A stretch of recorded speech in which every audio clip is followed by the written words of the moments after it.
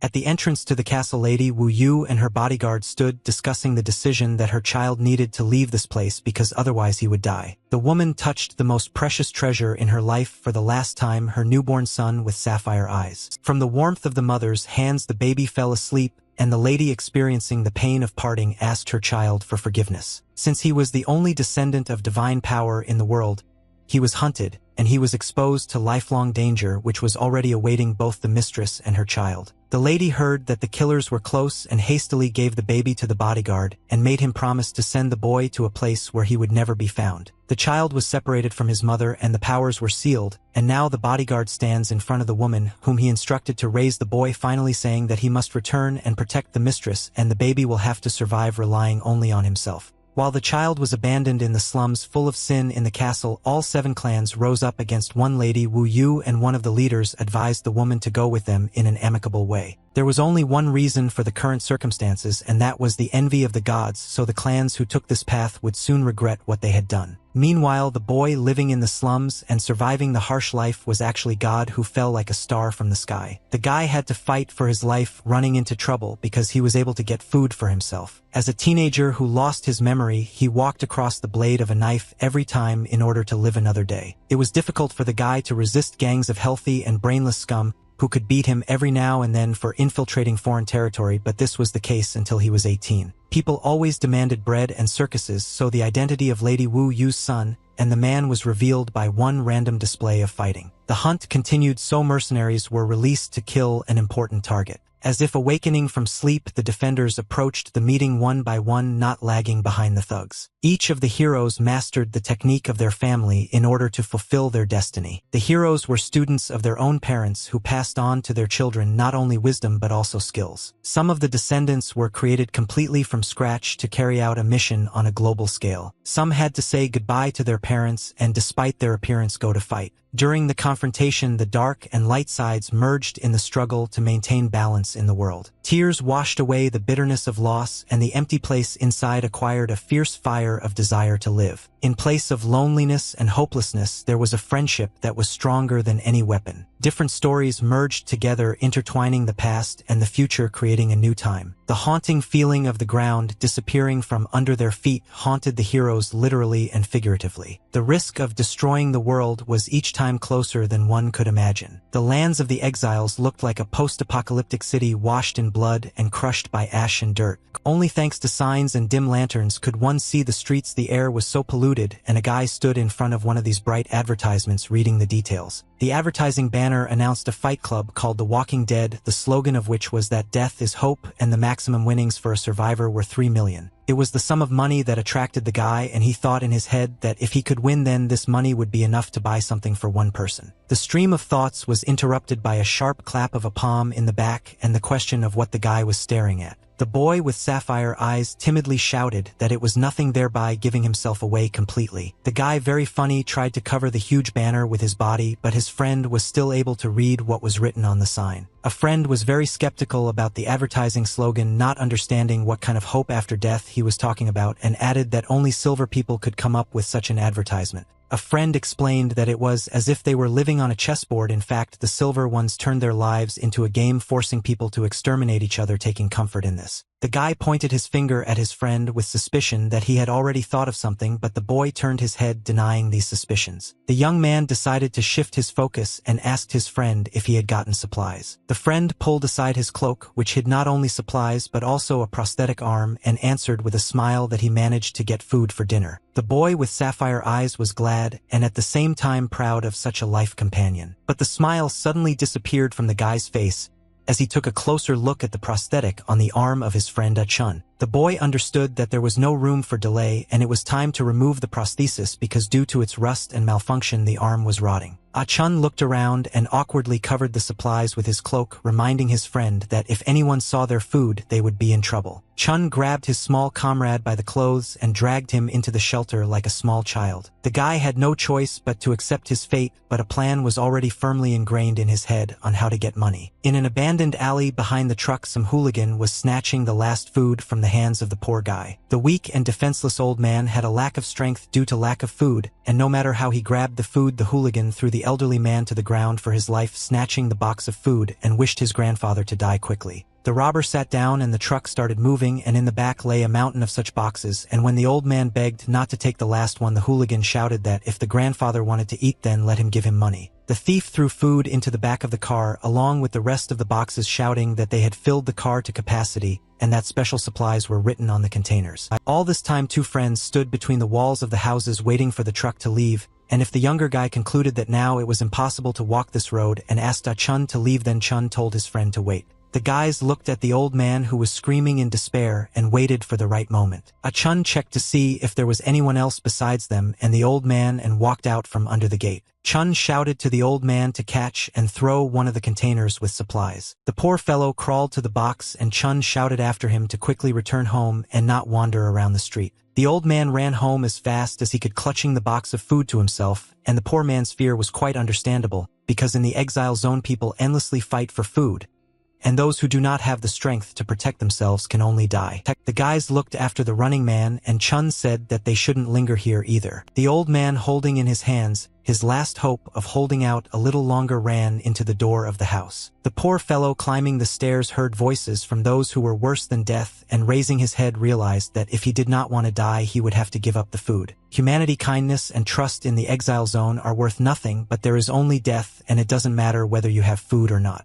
Meanwhile, the guys also returned to the shelter, and you criticized Chun for giving his portion to the old man, but the comrade, calling his friend an imp, said that half was enough for one. The guys lived in an abandoned garage in a closed courtyard, and Chun was the first to reach the house and raised the roller blinds. You counted the amount of supplies and turned to Chun with the fact that he found out how to get to the prefecture, and for this you only need to change your prosthesis to a new one, and then you can apply for residence for work. The young man concluded that due to being in the prefecture, they would see each other less often, and without hearing any reaction from his friend, you looked in his direction. Chun was already fast asleep, lounging on the sofa in what he was wearing. He just took off his prosthesis. You quietly approached and carefully covered his friend with a blanket so as not to wake him. On the box next to the sofa lay Chun's prosthesis, and you stood in front of it and looked at it. You picked up the prosthetic, on the dial of which an error had clearly been glowing for a long time. Every time you looked at the prosthesis, he shuddered from the memories of that day when everything happened because Chun asked if he and you should go to the distribution of rations and you refused his friend. This was the last time Chun waved his right hand after the fleeing you. Chun stood holding his backpack with his hand and watched as his friend ran to get food from the distribution point. Since the guy was standing next to the gateway and looking forward, he did not notice the hand that was approaching him. Dry and sinewy hands grabbed the boy holding his hair and covering his mouth and dragged him into a dark gateway. You, joyful with a box in his hands, turned to the side where his friend stood, shouting that he managed to get food. The boy ran to the place where his friend was supposed to stand, but looking around you did not see Chun anywhere. Approaching closer to the dark gateway, you heard some strange sounds coming from there. The guy took a turn, and what he saw caused the box to fall out of his hands, and he couldn't make a sound, as if he had swallowed his tongue. Chun lay on the floor in a pool of blood, and from the shock of pain, he could only faintly wheeze for you to save him. Next to the boy covered in blood, some exhausted and wild man was slurping and crunching, who, having heard the sound of the box on the ground, turned towards you. The savage extended Chun's gnawed hand towards you, asking if the guy also wanted a piece. The boy was covered in cold sweat and cried out loudly, realizing what had happened to his friend. And so you, once again having squandered this terrible story, looked down at the prosthesis, reproaching himself for the fact that if he had not left Chun alone, then everything could have been different. You sighed heavily and sat down next to him on the bed, continuing to hold the prosthesis in his hands. The guy put the prosthesis back on the box and quietly said for Chun to wait for him. You was eating wine, and he finally told the sleeping Chun that he owed him a hand and came out of the shelter looking from under the roller blinds at his friend. The young man decided for himself that he would return before dawn and then lowered the roller shutter down. Meanwhile, in the stands, the crowd was frantically shouting the countdown to the start of the fight. The guy stood on the podium at number 4 in front of armed thugs, ready to kill him as soon as the countdown ended. You was already terribly beaten and bloodied, but the goal of getting these 3 million kindled the fire in him to reach the end. If you could look at the place where the divine child was thrown from a bird's eye view, you could see a division into 3 completely different worlds, and the highest of them was the Pantheon, and in the middle was the prefecture, and at the very end the zone of exiles. This entire circle rules in the world of espers, where every child upon reaching 8 years of age is required to undergo an ability rank assessment. Having determined a person's abilities, they put on a collar with information about the wearer that corresponds to internal strength. and each collar in turn had a specific color according to one of the 5 ranks into which people were divided, and the very first of them was special or golden. The second in rank was considered the highest or silver, which was also a good privilege. The penultimate were the middle and ordinary ranks, and the colors were copper and gray respectively. The lowest color was black, which was worn by the so-called scum, which is where you ended up. In order to get into the ring, you had to come to the registration point at the Walking Dead Club, where those who wanted to were loaded onto a bus, but there was little appearance, and everyone who wanted to get into the ring was still scanned before that. The guy approached the inspector, and the officer pointed the scanner beam at Yu's collar. The scanner beeped with an error signal, and a red card appeared on the screen with Yu's photo on it. The inspectors were wearing copper collars, and one of those who was wearing glasses raised them to look at the guy, and Yu immediately explained that this warning pops up every time he receives food for many years. The inspectors immediately began to discuss this problem since they had never encountered anything like this before, and although in the exiled zone it makes no difference to something like this in the prefecture, they should be more careful, so the one with the glasses told the second one to scan again. But even the second time, when the scanner beam was aimed at Yu's collar, the equipment gave an error signal. The inspector with glasses shook his head, indicating that it would be impossible to let the guy through, and behind Yu meanwhile, there was an irritated exclamation from one of those who wanted the small fry to get out of the queue since he couldn't register. Yu continued to show the back of his head to the irritated man standing behind him, ignoring his angry cries and threats. And when the big guy in the yellow jacket came up to slap the guy on the back of the head, Yu very deftly waved his hand. At the moment, Yu was dodging the hands of the enraged man opposite the bus, sitting on the remains of the store. Those who were not allowed onto the transport were watching everything. The guy looked indifferently at the huge idiot in front of him, who apparently had no intention of calming down. This inadequate person, as if on purpose, decided to tease Yu by not only looking at him but making a face. But Yu, without answering anything or even raising an eyebrow, turned back to the inspectors with a request to scan again, which shocked not only the inadequate guy but also the inspectors themselves. The young man began to explain to the inspectors that he needed to get to this fight, but immediately Yu's gaze caught the threat behind him and reacted. The stupid pile of muscles decided to kick the kid so that it would finally be his turn to get on the bus, but he never expected the guy to dodge. And when Yu dodged and the bully was sitting on the splits, which he clearly could not do, the guy finished his proposal to the inspectors. The officers looked at each other and exchanged a few words that the guy was actually not a mistake. And one of those who sat opposite the bus also did not remain indifferent to what the boy was able to do. Throwing mud at the guy, the would-be fighter in a yellow jacket tried to pull himself together. Being behind the young man's back, this freak wanted to act in the most base and vile way as befits scum and took out a hidden knife. The inspector with glasses said that Yu's data had been re-uploaded, so he could get on the bus for now, and the second officer meanwhile held the fool with a knife. The officer looked at the big man and calmed his ardor, saying that he would still have time to do what he had planned, adding that he could kill the guy in the ring. Duralii made a dissatisfied face and had to calm down to get on the bus. One of the refuseniks stood and was indignant at the fact that the inspectors had problems with their eyes because they took a skinny monkey that is Yu, but they didn't, to which another refusenik explained that different people should take part in the battles because it's more interesting.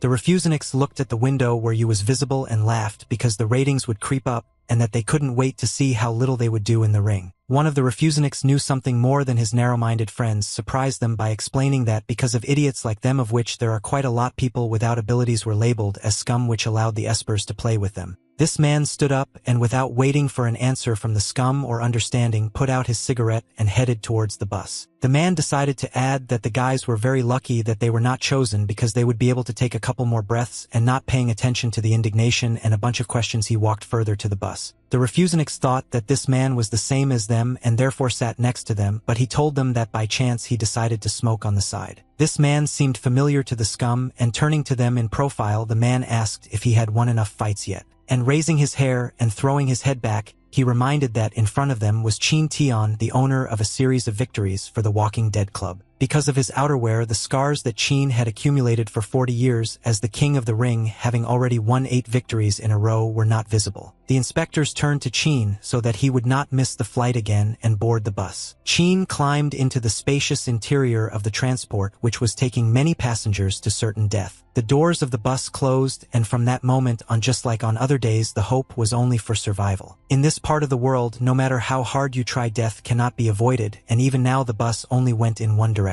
While the bus was moving in a given direction, the server department of the prefecture was already looking through information about those who were traveling here. Someone actively went through the buttons on the keyboard until he came across the necessary information. In front of the monitors that illuminated the dark server room, the silhouette of a man stood looking at something on the screen. A person from the gold rank noted that the eyes of the one who is now on the screen are so similar to the eyes of a certain woman. A dossier of Shan Yu, whose age was 18 years old, was displayed on the screen, but the address was not indicated, and it was by his eyes that the man recognized that the guy was a child of God. Shan looked at the passing picture in the window and was worried about returning before dawn, and then Chun would not know anything because otherwise he would scold you. Shan's imagination ran wild, and he imagined his friend with a baton in his hands and realized that this was even worse than him now going to the ring, which was very funny. You looked into the reflection of the window and saw that same stupid big guy in a yellow jacket swinging over him with a knife. The big man kept itching to kill the kid on the way to the ring, so without hesitation he raised the knife over him. And at that time the guy felt for the seat button and without panicking and without getting up pressed it.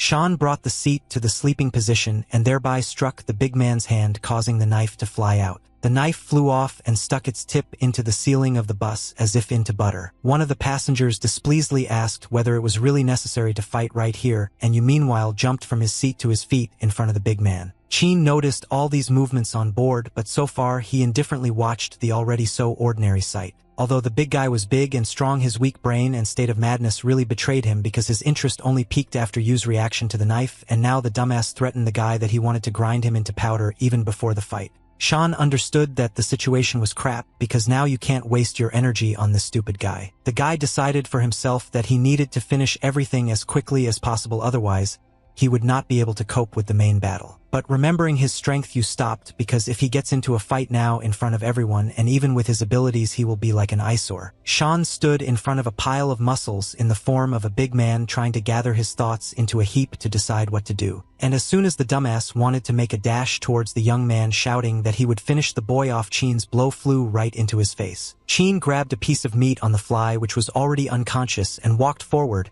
while Shan tried to digest what had just happened. The bus driver noticed Chin's blow and asked the fighter that until they reached their destination, this healthy forehead would be inspected by him. Chin Tian smiled and told the inspector that he could rely on him, and the big man wouldn't wake up until he arrived. Yu stood rooted to the spot and could not believe how Chin was able to kill such a large guy with one blow. When Chin walked back, still looking at the big man like a teddy bear, Shan timidly thanked the fighter, but immediately realized to himself that if he ran into this man in the ring, he would definitely not see not only victory but also life. Chin confirmed for himself that the guy was still young if he thanked the enemy, but at the same time noted that Shan was lucky, but that was until he met Chin in the ring, and then it dawned on Yu, who was standing in front of him. At the moment when Shan stood with his finger raised and realized that in front of him was a difficult person but could not utter a word, a knife fell from the ceiling on Chin's head, hitting him with the handle right in the top of his head, but the fighter did not even flinch. The bus left the exile zone and approached the tunnel, and at the same time the wall dividing the land of scum from the prefecture. On the other side of the tunnel there was light, as in all life, and philosophical statements about hope. The closer the bus approached the exit from the tunnel, the brighter the light became, as if there was just a bright emptiness there. And only after entering the prefecture's possessions could one understand where such a bright source of light was coming from, because unlike the exile zone, everything here was blinding with its variegation and brightness. Shan saw something different for the first time in his 18 years of living in dirt and darkness. The guy's eyes opened wide in order to have time to see absolutely everything in the place where the Supreme Ones live. The bus stopped at a statue in front of the arena representing what is happening inside the huge structure. While the fighters were heading towards the exit and Chin was still carrying the big man like a toy in his bosom, Shan stood and looked at the tall statue. The face of the statue looked worse than ordinary death, because if death comes and takes you away, then this personification of the club takes comfort from the sight before taking you away. The crowd was already in full swing after the previous battles, and now shouted even more in anticipation of the newly arrived fighters. The spectators were people in silver collars and suits, as befits the prefecture. The new arrivals walked along the corridor, unlike the young man who kept looking at everything as if in a museum. Shan's attention was drawn to a cart that was being driven by two people in the same gray suits as the bus inspectors. One of the men was carrying a cart with corpses covered with a black cloth, and the other was walking next to him with a tablet in his his hands. The workers passed by Yu and the guy followed them with his gaze, realizing that those in the cart were the killed participants. Indignant that during this battle there were a lot of dirty killings and a lot of blood, one of the workers pulled the cloth from the cart in which 3 dead men lay. In this entertainment complex for the prefecture, everything was provided for a long time ago, and for the convenience of the staff there were special buttons in the floor. The worker who was driving the cart, after pressing a button in the floor, threw the bodies into the hole behind the door, which rose. The corpses fell down from the cart like garbage, which was actually garbage for the prefecture. It's scary to imagine how deep that hole is and how long ago it has been filled with corpses, the number of which continues to grow. For Shan, everything that he just saw was not new, and he accepted his fate and the fate of those who died in silence. Meanwhile, in a luxurious estate with its own garden, to which the hands of the architect laid hands, the sun was shining brightly. At the entrance to a huge house with high doors stood a servant waiting for the owner. When the doors opened, the servant informed the master that the day spoken of in the prophecy had arrived. The master left the house, and the servant bowed to the master, saying that he could set off on his way. In the preparation room at that moment there were 7 people in the form of fighters, fresh meat for the slaughterhouse, including Yu, and each of them had their own number and color. Shan carefully watched who got what weapons, and these were brass knuckles and daggers. 2 more guys had a club with nails and a staff, which was pretty good. Unlike Shun, who did not have any weapons, he also got an unlucky number, namely 4. It was not without reason that the guy didn't have a weapon, because that's what the rules of the competition said, which stated that there were 7 participants and 6 weapons. Whether you have a weapon or not is decided by the rating assigned by the audience, and accordingly the higher the rating the better the weapon and the fighter in priority. And a participant with a minimum rating must enter the arena unarmed, which can often immediately be a death sentence for the poor fellow. But Shan was calm on this score, because no one would defend against an opponent with a rating of 1.2% and without weapons respectively. The majority would focus on the strongest with the highest winning rating. While he was thinking about everything, Qin Tian approached the entrance to the room and looked at the young man. The king of the ring did not say anything but turned around and left, but the guy's head was still filled with thoughts that he was worried about Qin's strength.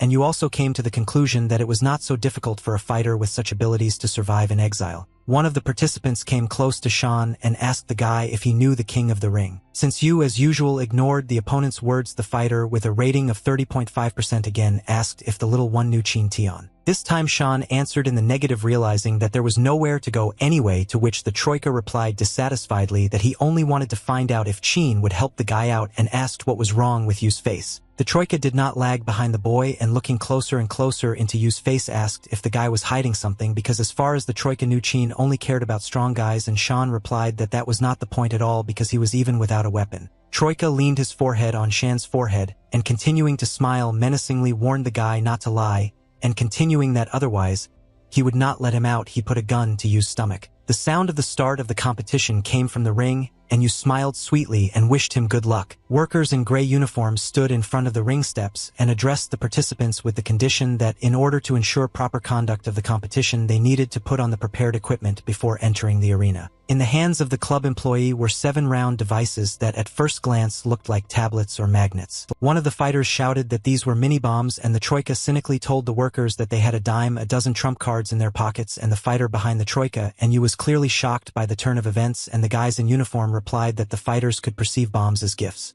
There was nowhere to go because the outcome was still the same, so everyone took away the so-called gifts. Shan, like everyone else, put a bomb on his collar and asked the workers if he could now enter the arena, to which they agreed. Amid the howls and roars of the audience, as well as stormy applause, the fight was soon to begin. Drones were flown to record and broadcast the battle, and the announcer announced that there would be only one survivor in this competition. The announcer addressed the participants with the condition that before the timer runs out they need to try their best to kill all their opponents, because if one of them shows mercy they will turn into a piece of meat. And while the participants stood in the ring preparing for the massacre in the royal preparation room, the highest-ranking fighters were discussing who would die first and whether to bet on the 4th. Among the kings of the ring was Qin, and while others were glued to the screen watching the fighters, Qin sat indifferently on the sidelines. The excitement and expectation of the instant death of the 4 gave way to bewilderment on the faces of the fighters. While the kings were indignant and shouted that this was not normal, Qin was amused that the battle was already becoming interesting. The bat hit the ring bars and the crowd raged that something like this could not be possible. The guy bent over with the bat couldn't believe how Shan so deftly dodged all his attacks. The fighter swung his bat baton again and shouting that this was not funny at all rushed towards you. But the newcomer still dodged the deadly blows of the bat with nails as if it were a dance. Sean looked at the guy with the club with his sapphire eyes and said that he was fighting and moving too slowly. This infuriated Five, and he swung his baton again, but you dodged and thought to himself that the fighter was full of combat shortcomings. Having escaped from the blow of the bat, you emerged with his fist and hit the Five in the jaw. Fighter number 5 prevailed over you both in height and weight, so the blow came with difficulty for the young man. The kings of the ring discussed whether such reflexes were even possible watching on the screen as Sean waved his hand after the blow to relieve the pain. Yu was in pain and he clenched and unclenched his palm looking at the bloody knuckles but still understood that he could not use his power yet. Five laughed at the boy asking if it hurt him, and Sean did not hesitate to answer that the fighter had thick skin which angered the big man and he threatened to kill you. Sean noticed that another fighter was approaching the Five from behind, twisting the guy with the club whom he was threatening to kill. But the Five didn't have time to react and the knife was already at his throat, and the last thing he heard were the words, "He's mine." The one who could not calm down his ardor even on the bus had already dealt with the Five and now became closer to you. Sean looked at the big man in the yellow jacket and saw that he had killer energy. Deuce, wiping the blood from his face, told the guy that he made him look like a fool on the bus and that's why they weren't finished yet, but if he was killed by someone else, then who would be the big deal to deal with? 10 minutes remained on the scoreboard out of 15, and the signal for the elimination of the 5th player sounded just as there was no longer a 7th. The 6th player ran up to the bars and with tears and hysterics pounded on it, shouting that he was giving up and wanted to refuse to participate and that he didn't even need money just to be let out. While the 6th was trying to get out and shouting to be let out, the workers standing at the steps looked at each other. One of the uniforms had a remote control with a red button, and looking at the number 6, he pressed it. The small tablet on the collar lit up red and beeped. There was another participant standing near the 6, and he had to cover himself from the explosion and the blood that scattered around. One fell to the floor and screamed in hysterics while the 6 collar rolled on the floor. On top of the 7 sat a Troika with a pistol scolding the workers for stealing his screen time. Troika looked carefully at the headless corpse whose head had just been blown out by an explosion. It is not known what was going on in his head, but the Troika decided to hit the already dead 7th in the face. The Deuce at that moment was running around the ring with a knife behind you, and the guy was still dodging except for the last moment. Sean slid some distance from the two, realizing that the speed and strength of the enemy had increased, and this really only indicated that he was restraining himself on the bus. At the last moment, Deuce was still able to strike with a knife which landed on Shan's leg, and the guy made a decision for himself that if he continued to dodge, he would achieve nothing and would waste his time and energy. Getting ready for further struggle, Sean asked in his head what he should do, and this question was addressed to his friend. You remembered the moments of his and Chun's training that they had to arrange in order to survive and protect themselves in the exile zone. Chun looked at his friend Yu with pride because the guy had become even better, and if before he could be hit a couple of times, now it was impossible to even touch Sean. Chun looked at his out-of-breath friend and realized that his movements were more and more like some kind of superpower. Yu begged for rest, but Chun insisted that even though his friend had quite good defense, when faced with danger, Sean would not defeat anyone with his dodges. Chun showed his fist to his friend and said that attacking is the best way to win, adding that from now on they will train even harder. A determined friend shouted to Yu whether he was ready, despite the fact that Sean loudly repeated that they would now rest. And in the moments when Sean could not attack Chun during training, he got the impression that a curse had been placed on his body. Yu fell dead tired on the sofa next to Chun, and his friend was glad that Sean was becoming better at dodging every day, but was upset that his friend had not improved his attacks, because at this rate his enemies would grow old before he defeated them. Yu lay neither alive nor dead, trying to catch his breath, and Chun kept thinking about the fact that this, although strange, was quite interesting. A friend expressed his assumption that the lack of strength could be connected with the woman that Sean always sees in his dreams. Chun leaned towards Yu's ear and quietly clarified that he meant the woman with the divine ring. But Sean indifferently replied that it was just a dream about that divine thing and asked how it could be connected with his power. Chun hugged and encouraged his friend, telling him not to be sad because at least the enemy wouldn't be able to hit him, and added that if in the future he came face to face with danger, he just needed to run away. Yu was devoured by guilt for the fact that he was always hiding behind the back of the one-armed Chun, and this only made him hate his weaknesses and incompetence more. The guy recalled how he threshed a pear until his hands bled, wanting to become stronger and constantly repeating to himself that he would not bend to fate.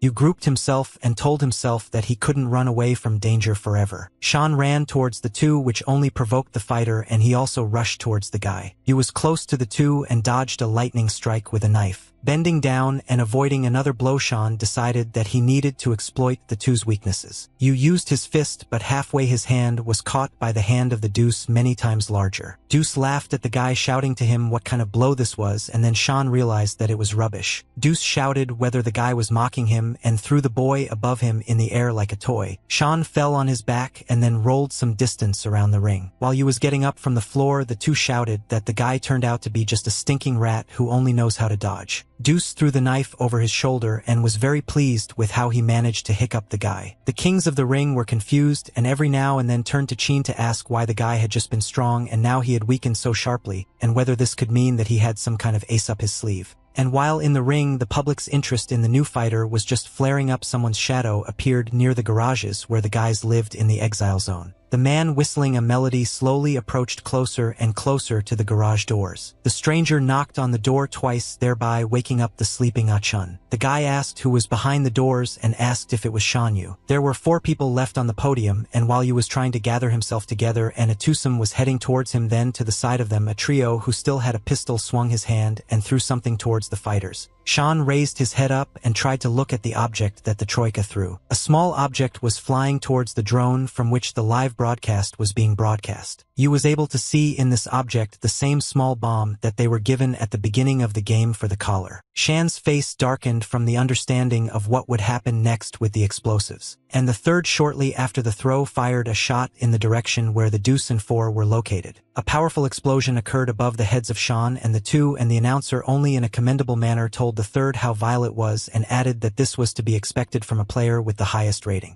The Deuce received a severe burn and stood covered in smoke, covering his face with his hand. The third was rejoicing that the smoke would now clear and he would see Yu dead. But the fourth emerged from the smoke alive, although wounded and stunned after the explosion, and the third could not believe his eyes how the guy was able to dodge the bullet that was flying straight at him. Sean was stunned by the explosion and held his head with one hand, which was hiding the blood. The third one was attacked with all his might by the second one with terrible burns, and the anger became even greater from the pain. The second was able to knock the pistol out of the third's hand, and the weapon rolled straight to Yu's feet, spinning. A fight broke out between the second and third, and they tumbled around the ring and laid each other on their shoulder blades. The third was dominated by physical strength, while the second was already exhausted and wounded, which the troika noticed, and without even taking the knife from the opponent's hands, simply began to press it on the body. The second understood that his strength was running out and turned to Sean and yelled for him to take the gun. The second frantically shouted to the newcomer to take the gun and shoot at the third, but Yu only indifferently remained in place and looked at his rivals. To save his life, Deuce was already shouting that he would let Sean win and that he would give him part of the money, and the knife was getting closer to the body. The third finally told the two that he was a fool and, leaning with his whole body, plunged the knife into the heart. The second could no longer breathe, but only wheezed, choking on blood, and rolled his eyes and died immediately. The third got to his feet and, looking at the second, said that he was very sorry because the guy was not bad. Troika stared at Sean, saying that he was next, but at that moment a pistol shot sounded. The third looked down at the hole in his body that was already oozing blood, but did not make a sound and did not grab the wound. The next 3 shots hit the head and torso, causing the third to lose his balance and begin to fall. The pistol ended up in the hands of the first one, who no longer in himself shouted that 300,000 would be his. The third fell loudly and dead to the floor of the ring right next to the second. Out of 7 participants, only 2 remained in the arena, and all this was seen live by the audience, both present and on the broadcast. The Walking Dead Club Arena was the largest and most colorful attraction in the prefecture. The battle was broadcast on one of the skyscrapers where all the remaining participants were visible in close-up. A man in a strict and respectable suit was just watching what was happening on the big screen. The stranger looked at Sean and told him not to dare to die and activated his power, which emitted purple electrical discharges. At the same instant, the glass in the street lamps burst due to overvoltage and they went out.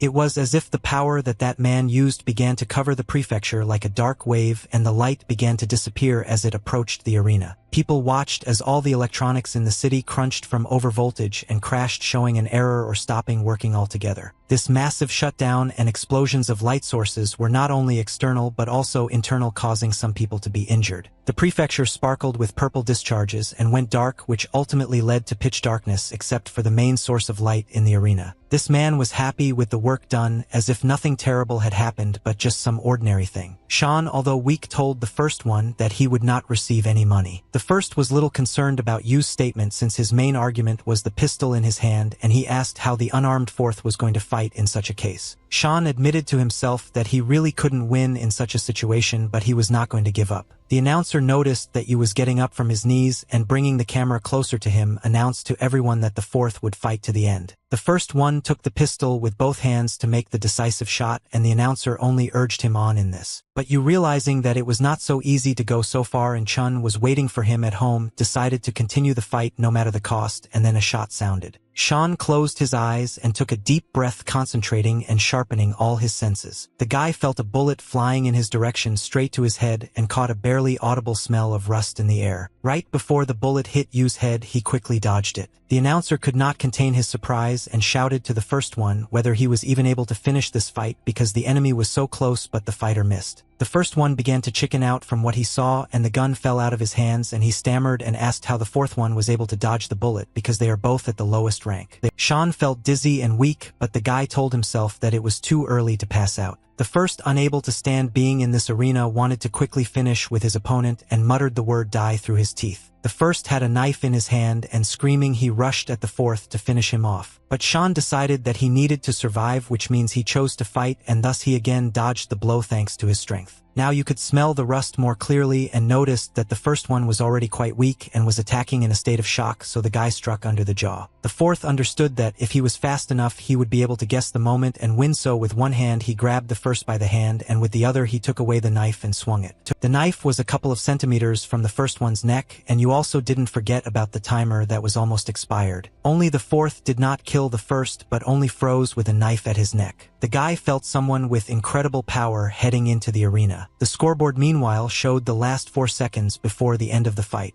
The kings of the ring sat at the screen and screamed why this kid wouldn't finish with the first one, because there was only so much time, and Chin just continued to watch but also did not hide his misunderstanding. The screen on which the broadcast was broadcast in the king's room went out and purple sparkles came from it. Chin looked at the exit from the room and thought that this was not just a power outage. In the dark corridor of the arena, the confident and even step of the one who was involved in turning off the lights was heard. Chin realized that this is a certain person who has the ability, and right now he is heading towards the ring. At the last second, the main ring board went out and the participants remained standing in the arena. Sean held a bomb in his hand which also sparkled and did not understand why it was removed. While the first fell on all fours and muttered to himself that he was saved, the fourth at that moment felt that it was not yet time to let down his guard because someone was coming here. A worker opened the grid and told the participants that they had some problems with energy, so the end of the competition was postponed, and asked them to go back to the rooms and wait for the announcement. Sean silently backed away after the worker, but the first one still did not calm down and bombarded him with questions about who would win and where the money was and who would receive it and whether it would be possible to divide it, into which the guard said that management would negotiate the reward. You stopped right next to the culprit of all this chaos, who was already waiting for the guy. The man in the suit praised the young man that he had done a pretty good job, causing mute surprise on the guy's face. The stranger smiled and asked if the guy wouldn't even thank his savior. Sean could barely look at the so-called savior with one eye, and he wanted to ask a question but could not. The guy's strength suddenly left him and he fell face down on the floor as if dead, and the man was indignant at what a weakling the kid was. The security guard stood and asked the audience to leave the room, and a man with you on his shoulder passed by him. The employee turned to the person who he was and asked to lower the participant to the floor because they could not leave the club. But the man continued to walk, ignoring the requests, and the employee holding the stranger's shoulder repeated that the guy was the property of the club. With a slight movement of his hand, the man slammed the guard into the wall and finally said that participant number 4 was no longer the property of the club. The kings of the ring, including Qin, heard and saw all this, and one of them asked Tian what he thought about what happened. Qin looked after the leaving man and replied that the wind had changed, and thought to himself that perhaps that child with the black ring was the key to changing this world. The king of the ring looked at the guy moving away from him and hoped that they would meet again. At the entrance to the prefecture there was an expensive car, rather unusual for these places. And in the gateway the scum were already waiting for their boss's command to rob the car, but the leader was just watching. A stranger was sitting behind the wheel, and Sean was lying passed out in the front passenger seat, which already rather annoyed his savior because he was sitting waiting for the guy to wake up. The savior decided to speed up the process of awakening the young man, and the car sparkled from the current discharge. The stranger's plan worked flawlessly, and you woke up, but his hair stood on end. The young man finally woke up, opening his eyes wide when he saw in front of him the one who had caused trouble in the club, and began to ask questions who he was and why he brought him here. Sean has already realized that this is the owner of the ability by the fact that he cannot move from the pressure he feels being next to him. The guy concluded that the owner was definitely of the highest level, if not special, but he was interested in the question of why he needed to save such trash as him. After all, you saw with his own eyes how such people trample and play with the life of scum as they want. Although Sean really wanted to ask the owner a lot, he decided that it was better not to get involved with him and tried to carefully open the car doors. Of course, it was not possible to do this silently, and the owner introduced himself as Lu Jichuan, thereby forcing the guy to freeze in place. Sean seemed to hear something familiar to himself, and the attempt to remember was successful since the Lu family is the third among the 8 great families, and the guy thought about the ring on Ji's neck. Lu, as if reading Yu's thoughts, showed a gold ring under his shirt, indicating to the guy that his train of thought was correct. Ji sharply pointed his finger at Sean and told him not to even think about running away, since from now on the guy's life is in the hands of the owner. Lu looked at the guy's bright sapphire eyes and called him God's child. Lu explained that behind the legend above the special class there was another more impressive divine class. And one person from the divine class was superior to 100 people from the special class due to the concentration of abilities. The existence of a representative of the divine class was similar to the name of their category, that is, they were equated to gods. Sean answered Ji that he had heard about the legend and about a person with a divine class named Liu Song, and Lu immediately replied that the same Liu was his great-great-grandfather. You began to compare the information logically, that if he is a divine child, then he is the child of Liu Songting, and he in turn is the great-grandfather of Liu Chuan, and in horror Sean covered his mouth with his hand and quietly asked if he was Lu's great-grandfather. Lu threatened the guy not to talk nonsense and indicated that the legends he had heard about the divine class were not entirely true. Ji showed 3 fingers and said that since the appearance of the first holder of the ability, 3 people with the divine class were known. Lu of course talked about all 3, naming the first great-great-grandfather Liu Songting, the second was Lady Wu Yu, who had the gift of foresight and immortality, and the third person disappeared after being recognized as a divine class. Ji pointed his finger at the guy and said that Sean is the child of the owner of immortality, Wu Yu. Sean smiled, taking it all as a joke, and asked Lu if he really wanted to say that the guy did not belong to the scum. But the smile abruptly disappeared from Yu's face when the memory of that dream that he constantly had came to mind. Sean asked himself the question that the woman from the dreams turned out to be his mother, and Lu, seeing the guy's stupor, said that he understood that a lot of questions would arise in the near future and promised that he would gradually answer everything, but for now it was important to ensure safety. Ji explained to Sean that his face was broadcast throughout the jurisdiction, which is why they would soon learn about the guy in the heavenly city. God found it amusing to talk about such things, and smiling,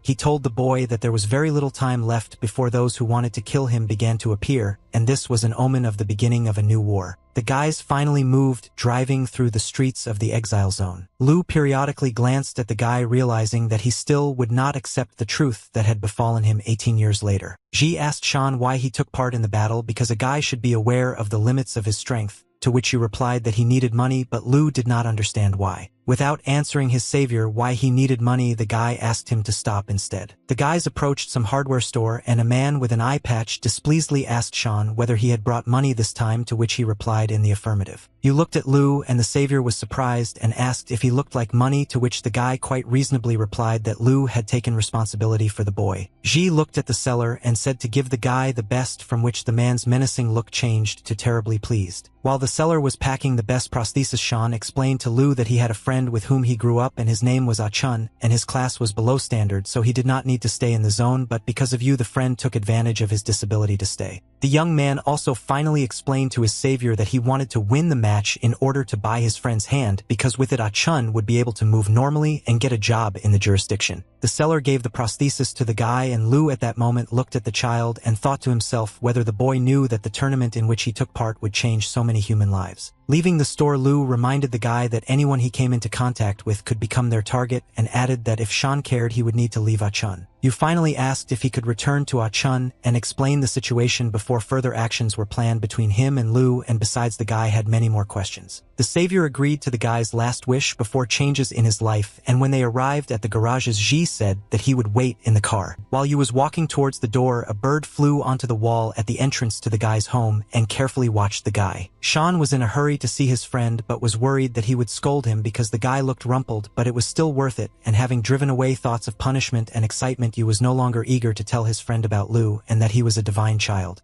Yu was wildly happy imagining his friend's reaction to the gift of a new prosthesis. The guy raised the roller shutter and shouted to Ah-chun to wake up and see what Yu has for him. Sean walked into the dark garage without looking at his feet and was already beginning to tell his friend that he would never believe what he heard. But Yu fell silent, feeling that he had tripped over something on the floor, and began to look closely at the obstacle in the darkness. On the floor at the guy's feet lay his friend's completely disabled prosthesis covered in blood. Somewhere from the depths of the garage came a sweet voice that said that the guy had finally returned, and that he had been waiting for him, and Yu stood like a stone and looked at the prosthesis. A voice from nowhere continued to say that if I had not seen it with my own eyes, I would never have believed that the boy would hide in such a dirty place where no one with the ability would set foot, which is pretty smart. The man in the suit and silver collar snapped his fingers because to a large extent all decisions were given to him that way. The light turned on, and before Shan's gaze, there was a killer sitting on the sofa with his foot standing on Chun's body,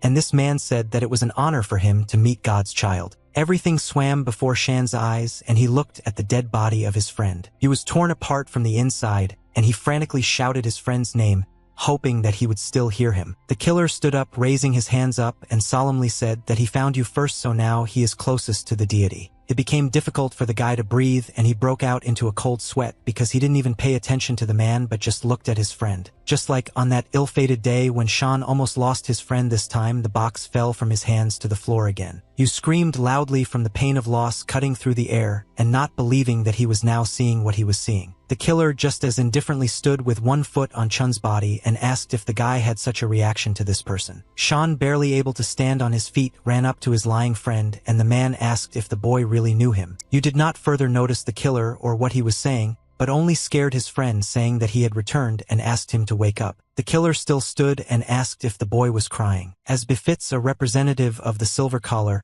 he called the murdered Chun low-grade trash. The freak grabbed Yu by the clothes, calling him a useless loser, and lifted him up to face him. And the killer, asking if this nonentity, the heir to the deity, hit him in the ribs with his fist, saying that this was complete disappointment. The blow was so strong that Sean flew into the wall, leaving a dent and cracks in it. The tyrant raised his hand to use force and pull the guy's body towards him. Like a toy, Sean found himself near the silver one, and he took the guy by the neck with ease. Silver was surprised that he really misrepresented himself because the boy is such a weakling. But Yu didn't lean because he understood that he could have dodged, and looked with eyes full of tears at his dead friend. At that moment, nothing else mattered to the guy in order to at least make an attempt to survive. Memories of his friend appeared before Yu's eyes, as if he was now standing in front of him, alive and cheerful as always. Choking from lack of air, Sean thought only about why it was not he who died. The strength left his divine child, but he did not resist but accepted his fate. The hand that had just been holding the killer's hand flew down dead. Sean felt that he was flying into some dark world that he had never seen before. The guy fell into the open doors from which two hands were already reaching out to him. Closing Shan's mouth and pushing him further into the door, exactly the same person appeared next to him. The other Sean confidently walked up the steps while the first one fell into the dark abyss behind the door. Finally, the new Yu looked at the falling old Sean with completely different eyes and told him that he was a coward. Sean tried to shout to the newcomer and asked him to wait, but the doors slammed shut.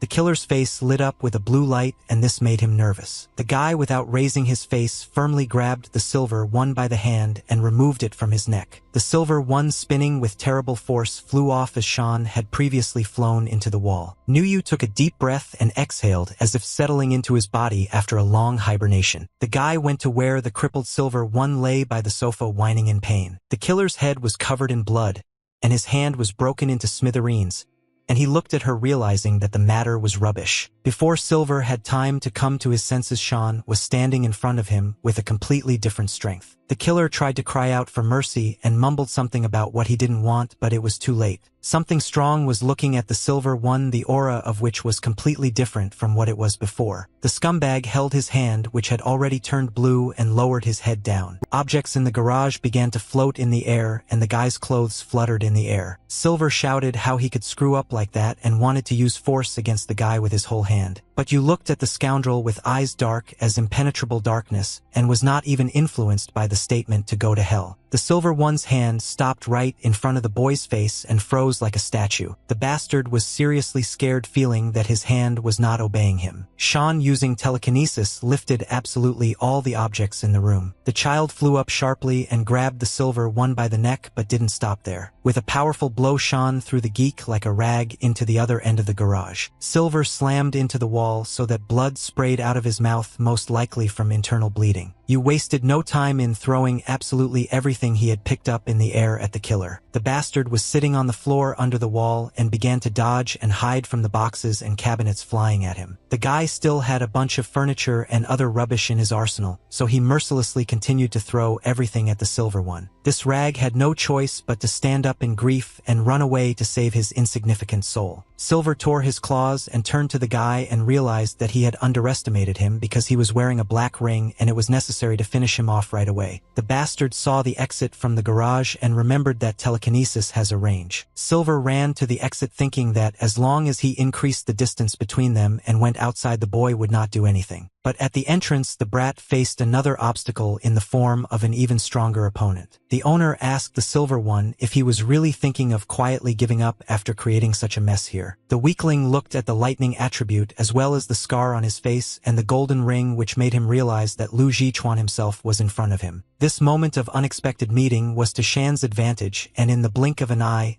he found himself behind the silver one. You used the power of telekinesis to grab his own neck with the bastard's broken hand and strangle him. The silver man's face turned white from lack of oxygen, and no matter how much he beat himself with his second hand, it did not help. The compression force was so strong that the neck broke and tore all the tissue inside. Silver remained on his knees, only his head was already hanging behind his back, and he began to look like a puppet without some of the strings. Lu continued to stand at the entrance, sparkling, and you pushed the dead body to the floor with his foot. The one who came instead of the usual Sean stared at Lu and breathed heavily. She smiled at the boy and asked if the guy would attack him too. Sean did not answer, but only fell forward on his face, leaning slightly towards Lu. The powers dimmed and dissipated like smoke, and you lay completely immobilized. Ji stood with folded hands and said to himself displeasedly that somehow he did not look like the savior whom they had all prophesied. The garage still stood open, but it was already quiet inside, and a lot of time passed before Sean came to his senses. The guy exploded as if from a nightmare, and the first thing he screamed was his friend's name. You sank, realizing that everything was actually looking at the body covered with a sheet.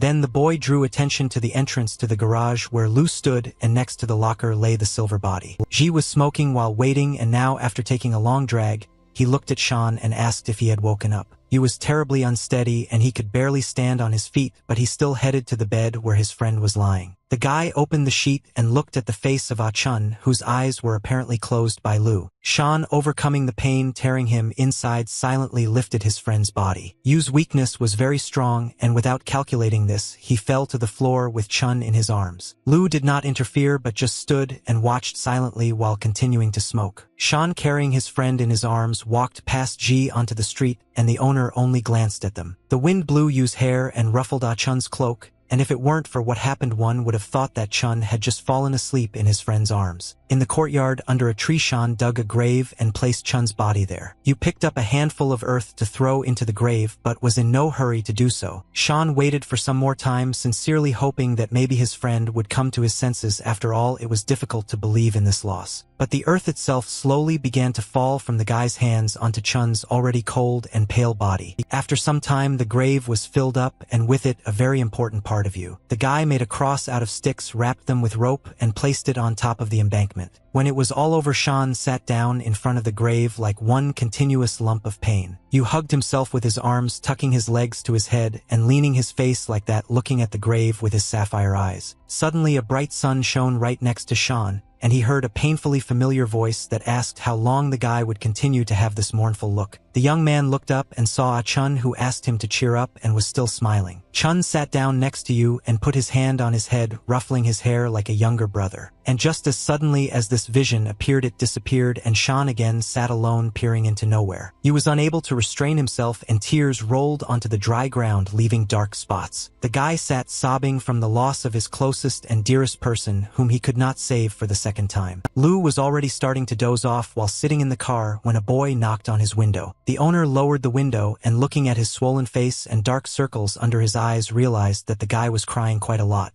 You himself decided to start an unfinished conversation by indicating that Ah-chung died due to the disclosure of his identity. Ji confirmed that he would not give the guy any consoling speeches and that indeed Chun's death was on his conscience, but added that you was not allowed to choose his fate, and especially now was not the time to feel sorry for himself since he needed to move on. Lou looked at the grave under the tree and warned you that something like this could happen again. But the owner also pointed out that if the boy does not want someone else to die, then he should become stronger and then change his fate and the fate of all people in this world. Sean nodded but sank even more from what was said, and in order not to prolong this moment longer, Lou told the boy to get into the car. You opened the door and turned to the house to take a last look at the place where he grew up. The guy's imagination pictured two playing and cheerful boys. The guys told each other some interesting things and both laughed loudly and cheerfully. The boys turned towards the one who represented them, and if Sean simply looked with his sapphire eyes, then Chun smiled as always. The friends held hands and waved to those who looked at them warmly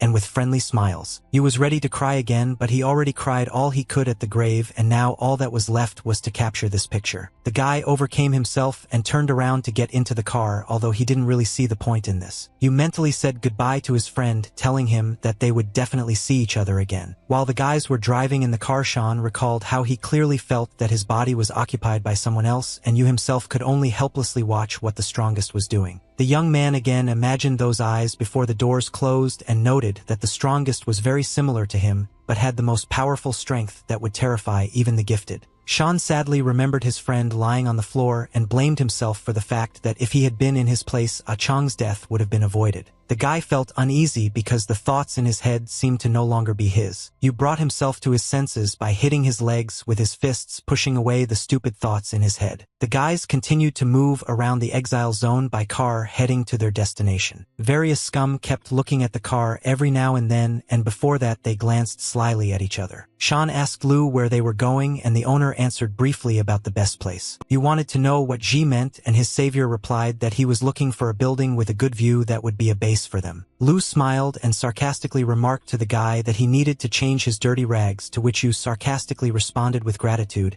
and the owner sharply braked. The guys stopped at an impressive building on which a ferocious bear was painted, and Lou ordered the boy to climb out. The guys at the entrance were met by armed guards in the form of two people and asked what gang the uninvited guests were from, and you stood behind the owner and waved his hand at him, explaining that this was the Black Bear Gang. Lou was only amused by the young man's fears and worries, and he smiled brightly, while Sean mumbled about the fact that people call them black bears, and they are engaged in the resale of goods and management of the illegal production of prosthetics. He was still standing and quietly muttering something about the gang, but G turned to him and, pointing his finger, ordered the guy to wait for him here, and added that the boy's task was to protect himself. The blast waved through the guards far from the entrance, and the owner went on to clear the area. A bright purple light poured from the windows of the house, and lightning flashed, and Sean stood and watched this, realizing that Lou's plan was successful. The electrical discharges were so powerful that you heard the crackling and crunching of lightning, and realized that this would not end with just a bright light.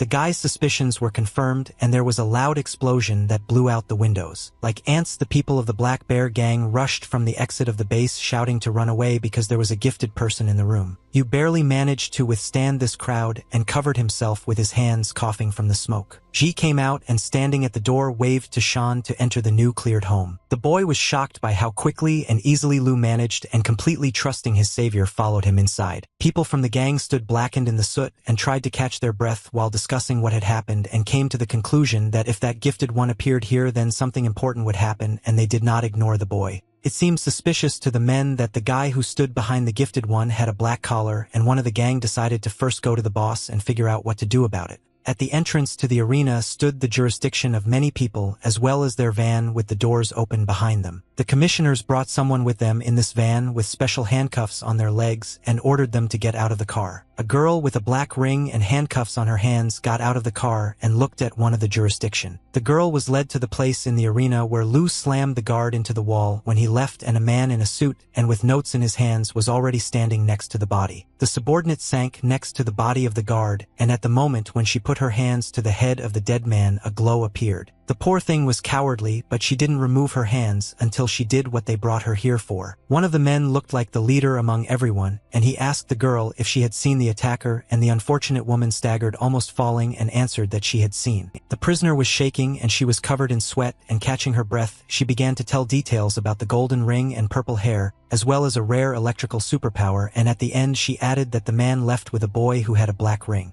The leader found out everything he wanted and ordered the poor man to be sent back to the laboratory, which is what one of the men in uniform did, taking the girl by the hand. The girl could not take her eyes off the one whose thoughts she saw, but they told her not to hesitate and hurry up. It was not in vain that the subject looked in the direction of the guard, because he was already lying on the floor in a pool of blood. Representatives of the jurisdiction discussed outside that the young master of the Lu house was openly opposing the 8 main houses, but at the same time nothing was clear about the boy because there were no clues, and the decision was made to report everything to the authorities first. Sean walked along the road with uncertainty and fear, and everything around him was covered in blood. Ah Chun's prosthesis lay in front of the guy again, and he shouted from somewhere far away, asking Sean for help and salvation. Yu rushed to save his friend, although he did not understand where to run because everything around was red and blurred, and only the voice remained as a guide. Sean stopped because the silver one who killed Chun appeared in front of him, and in a vile afterlife voice he told the guy that he was trash. The silver one's face twisted in a terrible grimace and swam,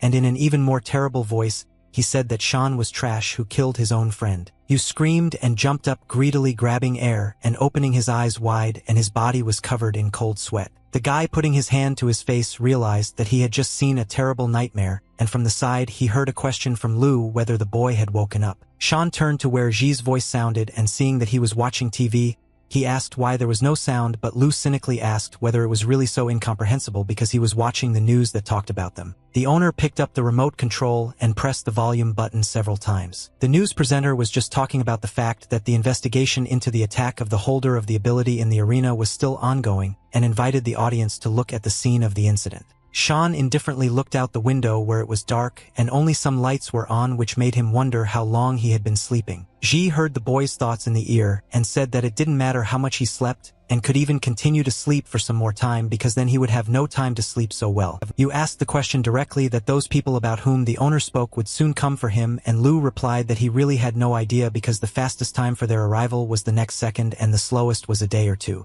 The savior asked the guy if he was afraid, and Sean didn't even know what to answer considering that he never thought that he would live in the exile zone for so long. The boy remembered very well how he tried his best to live until tomorrow and did not at all expect that it would come. At such a young age you realize that having a desire to live is both frightening and greedy, and remembering his friendship with Chun, he thought that despite all the darkness, there was a drop of good that made him want to live. Lu turned off the TV and looked at the boy, who was again lost in thought without answering the question of whether he was afraid. The owner deftly launched the remote control directly at the young man's head to bring him to his senses. But all of Yu's senses were so dulled that he didn't even groan from the blow but only rubbed his head and said that he perfectly understood Lu's strength, but he was worried about what they would do if the enemies attacked all at once. The boy embarrassedly added to his worries that he didn't want Ji to get hurt, and this surprised the owner. Lu broke into a sly grin and told the boy that no one said that only the owner was on his side, and now Yu was surprised. Meanwhile, Ji's phone showed a message about her and her boyfriend's coordinates in a temporary group chat, and 4 people saw it. The owner decided to express his thoughts out loud about the fact that he was interested in what choice the other 4 would make, namely whether they would keep the promise made 18 years ago to protect or abandon the boy to his fate, or whether they would even go over to the side of the Lin clan. Sean listened carefully to Lu, and although he didn't know who he was talking about, he clarified about the choice and whether Ji really wanted to say that those 4 were not allies. The owner's face showed despondency and disappointment as he plunged into past memories. Ji told the guy that at that time Mrs. Wu Yu was supported by 6 clans, and besides his Lu family, there were also Han and Zhou Su as well as Pei and He. And Lady Wu Yu always believed that division into castes increases the evil of the human heart. And on this basis, she wanted to create a society where espers and people without abilities could exist. Wu Yu came to the decision-making center with a request to demolish the wall, after which a lot of indignation flew in her direction that it was utter stupidity to live on the same land with low-ranking people, and those who supported you indicated that this was not a squabble for such outcries. The lady stood in front of the round table waiting for an answer from the main leader. And after some time, Lin Shi asked the defenders of you who was the quarrelsome one here. Not wanting to lose power, the Lin clan started a war, enlisting the support of families from outside, and Mrs. Wu Yu sensed the impending danger and gathered all the ancestors, who then saw baby Shan for the first time. That evening, the woman sat by the fireplace holding her precious treasure with sapphire eyes in her hands. Mrs. Wu Yu understood that her request was too selfish and dangerous, but she begged the heads of the families not to forget about their purpose. Yu justified her request with the explanation that as soon as they make concessions, the owners of the powers will become a threat to the existence of this world, and after 18 years of oppression, the Esper's contemptuous attitude towards the people will become even more cruel than at the moment.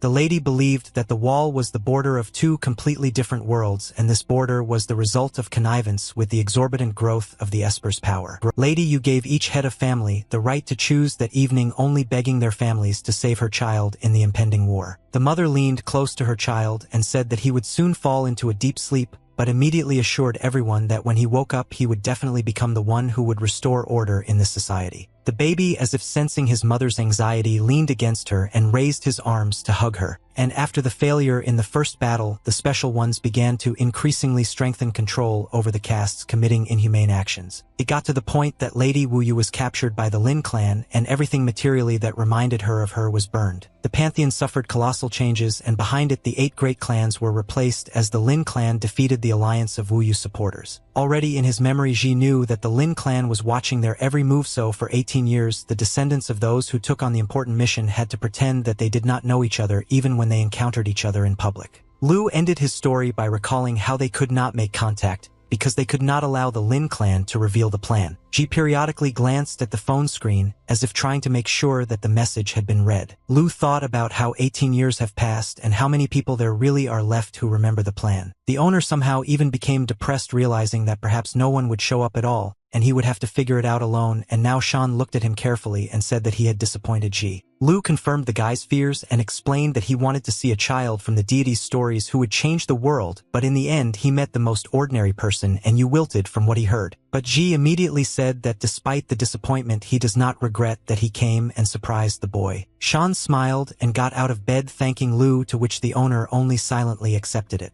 Yu went to the door of the warehouse saying that Ji was most likely hungry, so he decided to look for something to eat. Inside the warehouse there were a lot of food, drinks and water, but the guy went inside and did not go to the food but closed the door behind him and leaned on them. Shan slid down the door and sat on the floor with his hand to his head, feeling his weakness in front of everything that was to come. Yu sat with emptiness in his eyes and took his hand and ordered his body to stop shaking. The boy looked at his hand, and his mother's words echoed in his head that when he awakens he will definitely become the one who will restore order in society. Shan remembered how he lived on the street from an early age, almost in a box, and fled for his life, afraid of everyone and everything. I remembered how he almost lost his life while on the operating table where they wanted to disassemble him into organs, and he ran away with an open wound. The guy's fresh wounds from the battles where he was thoroughly beaten up also made themselves felt. Even the fact that you saw how the bodies were thrown into the pit left a mark on his memory, and he seemed to be turning to his mother and admitted that he was not at all the child from her speeches who could save the world because he could not even protect himself. A silver bastard appeared before my eyes, humiliating you for crying over the death of a friend. And then nature took over, and the guy realized that he was not going to put up with everything, and grabbing his clothes,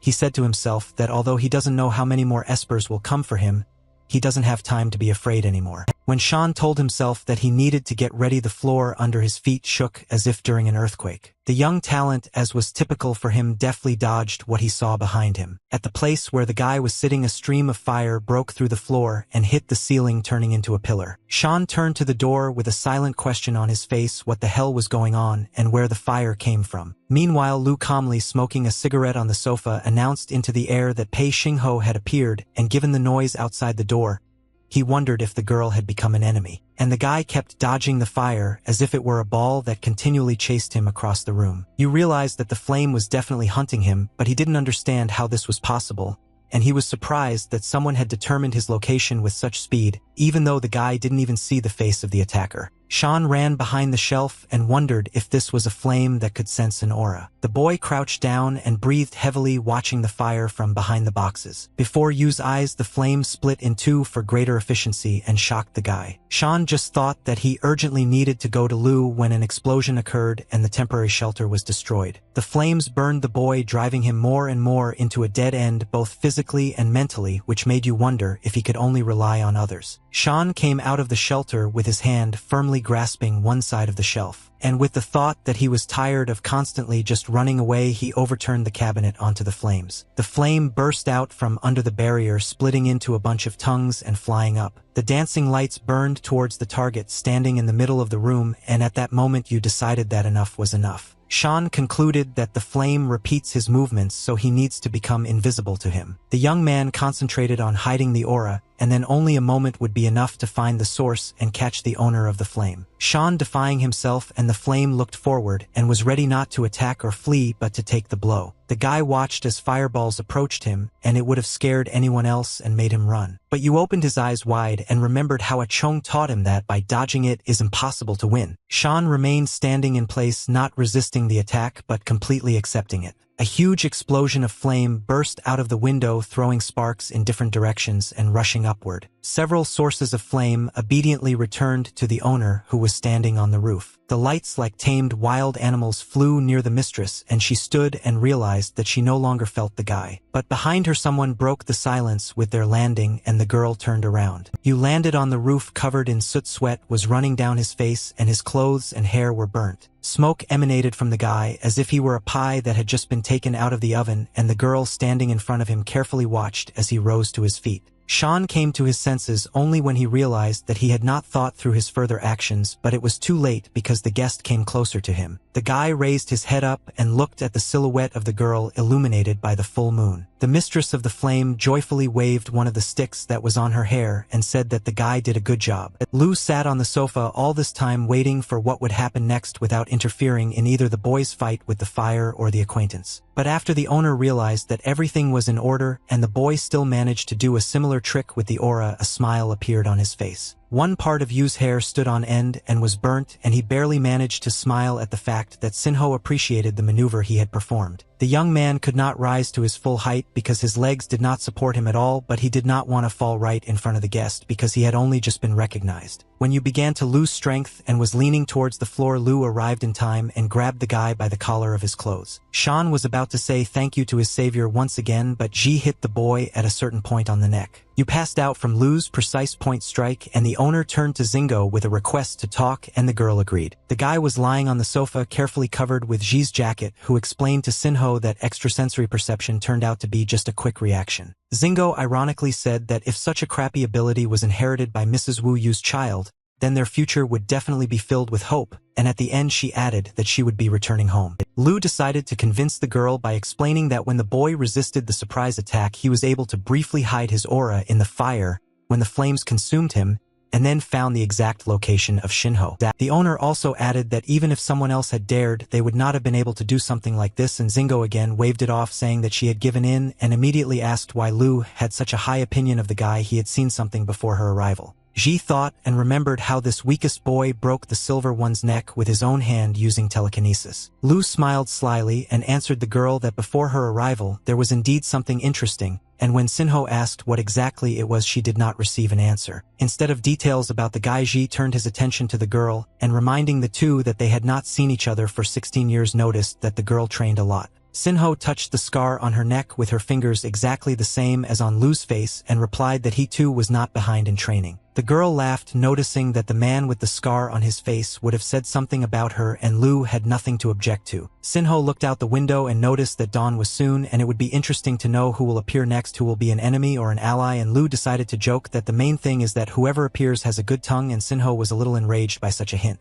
The bird that once flew to the guy's garage before you returned from the battle flew to a tree growing near the pantheon of the meeting hall of the 8 clans. 2 men in formal raincoats looked out from the glass walls onto the street and discussed the fact that this meeting room had not been used for years, and then everyone showed up due to the fact that something serious might have happened. Another man looking at the building shared with his colleague that he still remembers the times of Lady Yu's reign, and that then this place radiated greatness because the best of all 8 clans were here, and now there are several monsters who are trying to pass themselves off as representatives of the clans. The first colleague asked to speak more quietly because the demons responsible for determining the location of the descendants of Yu are also espers and the walls have ears. The man was right about the wiretapping because at that moment 2 demons were watching them, and one of them said how he wanted to rip out the tongues of those talkers. The demon looked at the demoness standing next to her and asked whether she had such thoughts in her head or not. The demoness thought for a moment and later reminded her that she was annoyed by this and asked again threateningly if she hadn't talked about this. The demoness warned her colleague standing next to her that if he got into her head again he would lose his. The most important leader at the round table noticed the discussion between the demons and drew their attention to the need to return to the main issue. One of the demons looked rather warily at the others while they discussed the latest news. On the table screens and large screens on the wall there were photos of Lu and Shan, and the main leader announced that everyone present must have heard about Lu Jichuan because the results of the assessment of his abilities made a noise. One of the demons voiced that if we take into account only strength, then Lu is the only esper who is close to the divine rank, so I would not want to meet him face to face, and Demoness Xia looking at Yu's photo suggested sending half-bloods. Xia asked if they raised half-breeds like cattle not for such an occasion, and after that further looking at the photo Shania said that it was such a pity because she so wanted to taste the child of God. Looking through the holograms further, Xia analyzed that Lu is not the only headache because there is also a defender, and in the photo was Pei Xingho. The photo of Xingho was taken just as she was heading to the coordinates for Lu and Shan. The demons began to be disturbed by such news, and this could be seen by the glances they exchanged and by their movements, but they still expected an answer from the chief. Lin ordered to send people to capture Shan Yu and bring him alive, and regarding Xingho,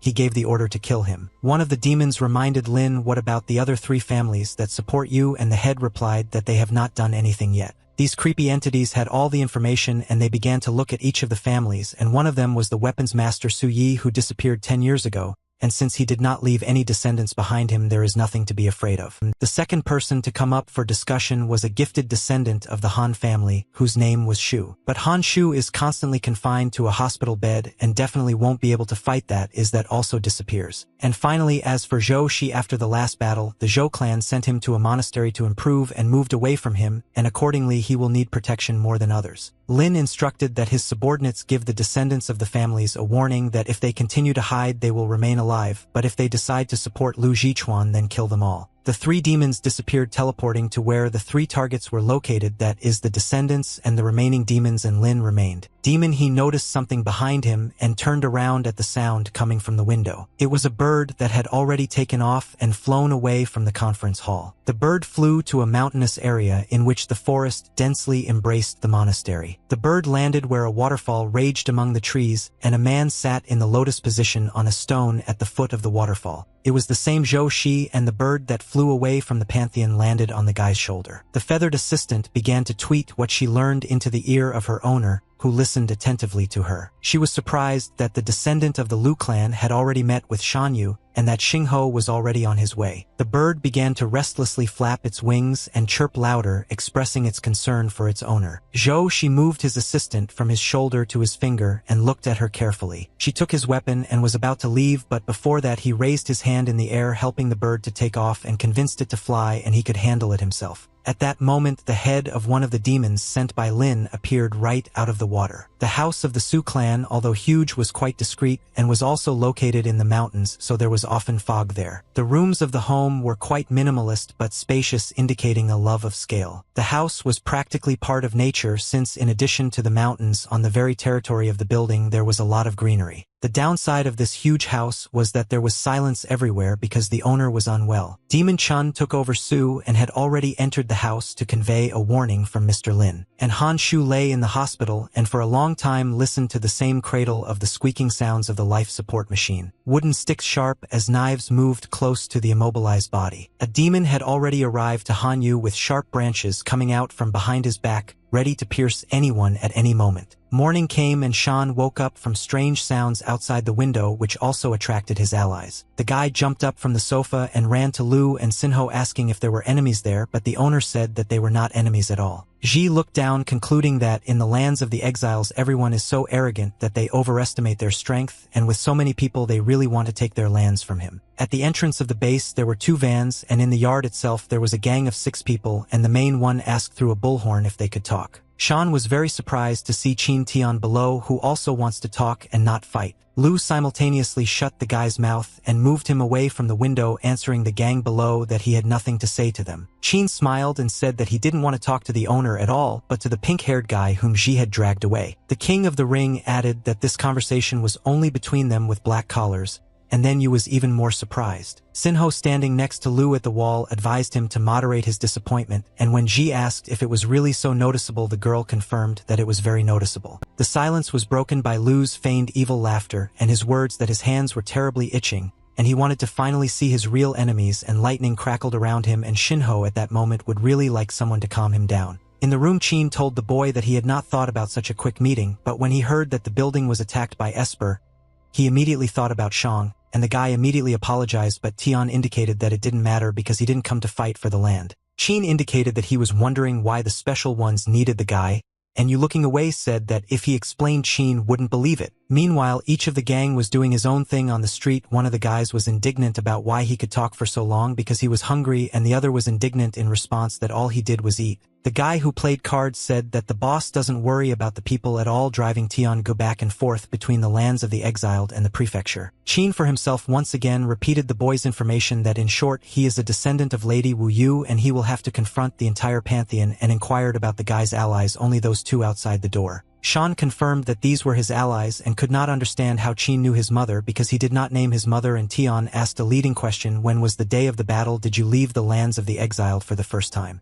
And when the guy nodded, Qin explained that residents of other areas know the name of his mother, although all these years it was banned and could not be mentioned under any circumstances. Tian noted that the boy's frankness was amazing because they had met only once, and the king of the ring said that he could go out the door now and reveal the location of the divine child to those who were hunting for him, and asked if he was afraid. Shan replied that Qin would not do such a thing because his intuition tells him that he can be trusted, and Tian clearly grimaced in bewilderment because Shan asked not to look at him like that because his intuition is quite accurate. Qin sarcastically asked if the guy's intuition really was like that, and in his head, he thought that in just 2 days the boy's look had changed so much. The king of the ring decided to give you a return gift for his honesty in the form of a lead that concerns his mother. Tian said that 20 years ago he got a job in the prefecture in the form of building a building. The important point was that the location and purpose of the object were classified, so Qin and the other guys were ordered not to remove the blindfolds until they arrived at the site. Tian, after some time, concluded that they were most likely building something like a prison. One day, while carrying materials for construction to the right place, Qin passed by doors that were not completely closed. Tian saw only one capsule in the huge hall and realized that the prison was intended for only one person. At some point, 3 men walked towards Tian, but not the workers who brought them here. The person walking in front, and most likely the main person, had a golden ring, and he turned to the 2 people behind it that everything needed to be finished as soon as possible. The workers shouted to the builders, among whom was Qin, to bow their heads and not stare around, but he still heard the chief say that they needed to finish with the cage for God. The king finished the story and voiced his thoughts that Shan's mother might still be locked in that prison, and he warned the guy that this was just his guess, but if it was true, then Mrs. Wu Yu was still alive. And in the house of the Su clan at that very moment, the demon was prowling around trying to find someone, but there was emptiness everywhere. The demon walked from room to room, but did not find anyone, and came to the conclusion that he did not sense anyone alive here. Like a ghost moving through the walls, the demon seemed to find himself in a shelter under a house or laboratory, but even then, not finding anyone, he decided that he could return. but Esper's attention was attracted by a closed door behind which he felt some weak energy. The demon leaked through the door and was surprised by what he found there. A picture appeared before Esper's gaze that he had never expected to see, which made him laugh, and he told himself that this could not happen. The demon looked at something similar to a person but completely robotic and with a bunch of connected wires, which led to even greater misunderstanding because the Su clan had no descendants left. Most likely reacting to the movement and sound, the robot's unusually beautiful pink eyes opened and Esper realized that he had woken him up. The machine started the process of updating data, which so far was 20%, so looking at the demon, the object was not yet identified. Esper continued to stand in front of the robot and analyze out loud that he was without a collar and therefore they did not know about his existence, and began to ask questions about who this guy is and how he is connected with Suyi. The demon stared at the robot and indignantly asked if he was deaf, but the data update showed another 70%. The update completion signal sounded and the machine's eyes showed 100%. Esper, not expecting absolutely any turn of events, continued looking at the robot with a silent question. The car remained motionless and looked at the demon in the same way as he looked at him, but at the same time the robot voiced two words to Chen Yen. Esper was not ready for this and was shocked by what the machine said when it saw him for the first time. The demon was angry and at the same time frightened by this situation, and he was already in an attack position, asking how the robot knew his name. The Esper used teleportation to get behind the machine and take it by surprise, shouting at him to answer the question. But the robot only turned, pointing his hand at the demon and firing from there a beam of the same color as his eyes. Chun was thrown back by the shock wave and blinded, and all he could do was save himself by teleporting again. In the place where the demon had just been, there was only a trail of smoke from the impact. All wires were disconnected from the robot, considering it to be in full combat readiness. Chun sat against the wall and covered the wound from which blood was oozing, and in his head there was only the thought of how this was possible. The demon realized that the directed shock wave emanating from the palm was the ability of the deceased Esper Luo Xingguang. Chun stood up but could barely walk, but he understood that something was wrong here, and they had completely different information, so he urgently needed to report to the others because Wuyu's minions were not so simple. A bright pink fog appeared behind the demon, and the one who is usually feared was now terrified. Chun understood that the matter was rubbish and tried to leave as quickly as possible, but it was already too late, and the robot standing close to the demon held his hand behind his back. Lin's henchman finally only managed to say the word no, looking somewhere ahead, realizing that this was the end. A powerful beam of light was activated from the robot's hand, which was accompanied by the demon's scream. Zhou, she was also visited by a demonic guest who appeared before him straight from the water. The demoness, using her power, lifted a large amount of water into the air, and using it as a weapon launched it at Esper C, screaming for him to die. She remained level and just waited for the water to come close enough. The Esper put his hand in front of him and without saying a single word stopped the huge drops of water. The water lost the color of the demon's power and became as transparent as always, and she began to control it with ease. With his hand, the guy swirled the water into a beautiful whirlwind that flew up like birds. The demoness decided that she would calmly defeat the one who makes birds out of water,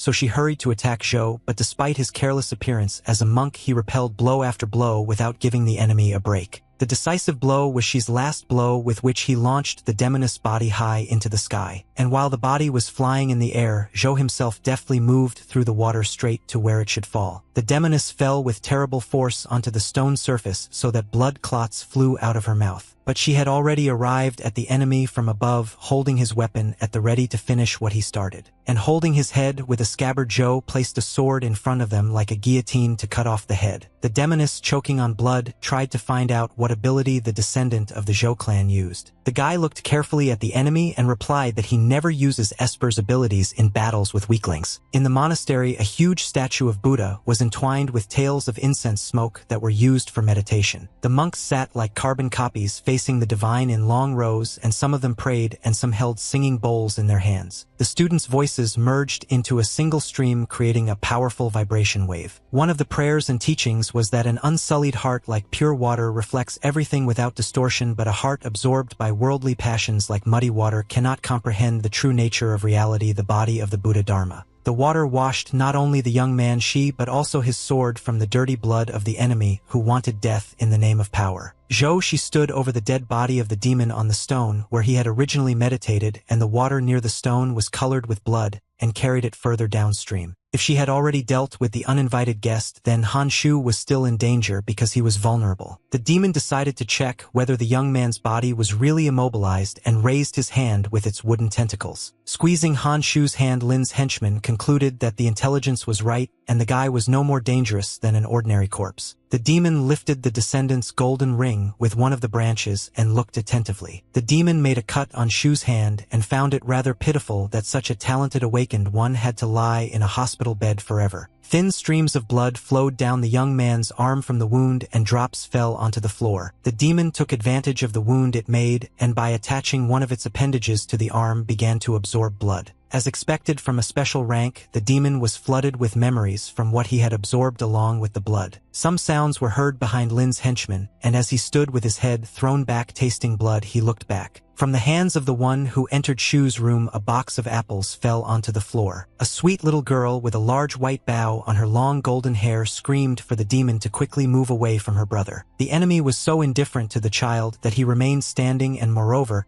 had the audacity to answer that he did not want to leave. The baby did not stand on ceremony and rising into the air grabbed the wooden branches of the demon with both hands, which he did not expect at all. The girl made a throw and threw the uninvited guest across the room right out the window. The young talent immediately ran to his brother to check if he was safe. But she didn't have long to stay near her brother, and one of the tentacles pierced the baby's shoulder. The demon repeated what the girl did to him and holding her with a shoot stuck in his shoulder, hit him against the wall. The enemy mocked the girl, calling her a careless little sister, and pulled out a tentacle from her shoulder, causing the little girl to collapse to the floor, covering the wound that was bleeding with her hand. The demon twisted Shu's body and jumped out through the already broken window, not paying attention to his sister's screams. Although the girl was wounded, she deftly jumped over the balcony fence in a hurry to save her brother. The little girl shouted to the villain to stop and landed on the ground with such power that it cracked, and the enemy actually stopped, but not because of the girl's threats, but because they were already waiting for him. The Han family, led by their mother, met the venerable ghost, and Mrs. Han still warmly addressed the demon that he should have warned him in advance about the visit,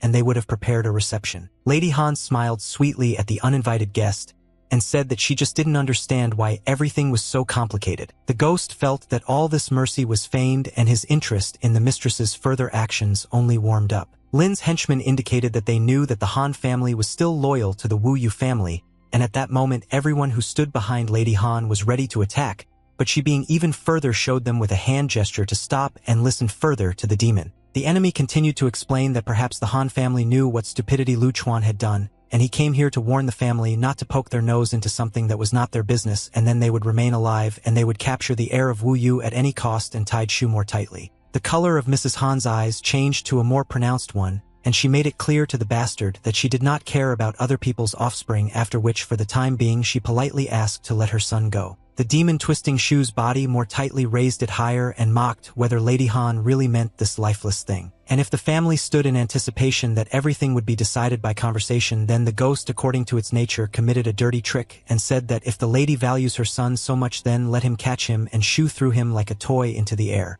The little sister sat on the cracked ground after the jump and all the time watched what the adults were doing. But then little Li reacted to her mother's cry and understood everything without any other words. The sister activated her power and rose into the air in flight, catching the body of her brother. The demon took advantage of the fact that everyone was distracted by Shu and teleported away, satisfied with the work done. Madame Han, without turning around, explained to everyone that there was no point in chasing the ghost, but that it was better to take Shu back to the ward. Li sat on the ground and held her brother in her arms, but she was told that her wounds also needed to be treated, but her daughter, without raising her head, asked if her mother was serious when she said that she didn't care about other people's children, and that their family would really sit idly by. Having not received an answer, the girl in her hearts told her mother the words of her brother, that he always spoke about the power that is given to the awakened to change the world for the better, and although Li did not understand much, she saw that their world was getting worse. The girl could not understand why her mother was so polite to the impudent man even after he so carelessly grabbed her brother, but Mrs. Han remained silent. One of the assistants turned to the young mistress with a request to return inside because even the walls have ears, but the little girl could not understand why her mother was silent. Faced with silence in response to her misunderstanding, Li leaned closer to her brother and answered for herself that she still understood one thing. Tears welled up in the little girl's eyes, and she realized that she herself would fulfill the will of her older brother. Mrs. Han nevertheless approached her daughter and restrainedly reported that Lee had made 2 mistakes at once during the battle. While the girl rose from her knees, the mistress looked at the broken window and explained that the first mistake was when Lee did not make sure that the enemy was dead, thereby giving him a chance to injure himself. The second mistake is that realizing that a loved one needed help, the young lady hesitated before making the right decision, and Lee asked whether it was really that important.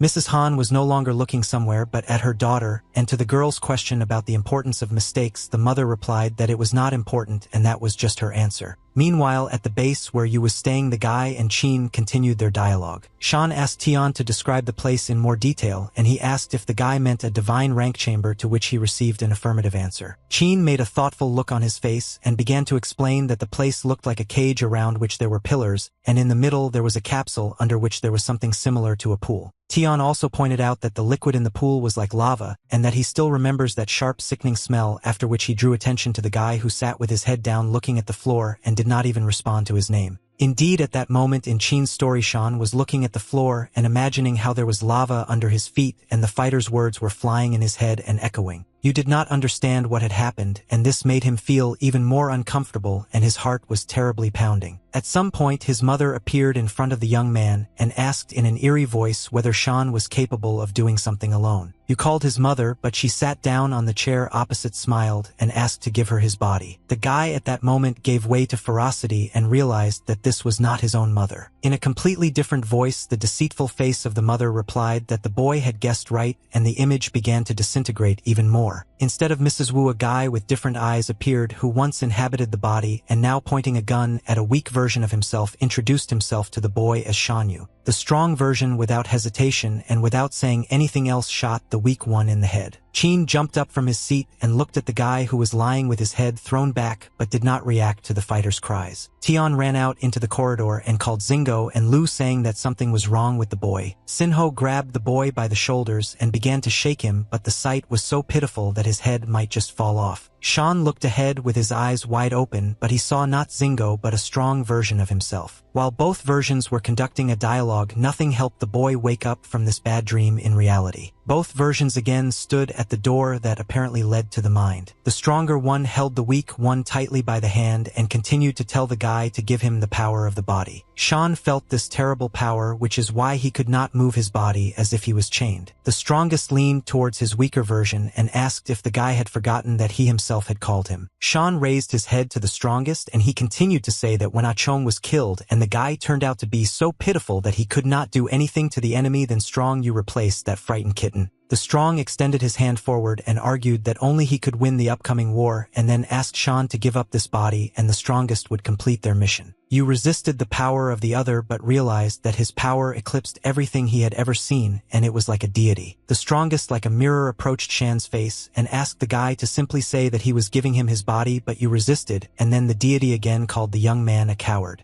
Other Yu let go of the hand of his weak version because sounds similar to voices began to be heard from behind the doors, and he, being dissatisfied with this, said that someone was always interfering in their conversation. Shan was returning to his place, but everything was swimming in his eyes, and the voices of the owners and Chin were muffled, and Lu, releasing sparks from his hands, joked about Zingo that his electricity turned out to be much more effective than her fire, and the girl was worried that the guy's brains would not turn into mush from the discharges. Chin also wondered if the guy was okay and if he could hear them, but against the background of the voices of living people, you heard the last phrase of the strongest version, which said that they would meet again, and this made him scream loudly. And along with the cry, Shan grabbed the first hand that came his way in order to also grab hold of reality. You breathed heavily while continuing to hold Lu's hand, which plunged everyone into shock and misunderstanding. The boy raised his head, looking at the owner with his sapphire eyes, and addressed him by name. Lu reacted and asked what happened, but before that he muttered that it was Sinho's idea to shock the guy, and the girl, having heard this, had already prepared one of her sticks, asking if she had not received blows for a long time. Shan, still holding Lu by the hand, shouted out a request to him to fight with him. Ji said out loud that he definitely went too far with the tension, while Zingo, trying to find out if the boy had a fever, put one hand on his forehead, and the other on him, but you replied that he was fine. The young man explained his strange request by saying that he needed his awakened power, and the only way to get it was through battle. Sean looked at the owner with all determination, and Zingo and Lu looked at each other, realizing that this could end badly. The guys went to the corner of the room and leaned against each other, barely holding back their laughter, and Sinho, covering her mouth, said that the guy was cutely naive, and Lu said that his request was even a little insulting. The owner, standing in the corner, whispered that training would be useful for the boy, but Sinho immediately threatened Lu to save energy, from which he laughed and said that there would be no need to strain himself because he was a weakling, and you replied that in fact he could hear them.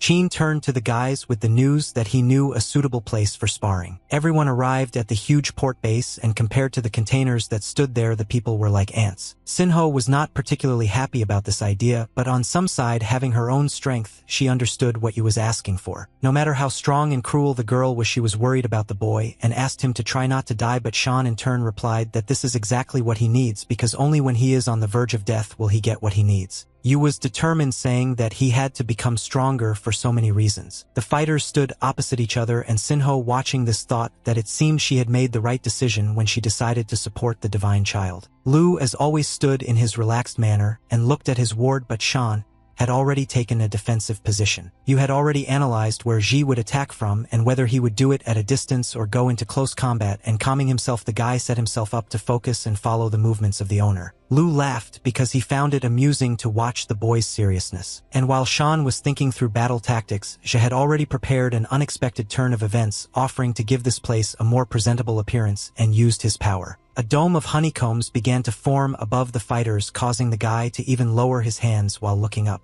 The dome closed like a huge lid, raising dust and a wave of wind, which made Shinho worry even more. The girl, knowing full well that the outcome could be fatal because Lu's strength is great against the still weak guy, ran to the dome. But the dome was created using Ji's electrical power, so Zingo was thrown back. The owner looked at the dome, and all she thought about then was Shan. The fighters looked at each other carefully, and there was no hint of fear on Shan's face. Lu extended his hand charged with energy forward and asked the boy to watch carefully because he would show him who the real awakened one was, and before the fight he asked if he was ready to shed some blood. Shan grouped himself even more and silently made it clear that he was ready for battle. The guy wanted to use his ability to quickly move, but did not at all expect what happened. Lu appeared next to him with such speed that Yu's hair flew back from the gust of wind. All Shan managed to do before attacking the owner was to ask himself in his head how Ji did it. Not sparing the guy, Chuan slammed him into the asphalt with a powerful and charged blow. Yu lay blackened, and sparks were still emanating from him,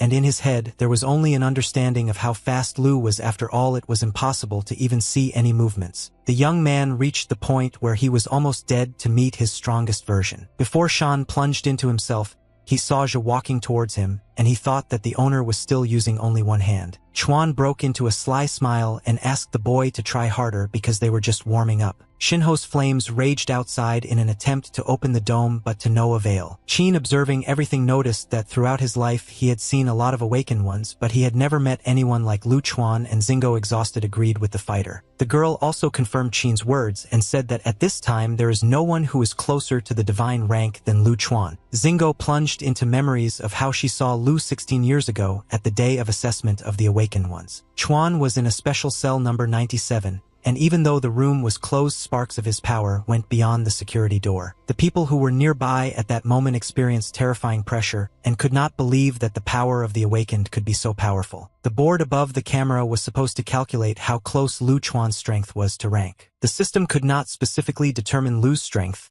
so the image showed an eye with the same color as Lady Wu Yu's ring. Little Shinho stood with the others and watched what the system would show, while people angrily shouted that this couldn't happen. And for unknown reasons, the system nevertheless highlighted the golden rank of the awakened, to which people were now whispering indignantly that they had said that this would happen. The cell door rose, and clouds of smoke were the first to emerge from there, and the room itself was black with soot. Compared to the place outside where everyone else was, the cell was pitch black. The room was illuminated only by a boy who came out glowing with a violet flame and sparks of the same color. People applauded the young talent, but not because of his high rank, but more out of fear. Zingo then looked at Lu and was truly amazed by his abilities. Those accompanying the young lady said that now it was her turn to show what she was capable of. Sinho then entered the cell with only one thought, that she would never lose to that boy. The girl was brought back from her memories by the touch of her scar on her neck and the silver ring, as well as Chin's question about what happened.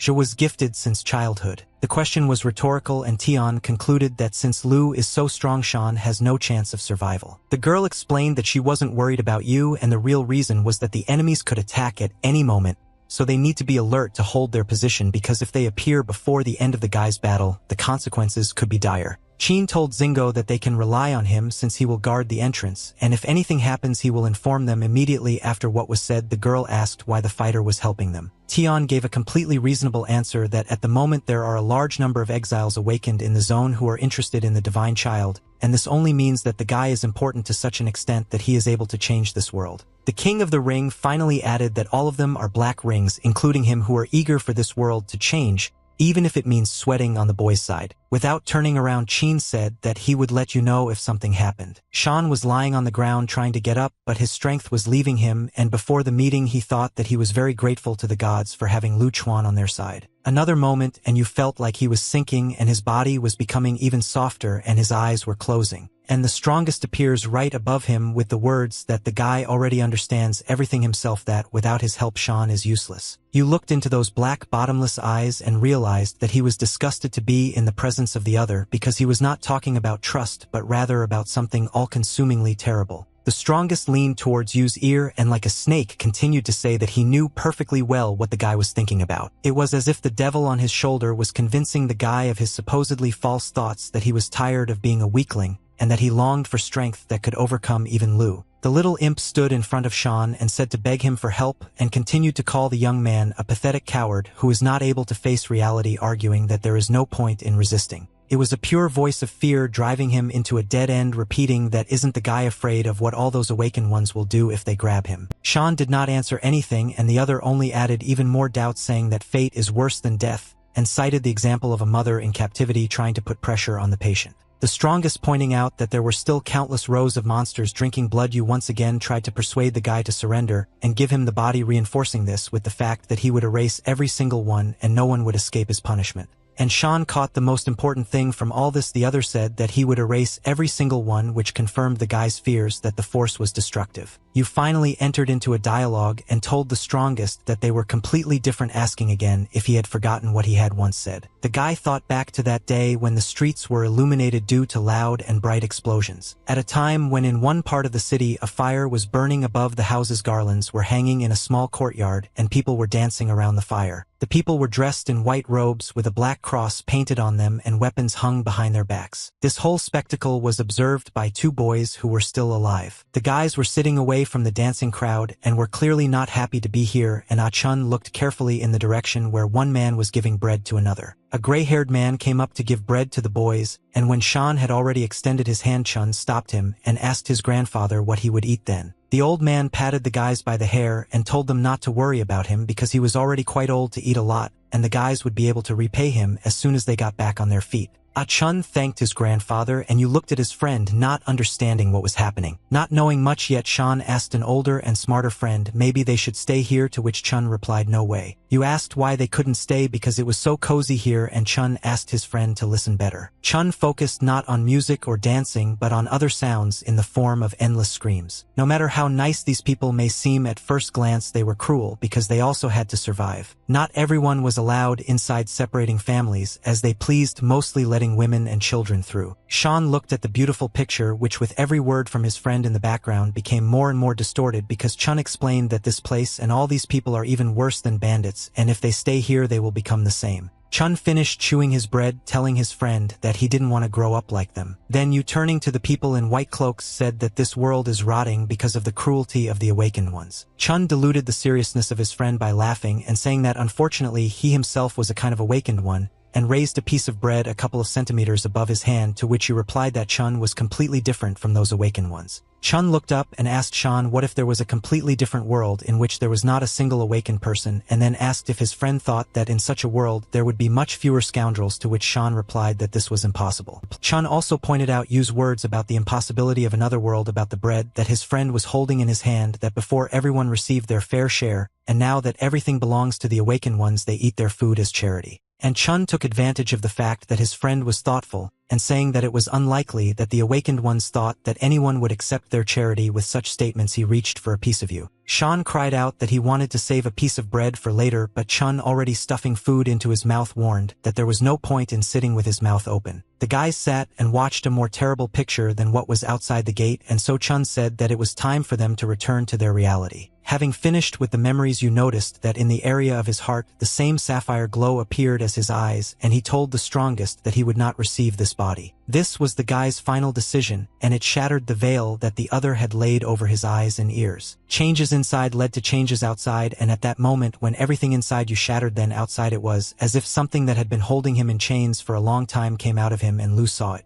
The guy stood up, glowing with sapphire light, and addressed the owner by name. Sean raised his head with a completely different look and eye color and told Ji that he could still fight. Lu was incredibly pleased that everything was finally becoming more interesting, and while the guys were warming up, the gates to the zone of jurisdiction rose to release the half-breeds from there. The very enemies that Shinho feared had already entered the exile zone, inhaling the dirty air and reporting that everything was like the good old days. 6 guys in suits confidently went to fulfill the mission that was intended for them. A truck was driving along a winding mountain road, and one of the drivers reported by phone that they had taken the bodies. The worker reported that the injuries of the 2 ghosts they were transporting indicate that everything was much worse than expected. In the cargo area, 2 wounded ghosts lay on couches, and the worker reported that they found almost no traces of the attacker, but made the assumption that the one they were looking for headed to the exile zone. A voice on the other side said that the one who was able to hide would not go far because hybrids had already been sent after him. Fog covered the walls connecting 2 different zones, but this was not an obstacle to opening the gate. 1 girl out of 6 hybrids began to be indignant that the gates were opening too slowly, and the guy standing next to her asked to keep quiet because she was disgracing them, and another young man whom the boy was holding onto was just talking to the chief that they would intercept those they needed.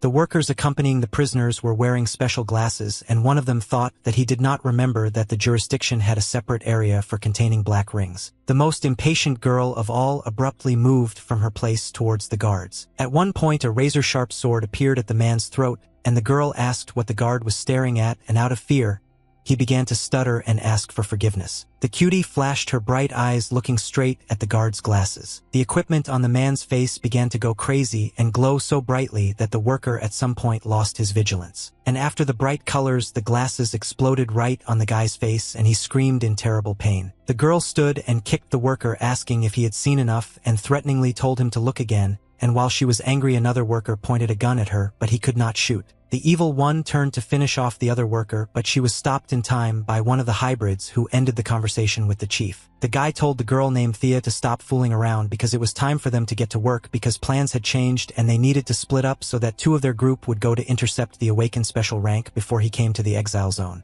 The one who looked the coolest and stood in front of everyone asked who these 2 would be. Thea responded, and turning around was already running to complete the task, and the friend who told her to keep quiet also volunteered, and another young lady, who was older side, nostalgically noting the enthusiasm of the guys and remembering her youth. The guy and the girl separated from the main group and set off to meet the guests, while the rest went to those who were already in the zone. The city was noisy like a huge living colony, and in the midst of all this, someone who was accustomed to completely different sounds arrived. Moving softly and deftly like Water Zhou, she appeared in the jurisdiction zone. Despite the stone iron jungle, she moved around the city with ease. The guy was extremely focused on reaching his destination. In one of the buildings that she passed, workers in overalls were busy creating circuit boards. Zhou stopped near this building because he felt threatened. The owner's sword was always ready to defend or attack. At the moment when she felt something suspicious, he was on the roof of the building. For now, only the train could distract attention, but the guy felt that somewhere nearby they were already waiting for him. It was not without reason that Zhou felt that something was wrong, because on the roof of the house where he was inside there was his enemy, who was muttering under his breath that he was not an idiot to fight openly because he had just gotten out of prison, so he will be here and he just needs to detain Guy. The chalk drawing on the floor was almost ready, and it was a labyrinth with a little man drawn inside. The hybrid completed the finishing touches, and looking at his creation realized that it was ready. All that remained was to revive the drawing, which is what this craftsman did, which is why the lines on the floor began to glow. And from the outside it manifested itself so that instead of the usual walls of the labyrinth, houses rose high up. It didn't matter whether the houses were low or high because they all fulfilled the task that the guy came up with for himself. Since she did not yet understand what was going on, he only watched what was happening and felt movement under his feet. The factory workers stopped and began asking each other if they had all felt some movement under their feet.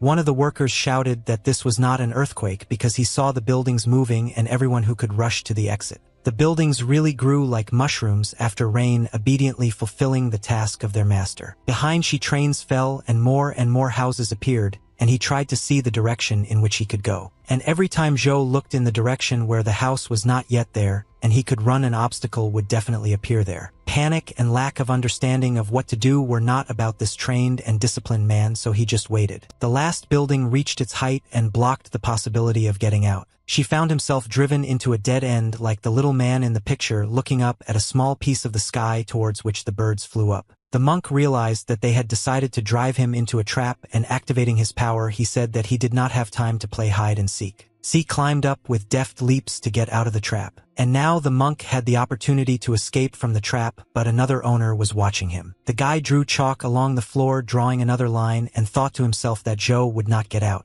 She was just making a jump when another obstacle appeared in front of him in the form of a house. Zhou was not one to give up and continued to climb to where there was still an opportunity to get out. As soon as the guy wanted to grab the wall of the house to jump higher, the building disappeared. The monk grabbed his head and began to go down and landed back where he started his attempts. Standing on that very roof, she realized that he had returned to his starting point and was again looking at a piece of the sky. It seemed as if there was even less space, and even if the walls simply stood still, they still looked oppressive. Another guest flew over the bridge and was supposed to intercept they. The robot had the ability to get anywhere in the world using jet propulsion. But the machine's processor displayed a warning about a malfunction of the energy core, and an emergency landing was recommended. The jet thrust began to weaken, and it was clear that this was Thea's doing. The robot froze in place and looked down carefully, trying to detect an obstacle. The mechanism found a very nice girl on the bridge who waved greetings to him. Thea smiled very friendly, but her image became worse and more distorted. And when the girl told the robot to go down, he, not expecting this, actually began to descend lower and lower towards the bridge. Qin had already called Zingo and warned him about the arrival of the guests, and the girl thanked him and told him to find somewhere to hide, warning that there was no point in returning and that she would be fine. The girl finished the conversation, and one of the sticks had already begun to slide down her hair, trying to fall into the hands of the mistress. Sinho pulled out her assistant and said that she was so annoyed when people looked down on her. The owner turned to the containers and loudly declared to those who were on them that she was addressing them specifically. The remaining 4 hybrids carefully watched the equally strong rival. Sinho smiled and kindly asked the guests who would like to die first. Since the hybrids had not yet taken any action, the girl again asked them if they really wanted to attack all at once, because it didn't make much difference to her, to which one of the uninvited guests said that the words were too loud. Sinho was not very happy that she had to stall for time until the guys finished their battle under the dome. The girl understood that even if Shan managed to awaken her power, it would most likely be telepathic abilities, which was the weakness of such awakened ones. Sinho did not count on other descendants of the clans, so she concluded that when it was necessary to fight, she and Chuan would figure everything out. The coolest of the hybrids told the others that he had not been here for quite a long time, and the place looked even more terrible than last time, and the girl asked not to think of this hole as a place full of warm memories. While the 4 were chatting among themselves, Sinho noted for herself the important point that all hybrids have black collars. The girl remembered everything her father told her and realized that he was right. Sinho plunged her thoughts into childhood memories 14 years ago, when she returned from training in the evening with a result of 98 wins and 2 losses. The girl was heading to her room but noticed that a light was burning under the doors that led to her father's office. The little girl knocked, telling her dad that it was her, and the father asked his daughter to come into the room. The father was sitting at the table with a bunch of papers, but despite being busy, he asked his daughter not to exhaust herself so much with training because the body was still growing, and asked to find a balance, to which the young lady said that since she was so young she would recover quickly. The girl made tea for Dad, saying that he shouldn't stay up late because he didn't want his father to die early, and Mr. Pei was amused by the fact that his daughter was sharp-tongued as always, and Zingo was worried that his father had not drunk tea while it was hot.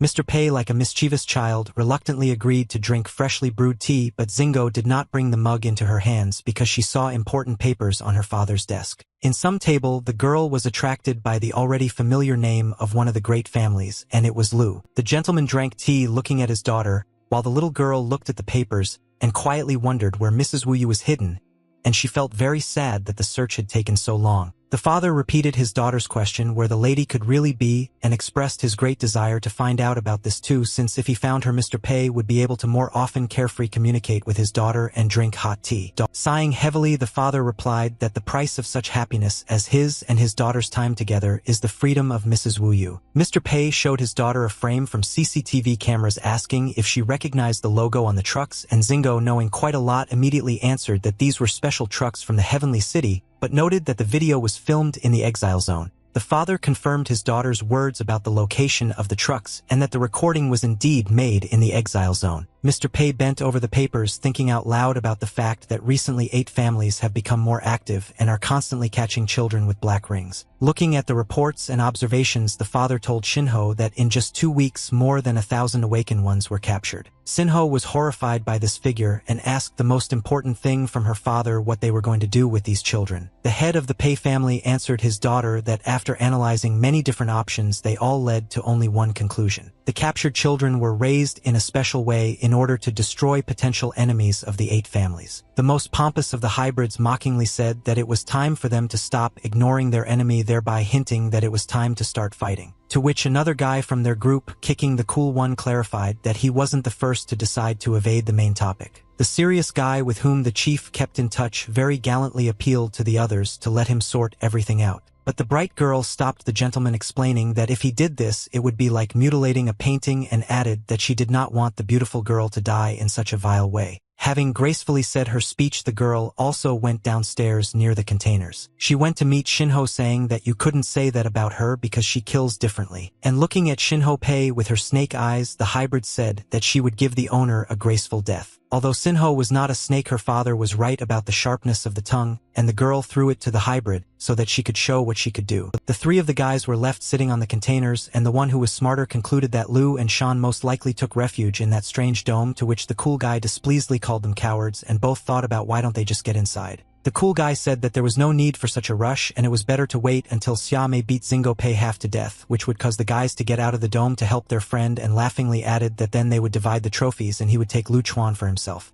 The cool guy suddenly began to think out loud which of them was stronger, those who were closest to the divine rank or those who fed on the substance of the divine. The serious boy looked at his brother and only silently shared with him this question that tormented them all. Under the dome, both guys froze in anticipation because Shan was just now beginning to come to his senses. Yu was frightened by the danger of the situation because for a moment it seemed to him that the person inside had finally taken control. But the guy realized that, on the contrary, thanks to the strongest, he now sees absolutely everything. Lu was already unbearable, and he turned to Shan asking what kind of crooked face he had, and the guy looking at the owner thought about how he could name the strongest, and given the color of his eyes wanted to give the name Churnish. But at the same moment, Lu watched as Yu gave himself a tasty slap in the face. And not lagging behind the first, the guy's own hand added another one to him on the other cheek. Ji looked at the boy in complete confusion about what he was doing, and Shan, without answering, understood in his head that the name Churnish was not to the liking of the strongest. Yu shouted to Chuan not to hesitate but to attack, saying that he could cope with any of his attacks. For the first time, Shan understood why last time he could not see Lu appearing near him so quickly, and all because he moved like a charge of energy. Yu dodged the sparkling charges and realized that before he would never have been able to dodge the owner's attacks. But now that the guy saw all the trajectories in advance, this radically changes the situation. Shan still turned to the strongest, named Churnish, and said that he was right, that he could not cope alone, and repelled the attack of Lu, which he had already seen. And the guy was thrown back with a powerful blow, and then he told Blackie not to forget that his existence exists only thanks to busting Shan's ass all these 18 years in an attempt to survive. You seemed to be having a conversation with a friend, and continued to explain that in matters of survival Blackie is no better than him, and clearly indicated that the strongest should not dare appear out of nowhere and belittle his right to exist as the owner. The boy froze for a moment because for the first time in all 18 years of his life, he felt completely himself. The guy was forced to emerge from the sea of thoughts again by the sudden appearance of Lu next to him. But now when Shan felt that for the first time someone else besides Chun was on his side, he was not afraid of blows. Yu admitted the existence of the strongest and the fact that he is now not alone, but pointed out to Churnish that this merit belongs to Shan. The young man slowed down after the impact almost to the end of the canopy, lifting particles of the road into the air behind him. When Shan stopped and wiped his face and then looked carefully at Lu,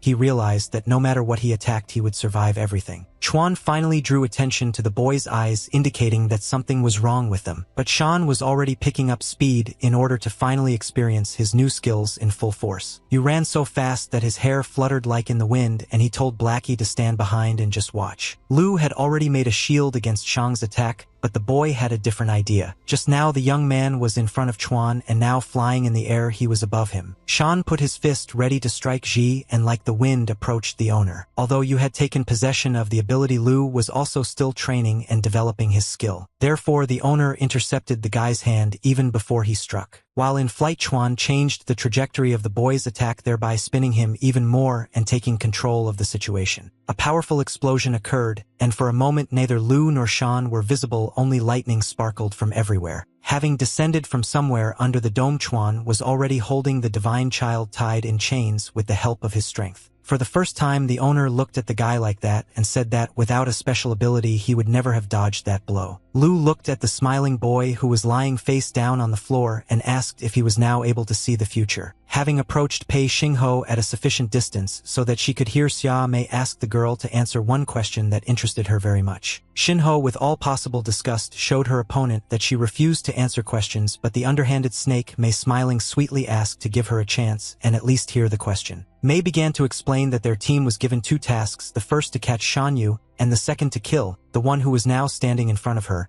And after Mei's explanations, she became curious why the 8 great clans needed the death of a girl from a high rank. The bastard decided to press on Xinho's sore spot, so she emphasized that she was not distinguished by any special features, and that she only wore a worthless silver collar around her neck. Mei wanted to get down to business, so she pointed her finger at Pei and asked if she and the clans were enemies, or if perhaps the secret lay in the fact that the girl was special for another reason. The word insignificant could barely be heard coming out of Xinho's mouth, and it was the last calm before the storm. Having turned into a fiend of hell, Pei questioningly repeated the snake's words about the insignificant silver collar, which only meant that the bomb was about to explode. Mei smiled and sarcastically asked Pei if she had said something wrong towards the one who wears a trinket around her neck that hides her true essence. Xinho took out all the dirt that was pouring out of the viper's mouth, so without thinking twice, she launched a stream of flame above herself as if it had been spewed out by a dragon and not her wand. When the wave of fire left, Mei was very pleased with how the performance began and continued to look closely at her opponent. The snake poked Xinho's nose with hypocritical regret at the fact that she had ruined their sweet conversation, but Pei clarified that it was strange since she had aimed right at the pretty head. Now Mei realized that she could put the empty chatter to rest and also enter the battle, so she ran in the direction of her opponent. Xinho got to work and began to release tongues of flame at the snake, mentally wanting it to show everything it was capable of. Mei deftly dodged each fire shot approaching her target and throwing caustic remarks at Xinho about how she should improve her aim. Pei silently responded to the enemy's words, but the rage that raged inside her did not diminish but only grew in order to strike harder. The first clash between the opponents occurred when Mei was able to overcome all the fire attacks and get close enough to Xinho to strike. Xia Mei touched Xingo's hand in an attempt to use her power, but she didn't dare do it yet,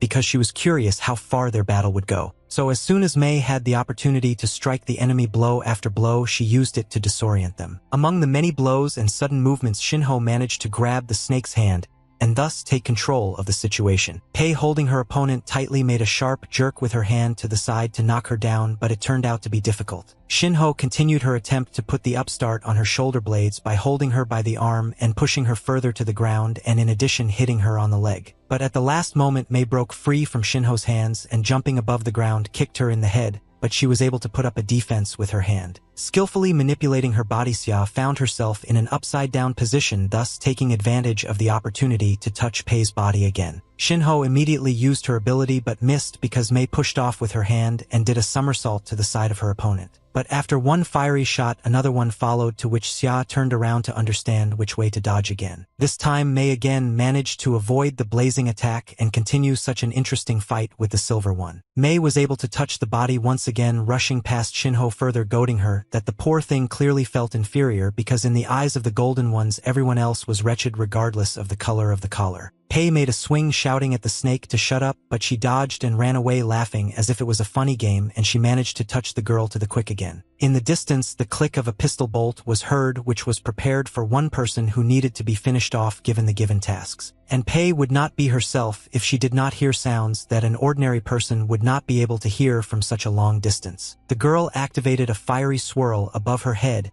in order to impair visibility for those behind her. And after the rotation, Shinho even made pillars of fire shooting out from under the ground, indicating to the young lady that she can't stand rats that strike from behind, and she clarified that she was talking about the rest of the team. The guys stood on one of the containers and saw a wall of fire, which meant there was nowhere to aim and no one to aim it, so the handsome guy laughed at his friend for getting caught. Yao Guang looked closely at the flames and silently accepted the sharp jokes of his teammate, because he knew that killing was a matter of time. The guy lowered his hand which held the gun, realizing that the moment of death had simply been delayed but not cancelled. Meanwhile, Mei, overcoming each pillar of fire again, decided to get closer to her victim, so she quickly moved in its direction. There is one last step left to get closer to your enemy to fulfill the promise of a graceful and beautiful death. Mei found herself close to Shinho, almost touching her body, and looking into her very soul, asking if the girl's scars really hid those memories that were dragging her to the bottom. Barely touching and looking into the eyes of her opponent, Xia asked her to share what was weighing on her inside and to tell her about what she could not let go of. But instead of a blow or a spit in the eyes, Mei saw in front of her, in an instant, a fiery whirlwind taller than her, behind which Shinho was not visible. Mei began to look around to see where Pei had gone, and could not understand how this had happened because the fire had also disappeared, and now there was neither the mistress nor her ability. So that the snake would not worry for a long time about not being able to find its victim, it returned only this time from behind for a better effect of surprise. When Mei turned to the one she had underestimated, she heard only one question about whether she had decided on her last wish. Pei held one of her sticks in both hands, preparing to deliver a blow that she had not used before, and mentally asked Shan for forgiveness for the fact that now she needed to definitely finish the fight and not just drag out time. Pei put into her fury the thought that she was already pretty tired of this snake, and thus created an explosive wave behind her. By making a downward gesture with her hand, Shinho seemed to command her power to attack her opponent, and it looked not just like fire but like a huge number of the same sticks that she wielded, only red hot.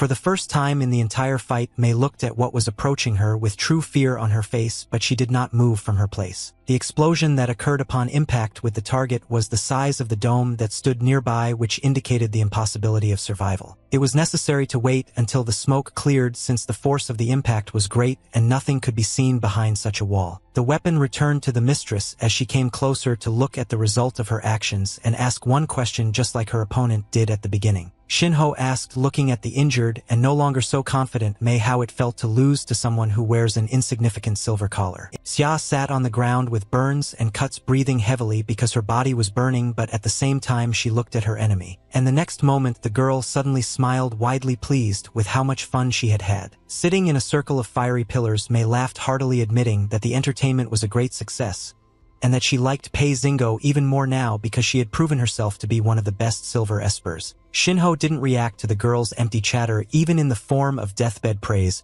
but her gaze was fixed on the victim with whom she was determined to finish off. The pillars of fire stood tightly, and it was impossible to escape from them since Pei had strengthened their effect, but Mei did not even try to escape, and only continued to look at her opponent with a wide smile on her face while burning alive. The smell of burnt flesh and its hissing rose into the air, and all this time the guys watched this terrible picture. Little Dudu watched his little sister burn alive, and the sight made him squeeze his older brother's hand even tighter. The guy noticed how worried Dudu was and ruffled his hair, and explained that there was nothing to worry about since this part of the performance was Mei's favorite. The handsome man casually tossed the baby, who he decided to worry about, and continued to watch the fire burning below. Dudu didn't answer because tears welled up in his eyes, but the older brother decided not to stop and added that the one he was worried about was already a corpse. While the black collars were dealing with the silver one, an alarm went off in the room where the video surveillance was being conducted. The observer alerted the guards via radio that there had been a failure in the surveillance system in cell B313 of the Western Block. The observer gave the order for those who were currently free to go into the cell to see what happened. The last thing the worker said was a warning about the danger and for the guards to be careful because the one they were heading to had gone through a transformation stage. The guards went down to the floor they needed, and among all the cameras, the one that had broken down was immediately noticeable because it was flashing red. Instead of doors, the cells had glass walls, which one of the workers knocked on, calling the boy an asshole and indicating that he had gotten out of bed. The guard who had prepared the weapon suggested that his partner come in, and he agreed because there was no other choice since he needed to find out what was broken. The glass wall rose and the workers entered the cell very slowly, heading towards the guy who was lying with his back to them in the bed. At first the worker without a gun simply addressed the boy but did not touch him, and he did not react in any way. But the guy suddenly opened his eyes, only pretending to be asleep when he felt the touch of the worker, but he behaved very quietly. In order for the guy to succeed, he needed to suddenly attack the guard from a quiet and sleeping state, and when he did this, the second worker shouted to calm down or he would shoot.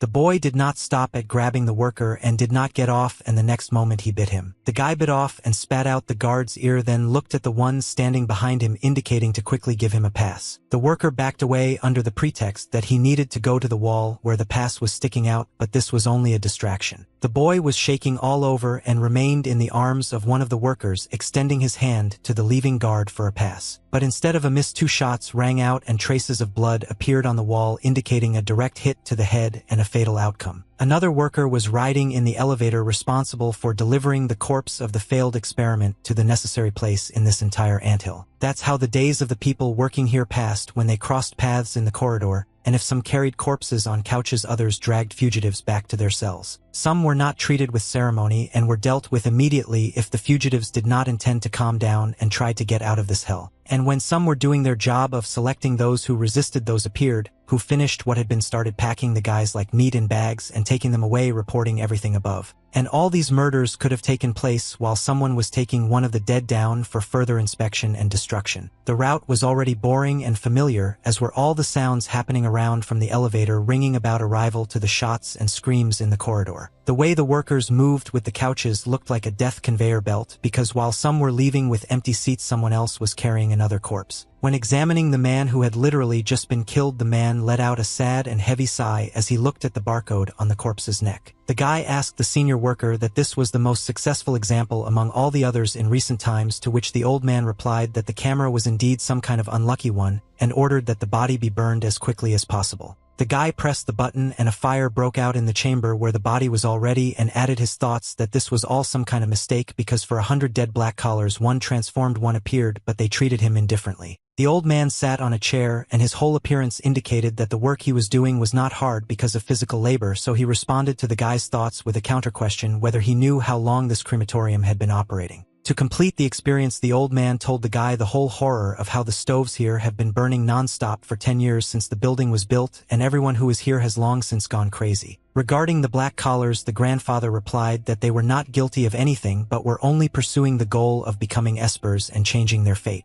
And when these children receive their powers, they hope that they will be able to escape from here, saving not only themselves. And in the end, their freedom is limited either to their cell or to their last run down the corridor until a bullet flies into their forehead. The old man drooped to such an extent that he lowered his head and finally said that the black collars will forever bear this brand on themselves. In the chamber, the boy's body made its last sounds of crackling and hissing before turning to ash and disappearing forever. Pei moved closer to her opponent, whom she had trapped in a fiery prison, continuing to hold the pillars high. Shinho looked at Mei, asking her to directly use her abilities before destroying her to the ground. But after taking a closer look, the girl noticed old scars that were visible through her opponent's clothes. This only meant one thing, that Xia Mei was perhaps also special like Zingo, but no one knew about it because she hid it. Xia was still sitting in the circle of fire pillars, and looking at Pei, smiling slyly, she said that no one said that she had not yet used her power. Shinho now decided to be sarcastic too, saying that it was clear why the air smelled like shit, because it turned out to be the abilities of an elegant lady. The girl felt uneasy from what she felt in her body, while looking at how the enemy did nothing but continued to sit in place. An incomprehensible purple point appeared near Shinho's shoulder, which looked very much like a sting, and it touched her. The next moment, the girl felt sensations inside her body in different parts that reminded her of explosions. Pei's skin became covered in purple veins as the toxin spread,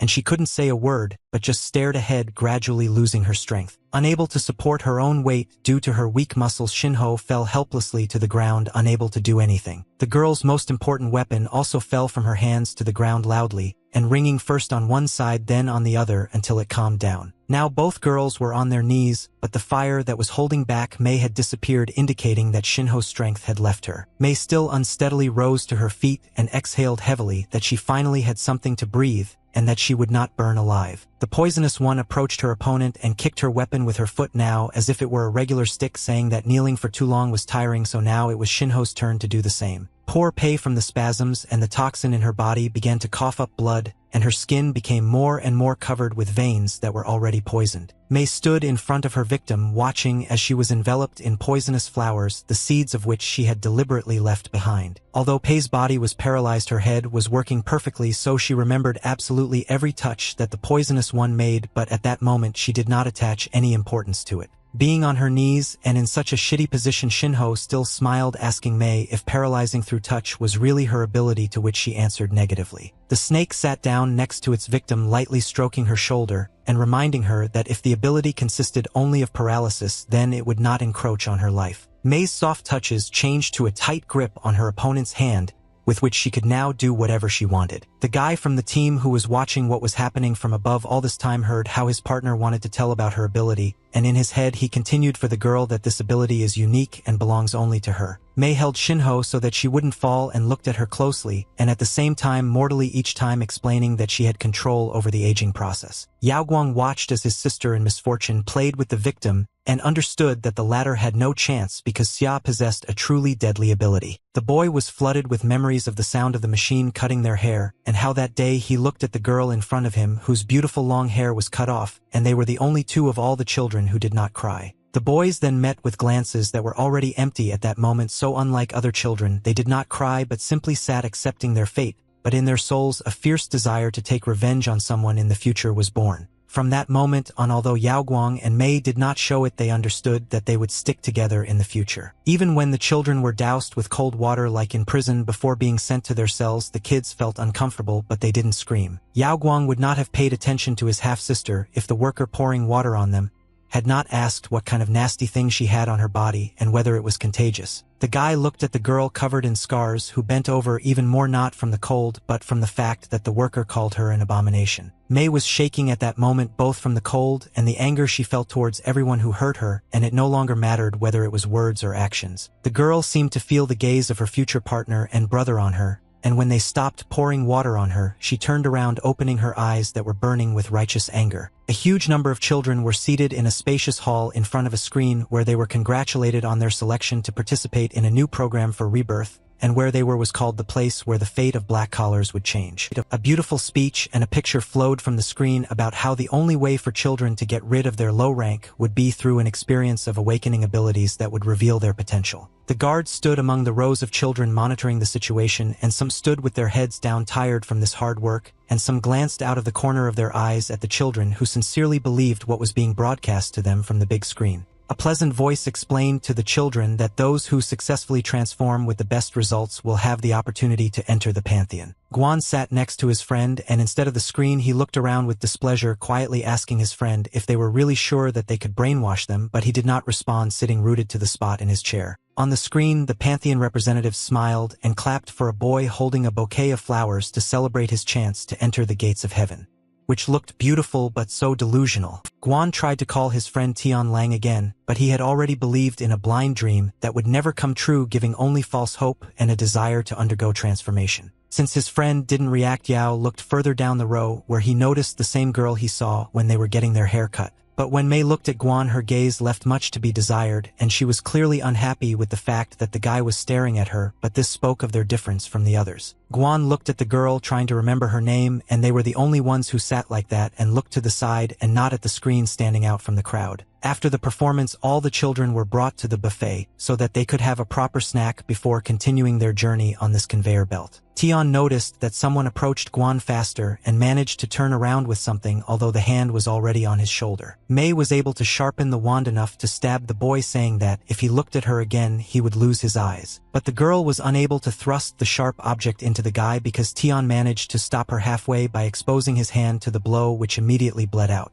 A security guard approached the guys holding a stun gun to May's neck while Guan asked his friend if his hand was okay, and he replied that it was fine and also asked how he was. Before leaving, the worker warned the children that their experience would end in an hour, after which they would no longer be able to throw their strength around left and right, so now they should eat and not waste time on nonsense. The poor guys stood there staring at the scary guy, not understanding why they were now being accused of starting a showdown. After the guards left, Guan went down to May asking if she could get up and walk, but she didn't react in any way. The boy, not hearing or seeing anything in response, decided to carefully touch the girl to check if she was alive at all. And then May jumped up, knocking Guan's hand away from herself, screaming furiously for him not to touch her under any circumstances. Feeling humiliated once again and not used to someone helping and caring, the girl turned around and ran away without eating. Tian immediately concluded out loud that, judging by May's reaction, she had been with the silver foxes before arriving in this place, and Guan agreed with this judgment. The children took turns injecting the necessary substance into their hands for transformation, of which there was enough for everyone in that place. Everyone was divided into rows and put in a queue where the test subjects one by one approached the guard for their dose of changes. After the substance was administered, the children were allowed into the room one by one with clear instructions to go to the chamber that corresponded to their ordinal number. Guan, standing opposite May without turning around, explained to her that he was staring because she seemed to him to be quite strong, unlike the others. Before entering the cell, the boy turned around to ask for forgiveness for touching the girl without asking. May looked at the guy with eyes full of indifference and disappointment with this life, but at the same time she behaved calmly and remained silent. When the guys turned their backs to each other and went to their cells, May said one single word that said a lot, namely, she asked the guy to survive. Guan agreed with what the girl said and expressed his hope that they would all be able to overcome the transformation. When the test subjects were released into the cells, the guards rose to their places yawning because they were tired but would not be able to sleep after midnight since the work was just beginning. There was still one worker at the observation console sleeping while changes were being made to the children in the cells. At some point, heartbreaking screams and cries of those who were having a very hard time with the transformation began to be heard from the cameras. The children approached the glass, knocking on it with their hands, trying to get out, but it was resistant to their blows. Some had a high fever and heavy breathing that was rapidly leading to a dying state.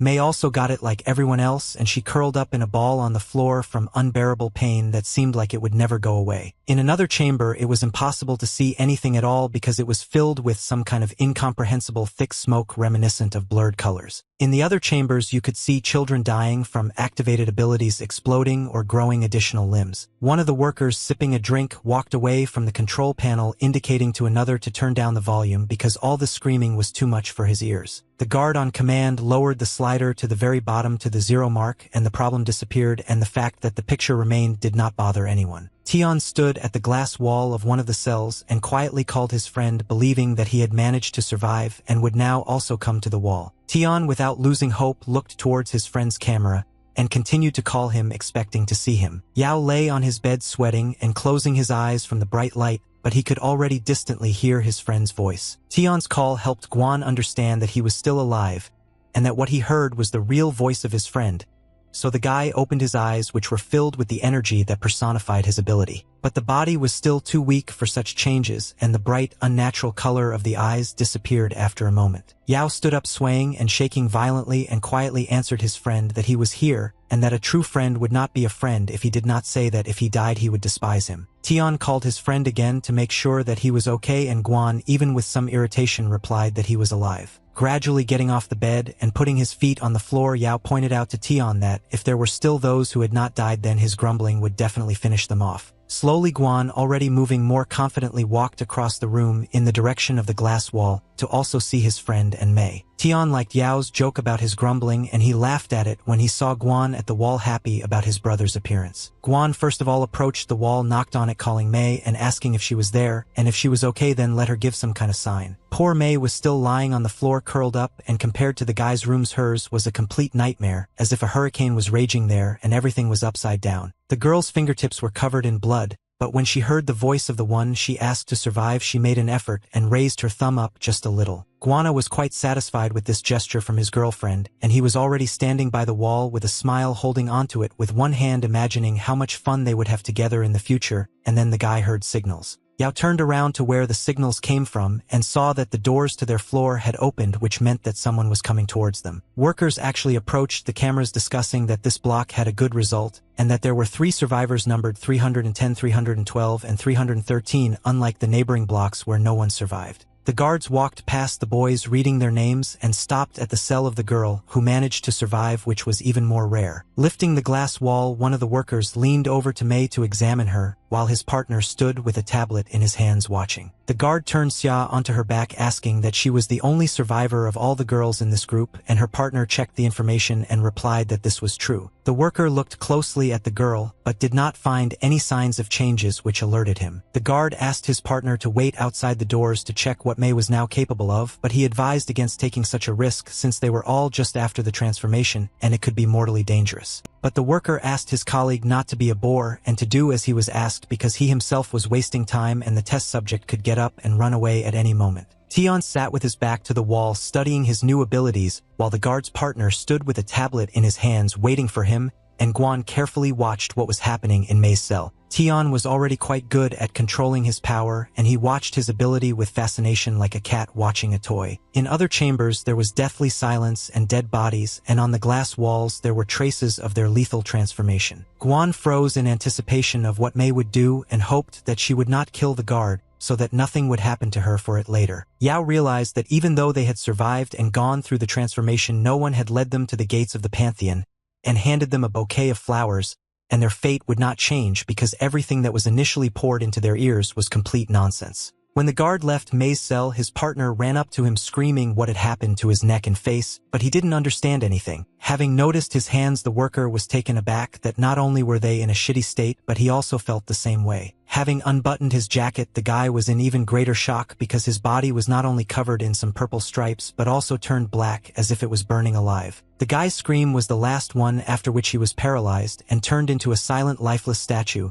while his partner called for help on the radio in the Western Block B313. The result of Mei's work fell to the floor dying in terrible agony, and she watched it carefully, but calling for reinforcements would not have changed anything. The little girl stood in her cell, not taking her eyes wide off the stupid victim, who decided that if she worked here she was allowed to do anything, including humiliating the test subjects. And now Mei, looking closely at her victim again, explained to Pei that as soon as she touched her solar plexus her heart would stop forever. Mei looked into Shinho's eyes for the last time, saying goodbye to her, even with a hint of pity that she would no longer have the opportunity to have fun with such a rival. Pei couldn't do anything or even say anything, so Xia could only press her hand against her opponent's solar plexus. While the other heroes were quite close to Shan Yu, little Li was just preparing to run away from home to fulfill her brother's will, and at the moment she had the task of removing the surveillance cameras from her path. The girl aimed the stone at the video surveillance device, telling herself that the blow had to be done very lightly and carefully. But unfortunately the little girl didn't succeed because her gift made itself known, and instead of the camera she knocked down a column of the house. Li ran to the knockdown column where the camera was attached to hold it down and not cause more problems. But if Li managed to knock down the column perfectly, then the camera fell unharmed right in front of her nose onto her hands while she was holding the stone block. Behind the gates of the garage where the family's cars were located, the beeping of the system could be heard, through which Li tried to enter the password for the entrance, but she did not succeed, and after another unsuccessful attempt the system announced that the next attempt was in 10 minutes. The 10 minutes was too much of a grueling wait for the young lady, so she once again took the path of least resistance and simply began to break down the armored garage doors with her fists. Li lifted the heavy gate with ease as it crumpled into a convenient accordion and pulled out the wire to immediately ease her fate with the alarm. Although the girl had a gift, it was still inside her body, which was still wounded after that skirmish with the demon, and the wound had not yet completely healed. Throwing aside thoughts of pain, the little girl entered the garage, where she turned on all the lights to assess what kind of car she should take to get to the lands of the exiled. While the girl was looking at the cars, on one of them stood an unremarkable figurine of a monkey in glasses, not arousing any suspicion. But as soon as this figure noticed movement in the garage, one of its eyes immediately worked and blinked a red light conducting video surveillance. It turned out that Ms. Han had been watching her daughter from her office the entire time, while her assistant clutched her head and ran back and forth at the table, lamenting that Ms. Li had stolen the phone and now also the car, which spoke of her serious intentions. The assistant could not stand it any longer and rushed to the lady in the garage to stop her from such a stupid act of going to the lands of the exiled herself. Ms. Han herself remained calm the entire time and advised her assistant to do the same since her daughter did not have access to cars. The servant breathed a sigh of relief, remembering that the cars were assembled by Mr. Su, who made sure that there was a recognition system thanks to which only Mrs. Han and young Mr. Shu could drive the car, but the miss was already typing something on the keyboard. The assistant turned to Mrs. Han in horror, worried that her suspicions about the lady's actions had been confirmed. The servant's guess was correct because Lady Han reprogrammed the system so that the machine could be used, and all Lee had to do was press the enter button. The little girl was sitting in one of the cars holding 2 wires in her hands and remembering that she needed to connect them like they did in the movies. But Lee didn't have to suffer for long because the doors of another car opened next to the car she was sitting in. Lee was very surprised that her brother's car not only opened but also the system started up and said that it was activated and the user was changed from Han Shu to Han Lee. The girl immediately climbed into the car, into the passenger seat, happy that the situation was being simplified, and the system immediately recognized that the user was not yet 18 years old. Since the passenger was a minor, Yuan Ye's system activated the autopilot and slammed the door on Lee's side, thereby frightening her, and then notified her that the navigator's seat had been successfully determined, and now she needed to fasten her seatbelt. Lee did everything as the system ordered and opened her phone, and began to look at what location was sent to her brother in the group chat, to which the system again responded with lightning speed, asking whether the lady confirmed the destination or not. The car screen lit up with exactly the same destination point as on the phone, which once again made the situation easier. Lee looked at the screen, realizing that she had done nothing to mark the location, and the only one who could was her mother. The system asked the young lady if it was necessary to change the destination to another one, but the girl replied that the location was correct and that it was possible to leave, which the system accepted as a command. The car, like a madman, pressed the gas pedal to the floor and spun the steering wheel, saying that it was happy to serve its mistress, while Lee was thrown from side to side in the passenger seat, and she shouted at the system to slow down. Like a rocket, the car flew out of Han's domain, leaving behind dust balls, and in the distance Lee's cry could be heard, "Does the system even know how to drive?" to which she reported on her rich knowledge and study of the Introduction to Driving 1.0. Mrs. Han looked out the window as her daughter drove away in the car,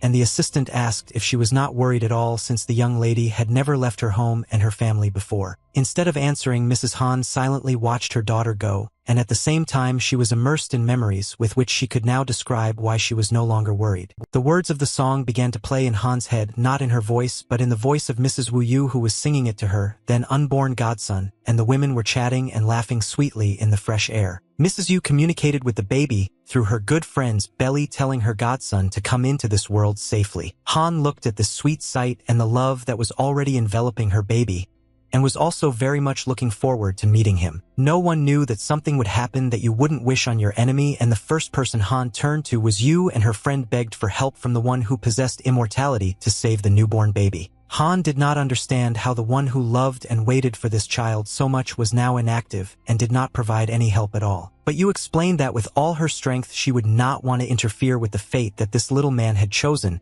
because she was not God to decide someone's life issue. Han's heart, which was already bleeding from fear of losing the baby, was now filled with anger from hopelessness. Han couldn't bear the pain that had consumed her and threw it out by hitting the person closest to her in the face, but Yu took the blow without resisting. The poor girl was crying in front of her faithful friend, and the scream was tearing her apart from the inside into many pieces because despite having the opportunity to help she refused. Han then, without looking up at Yu, shouted that from now on she would hate her forever for how much pain she had caused her. The assistant, noticing that the lady had been standing silently for quite a long time and staring at one point, asked if everything was okay with her, to which she replied that everything was normal and she was simply remembering the old days. Mrs. Han looked out the window again and, although ambiguously, gave her assistant an answer saying that the future could still be changed. At the moment when the mother said that she trusted her daughter, her hands trembled from the fact that they squeezed each other very tightly, because once Han also trusted but got burned by it. The car had already left the Pantheon and was driving onto the bridge that brought Lee closer to the prefecture, while the oasis remained behind. The fresh air, the singing of birds, and the plants were replaced by smog, grayness, and a bunch of cars, although the girl had not yet even entered the lands of the prefecture. There was a dirty, thick fog in the city which made the advertising banners barely visible, and the noise and hum was so loud that your head would start to split over time. But for Lee, this dirty and gray place was new, so she was amazed at how interesting and differently everything was arranged here. The girl sat herself down in the chair, shouting that she had no time to be distracted because the trip was important and serious and not for entertainment.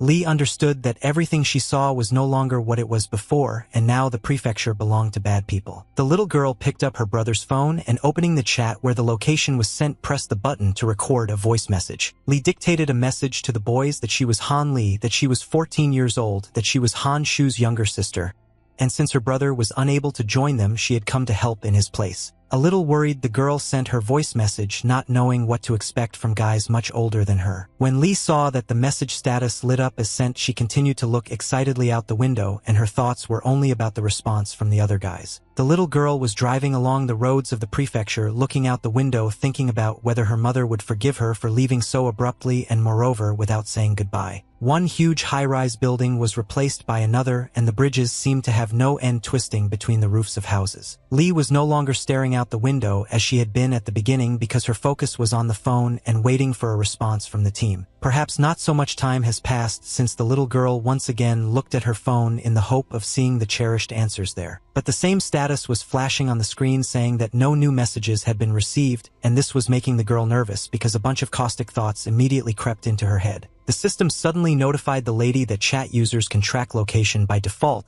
so it advised the girl to check the locations of others, and Lee, burning with shame, asked her to do so. Yuan Yi reported that according to the coordinates there were 2 people near the lady, but then the system's voice began to jam and change while she was saying that one of the people seemed familiar to her. Lee turned to the system, but it did not respond, and some kind of bug began to occur with the screen since the hologram began to delaminate into pieces. Yuan Ye's system suddenly accelerated, sharply maneuvering along the road lanes between cars driving into the oncoming lane, but did not respond to the girl's comments and questions about where she was taking her. One thing was clear: the car was heading strictly along the course to the beacon from which the failure occurred, and it was emitting an approaching signal and was driving at a crazy speed. However, certain birds were able to fly into the prefecture to help their owner find what he needed from their height. Cheese, as it turned out, was also sitting in the chat waiting for his partners to respond, but no one wrote, which made the guy bored. The young man raised his head and looked up from his phone, feeling a chill run down his spine, although there was no reason for it. Having carefully checked her drawing, Cheese saw that the little man was in place in the very heart of the labyrinth, which meant there was no reason to worry. But at the moment when the guy realized that the little man in the picture had not moved for a long time, birds began knocking on the window, chirping loudly. Cheese realized that he was in bad shape, but he couldn't move from his spot, continuing to look at the birds, which were only becoming more numerous. The guy saw the silhouette of the one called the birds and couldn't believe that he managed to trick the kid as cleverly as he did with him. Breaking the window glass, Zhou Shi and his loyal assistants burst into the room, holding his hand on his sword. Zhou confidently walked across the floor in the direction of his enemy,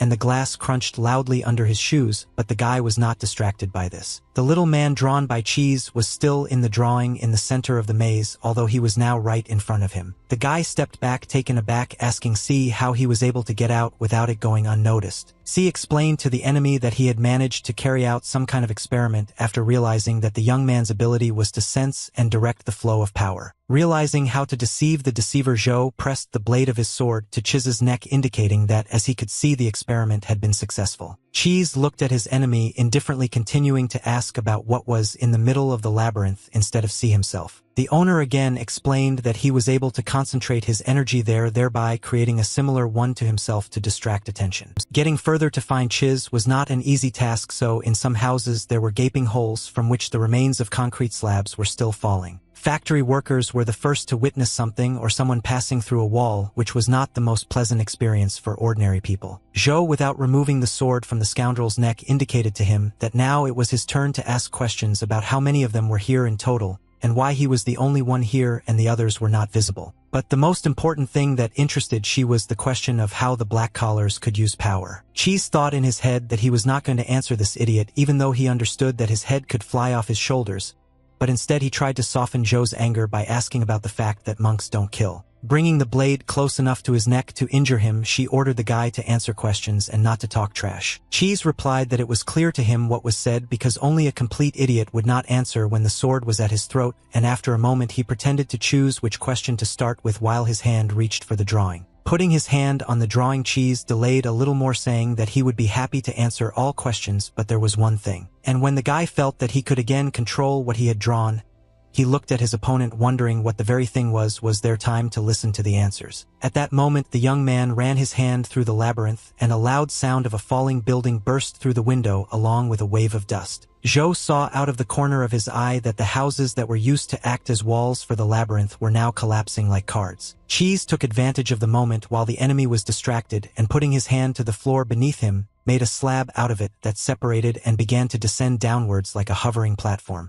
The young man was pleased with himself, and already going down to the floor below, he pointed out to the monk that he had a choice to pursue him in order to get answers or to save people because time was passing and they were under the rubble. The guy certainly had no time to despair, and he chose to save many lives instead of chasing someone who could lay waste to an entire city while running. Zhou jumped onto the window frame and commanded the birds that it was time for them to go because he felt that the house he was in would collapse as soon as the enemy came out of it, and this could happen at any moment. Cheese finally managed to get through to Thea, and she asked him discontentedly what he needed because she was busy, to which the young man happily said that his plans had changed and he was heading towards her, and at that moment a building creaked and fell behind him. At that moment, Taya was fighting with a robot that also arrived to help Sean, but the girl intercepted it with the help of her ability to control electronics. The girl was not against her partner joining her, but asked not to disturb her upon arrival as she was having fun with the guest. After hanging up, Thea looked at the robot, smiling widely from the fact that she had returned to a more interesting conversation. The girl mocked the robot, asking if he was still holding on, and each time she hit him harder with her sword, not sparing her opponent for a moment. At that moment, the robot had two errors displayed on its panel: the inability to launch the upper limb repulsors and an unstable signal. Zhou, meanwhile, was rushing at full speed with his feathered warriors to help the people who were trapped under the rubble. The guy knew that the birds were more agile and sensitive than him, so he asked to help show him the way to the black collars. The birds immediately rushed to where there was the largest concentration of people who had piled up or were already running out of oxygen. The buildings fell one after another, in addition to those that Chiz started with, which complicated the task many times over, but the monk's assistants like himself were not going to give up.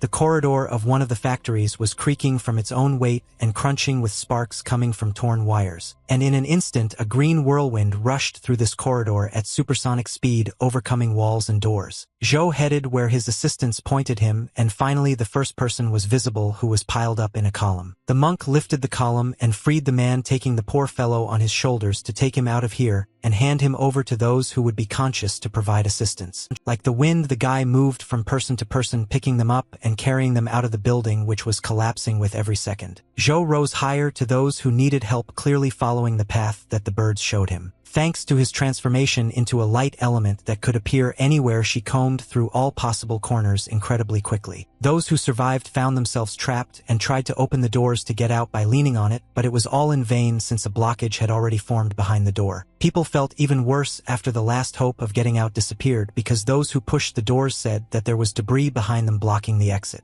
The workers clutched their heads in panic because although they were alive, it wouldn't be for long, because they wouldn't have enough oxygen until the rescuers arrived and they would die of suffocation. Some of the workers fell to the floor, experiencing wild horror that they would die here alive among the others like in a huge grave. Some employees still tried to check the windows and doors again, but this did not lead to anything and only escalated the situation even more. One of the workers put his ear to the door, which they tried to open, but nothing worked, and now he heard some sounds behind it. The guy turned to everyone, thinking that he had already gone crazy from lack of oxygen, and reported that he heard birds chirping outside the door. The doors that had resisted several people swung open wide, and birds flew in, and people stared at them as if they were gods who had come to save them. And the birds really did start grabbing people by their hoods and clothes and pulling them out from under the rubble, although not everyone wanted this and ran away screaming from the birds, thinking that they had definitely gone crazy from nerves. The birds pulled workers out from under the rubble, sometimes at a very great height, thereby forcing the already frightened guys to scream because they were about to fall and would definitely crash to their deaths. But none of the rescued people crashed, but on the contrary successfully landed on the surviving platform, where they would at least be safe now. Many people were already sitting down, having come to their senses, and some were coughing and trying to breathe in some fresh air. Some needed help, but Zhou did not stop and continued to save them, flying like the wind from place to place. When everyone the monk was able to save was outside the house, he finally collapsed, roaring like a wounded animal. Zhou went down to one of the guys who was safe and sound, asking him to take care of the man he was holding in his arms. The woman lay half dead on the concrete floor, crying, and calling for someone named Xiao Qiu, unable to even get up. Overcoming her pain, the girl jumped up, frantically shouting that she needed to find Xiao because he was still inside the building, and one of the workers pricked her with the remark that she had been told not to bring a child to the factory. The girl, sobbing and already regretting what she had done, shouted that she had no choice because otherwise the baby would have remained in the land of the exiled and would have died too. The building was crumbling before our eyes as if it were made of matches, raising dust and other debris in streams of air,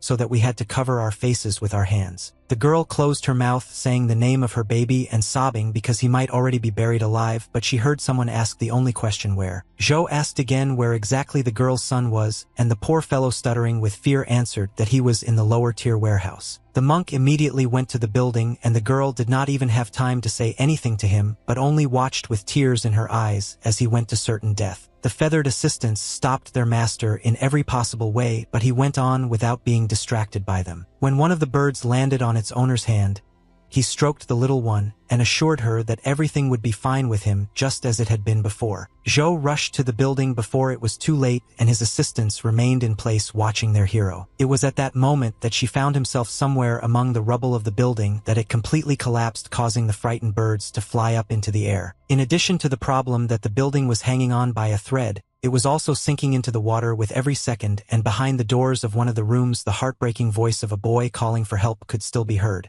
The doors of the room where the boy was staying were blocked both by rubble from the outside and by furniture from the inside, and the room was already more than half filled with water. The boy stood on one of the shelves with tears in his eyes, and the water just kept coming out of all the cracks at a furious speed. This small man already understood that if he didn't do anything right now, death would be inevitable, so he tried to climb higher. The only thing that helped the boy move on was thoughts about his mother and how she was still waiting for him outside, and this only made his eyes wetter. Grasping his last hope for survival, the boy heard such a terrible crunch that he realized that he would not be able to get out. The structure was too destroyed and flooded with water, so the boy fell down along with the debris from the ceiling. With a loud splash, the child fell into the water without any chance to grab onto anything to save himself. Floundering in the water, the boy was overcome with panic and called for his mother as loudly as he could. The frightened and exhausted child sank under the water, and in his head the words about who would save him now and whether he would save him at all were beating like a hot blow. Help arrived almost on time in the form of a curling green trail that quickly overcame obstacles. Zhou immediately extended his hands to the boy as soon as he transformed so as not to waste a second. Using his powers again, the monk began to lift them and the boy up in order to get out of the water and the building itself as quickly as possible. Having gotten out of the water, Zhou needed to leave the remains of the house as quickly as possible, which was already a threat to both of them and the child. The feathered helpers flew over the slabs and nervously shouted, calling for their master, worrying about his survival,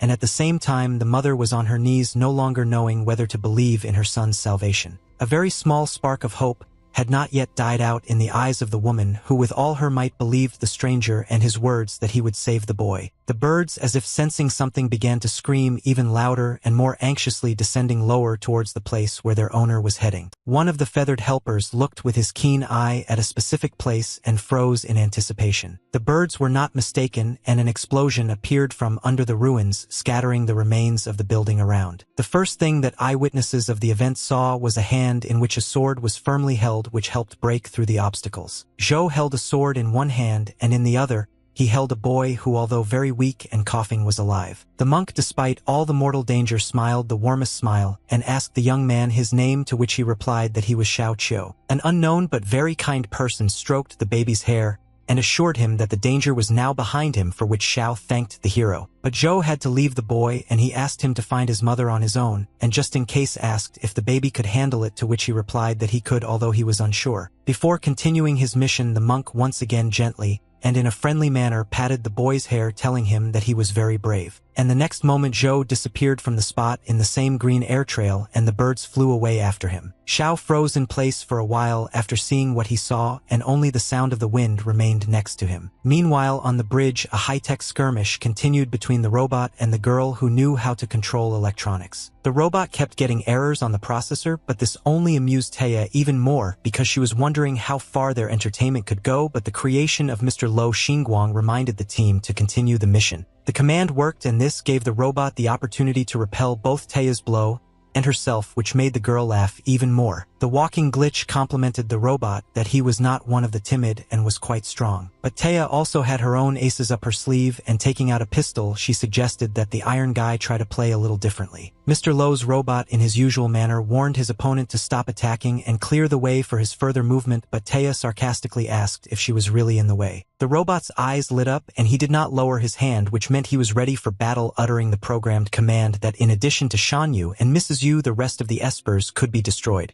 Mr. Lowe's creation was already prepared to strike, but all it got was a couple of unfortunate sparks. Looking at his hand, the robot concluded that, at the moment, launching the repulsors of the upper limbs is impossible. The machine began to use absolutely all the functions built into it, but they appeared as an error on the screen. Thea was terribly pleased with how good she was, because the next moment the robot even began to analyze the potential of his opponent, since he felt a failure in the activation of the energy cores. With a happy face, the girl raised the gun in front of the car again, and at the moment when the notification about T's ability to disable equipment came, she confirmed that there was no point in kicking. In order to make her task easier, Taya made it so that the robot's ability to move was blocked, so he went into a forced shutdown just as the girl fired a bullet at him. Even before shutting down, Mr. Luo's creation took a bullet right in front of its face without any problems. The crumpled piece of iron, still smoking, fell from the robot's hand as he stared intently at his opponent. Steam began to come out of the car, supporting its ability to move, which is why it immediately began to slouch. Thea still stood there dumbfounded by how this piece of iron had caught the bullet and considered it an amazing gesture, but she didn't say anything out loud. The girl accepted completely and fully that this was a worthy creation for the secret weapon of the great Master Lo. Having walked around her opponent, Tay with a satisfied face clarified that she was sure that the master would not have objected if she had taken the robot apart a little to take a deeper look at the structure.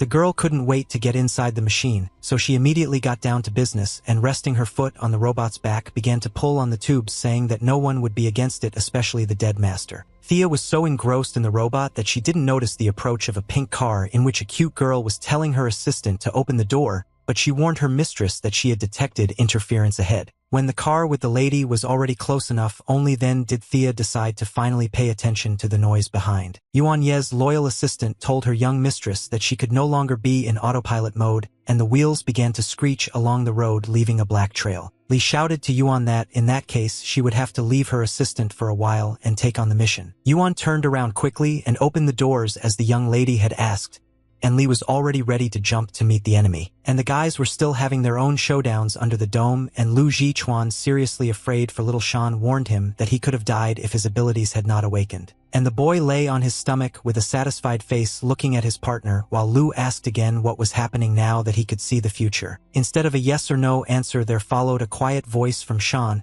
who went to his friend by the name, thereby asking him to supposedly listen carefully. The guy pointed out to Chuan that he should not go outside the dome under any circumstances, and this was connected with the vision. Shan lay on the ground and watched in horror before him what no one else could see, and this vision frightened him the most. The young man saw a picture of how the person closest to him at the moment was being killed by someone very strong, and he could do nothing about it, and this was the last time they looked at each other. And when Shan in horror frantically tried to call his friend, a strong explosion occurred behind him, but who did it was unknown, just as it was unknown who killed Chuan. Gasping for air and breathing heavily, Shan woke up after his vision, as if for a moment he had disappeared from the place where he was. The guy burst into tears, begging and forbidding Lu to leave the dome because death awaited him there. Chuan scratched his ear in irritation after such a shout and clarified what exactly Shan saw in his vision of the future. You answered Ji that he would die if he left this essentially safe place at the moment. Lu looked at the guy attentively and even sternly while he continued to shout to his friend that he would die if he left the dome. Chuan, unable to bear this youthful hysteria, brought the guy to his senses by going down to him and giving him a good whack, claiming that apparently his powers had not yet awakened, or if they had awakened then with some kind of glitch. But Shan continued to be serious and assured Lu that although he saw literally for a moment what awaited him,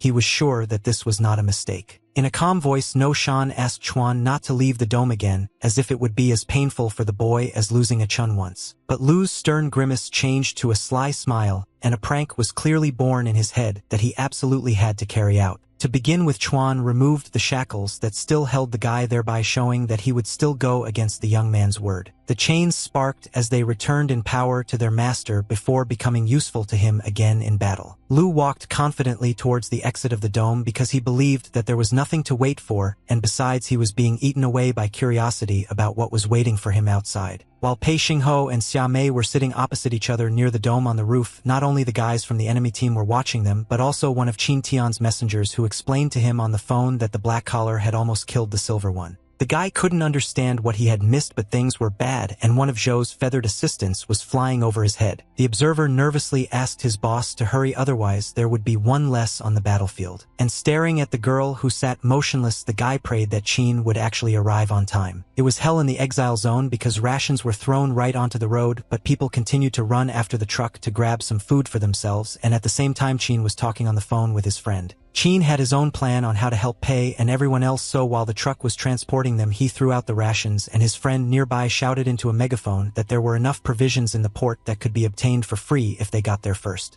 People pushed and fought for these boxes, and after hearing this, without thinking they rushed after the truck because it would show them the way to the supplies. The unfortunate people were already more like wild animals who were ready to rip each other's throats out for a piece of food, and two individuals were watching all this in a dark alley. Two bandits also heard about the announcement and decided not to lag behind the others and also go and look at the promised supplies. The young man who was helping Qin turned to him nervously, warning that if Madame found out about their plan and the leaking of information about the location of the provisions, then they would get waffles, namely their severed heads would be displayed on the display case. Tian smiled sarcastically and, patting the guy on the head, sarcastically clarified that there was a small amendment and that it would not be their heads that would be cut off but only the guy's head. The young man felt completely uneasy and, letting out a nervous laugh, he understood what the boss was getting at, because if the lady found out about their intrigues, then they would be dead anyway, whether they went to the port or returned to the gang. Qin caught the moment when the rather strong Pei was unable to defeat the scum, which meant that their black collars were only for cover. Looking at the people running after them, the king of the ring realized that if Pei was in a dire situation, then there was only one outcome for all of them. Tian banged on the side of the truck, indicating to the driver to press the pedal to the floor in order to at least protect himself from the angry and hungry crowd.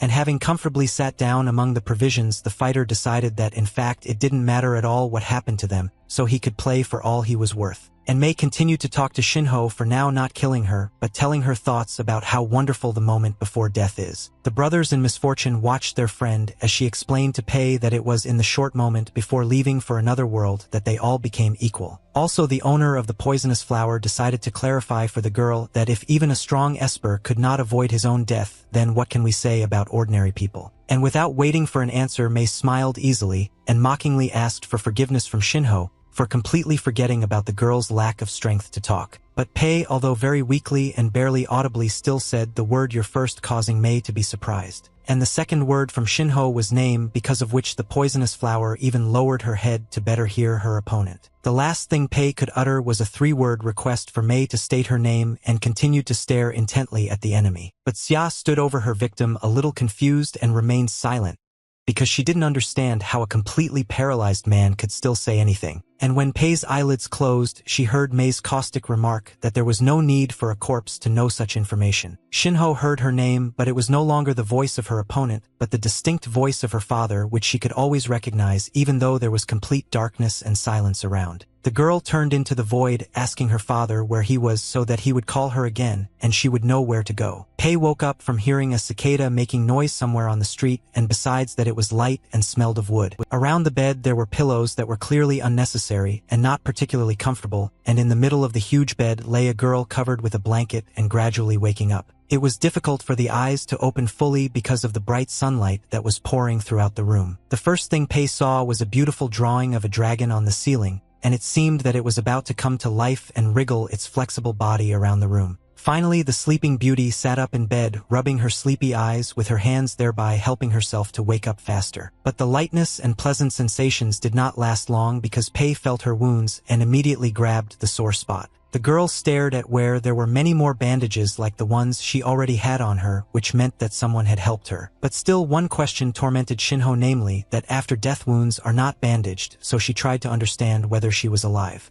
And after some moment the girl realized that since she was breathing, seeing, hearing, and even moving, it turned out that she was able to survive. The next thing the young lady did for herself was to finally get out of bed in order to make sure that she was also able to walk. The only thing that interested Shinho when she approached the table were the bright red sticks that she wanted to look at. In the girl's hands were the remaining parts of whole sticks that were important to her, and she could only look at them. With big eyes full of sadness, Shinho looked at an object that was common to many people and that was dear to her. And suddenly, while looking at the sticks, the girl was distracted by a male voice behind the door, who asked a certain Jimon whether she had fertilized the beds today. Now a female and clearly irritated voice addressed Pei Firen with a remark that he was sitting idle and only wearing out his pants so he could work in the garden himself, but the gentleman asked why he was waiting for the girl to wake up. Zinho very quietly and carefully opened the door, continuing to listen to Jimon's indignation about the fact that the gentleman was simply a lazy person who hid behind a child and only went to the garden once this week. The girl watched a very funny picture of a woman pulling an adult man by the ear and scolding him, saying that she would go and tear everything out by the roots if he did not go himself and restore order, and Pei only smiled. Jimon didn't stop and pulled her ear as hard as she could, so that Pei didn't have a chance to escape. Shinho looked with alarm at how the lower-ranked silver one was treating the gold one so freely and strictly. What a relief it was for the gentleman when he noticed the little girl in the doorway and asked how she was feeling. Pei continued to smile, but at the same time rubbed his ear, which had been twisted quite a bit, but judging by everything he didn't mind. Shinho immediately assumed a defensive pose, and her eyes showed wariness like a kitten who had been hurt once and could only hiss now. The first thing Pei decided to ask the little girl besides her well-being was whether she liked growing vegetables, but he immediately received a slap in the face from his assistant and a remark that a person needs recovery and rest and not to be pestered with garden beds. Shinho had already concluded that she had never met such wonderful gold ones before, but she followed the gentleman, listening to his not particularly interesting chatter about how he grew the vegetables they eat himself so the little girl would also try them at dinner. The girl stopped, looked at the golden disc in the sky, and listened to the noise of the ears of corn, which were no less beautiful than the sun. The earth was fragrant, and everything that was in it and above it bloomed and smelled, showing a completely different picture of the world. Shinho directly asked Mr. Pei why he saved her, although in fact she was already so disappointed in her own life that she did not really care to know the answer. Feijan, without turning to the little girl, answered the question with a question about how sad it would be to leave such an amazing world at such a young age. Shinho did not hide her feelings from the adult and stated that she had no reason to live in this world, so nothing was holding her here. Feijan felt sad from such speeches of such a small man who had really seen a lot but not what he could. Therefore, taking off his straw hat, Pei turned to the little girl and also confessed to her that he had no children, so if Shinho didn't mind, then from now on he would like to offer her to be his daughter. The girl could not believe what the man with the golden collar and unlimited possibilities said, and she was even more shocked when Feijan asked her to put aside her past and become part of the Pei family. And before Shinho answered anything, Pei gave his word that the baby had nothing more to fear, and no one would know that she was on Pantheon territory. Feijan would not be himself if immediately after such solemn speeches, he did not make a joke about how he keeps secrets as well as he grows vegetables, trying to show that he has a sense of self-irony. But in front of the cheerful Pei stood a terribly serious Shinho, asking if he was afraid that he would cause problems for his clan. Sitting down opposite the little girl, Feijan tried to make the same serious look and explained that if he was really worried about trouble, she wouldn't be here. Shinho glanced at the floor, looking again with her sad big eyes, and asked directly what Pei wanted from her, still unable to believe that someone could just let her into the family in safety. Once again answering a question with a question, Feijan asked whether he really needed to want something from the little girl for her to decide to stay. There was silence in response, and Pei decided to tell Shinho something about what was really important at the moment, namely the protection of one child, who just like the girl had unlimited possibilities that would manifest themselves in the future. Feijan put on his Zinho hat, showing concern because the sun was blazing hotter than usual that day, and they still had to pick green peppers and cherry tomatoes, to which the girl agreed, but in fact these were the vegetables she couldn't stand. But instead of collecting vegetables for dinner, the little girl was distracted by some sounds coming from the thick bushes. Following the faint sound, Shinho pushed aside the leaves and saw a bird on the ground whose feathers were covered in blood. The girl carefully took the poor fellow in her arms, wanting to help her as much as she could. For some time Shinho listened to the barely audible chirping and call for help of the bird, which was becoming weaker and weaker but did nothing. The bird's voice faded more and more, and the little girl looked, realizing that most likely the creature was in great pain if it could only whistle quietly and plaintively. Shinho couldn't think of anything else but to put her hand on top and start pressing on the poor guy with force so that the pain would go away as quickly as possible. Pei arrived in time and, having slowed down, asked his daughter to give him the wounded bird to help her survive. Sinho obediently handed the bird to Feijan and spoke for the first time, wondering what he was going to do with the creature. Since Pei possessed fire, without answering anything, he simply began to show the girl what such a dangerous element could be. Without thinking twice, Shinho asked if Pei really wanted to roast this unfortunate bird, which made him confused, and he replied that of course that was not what he was going to do. Still not understanding, the little girl just wanted to ask what Feijan was going to do.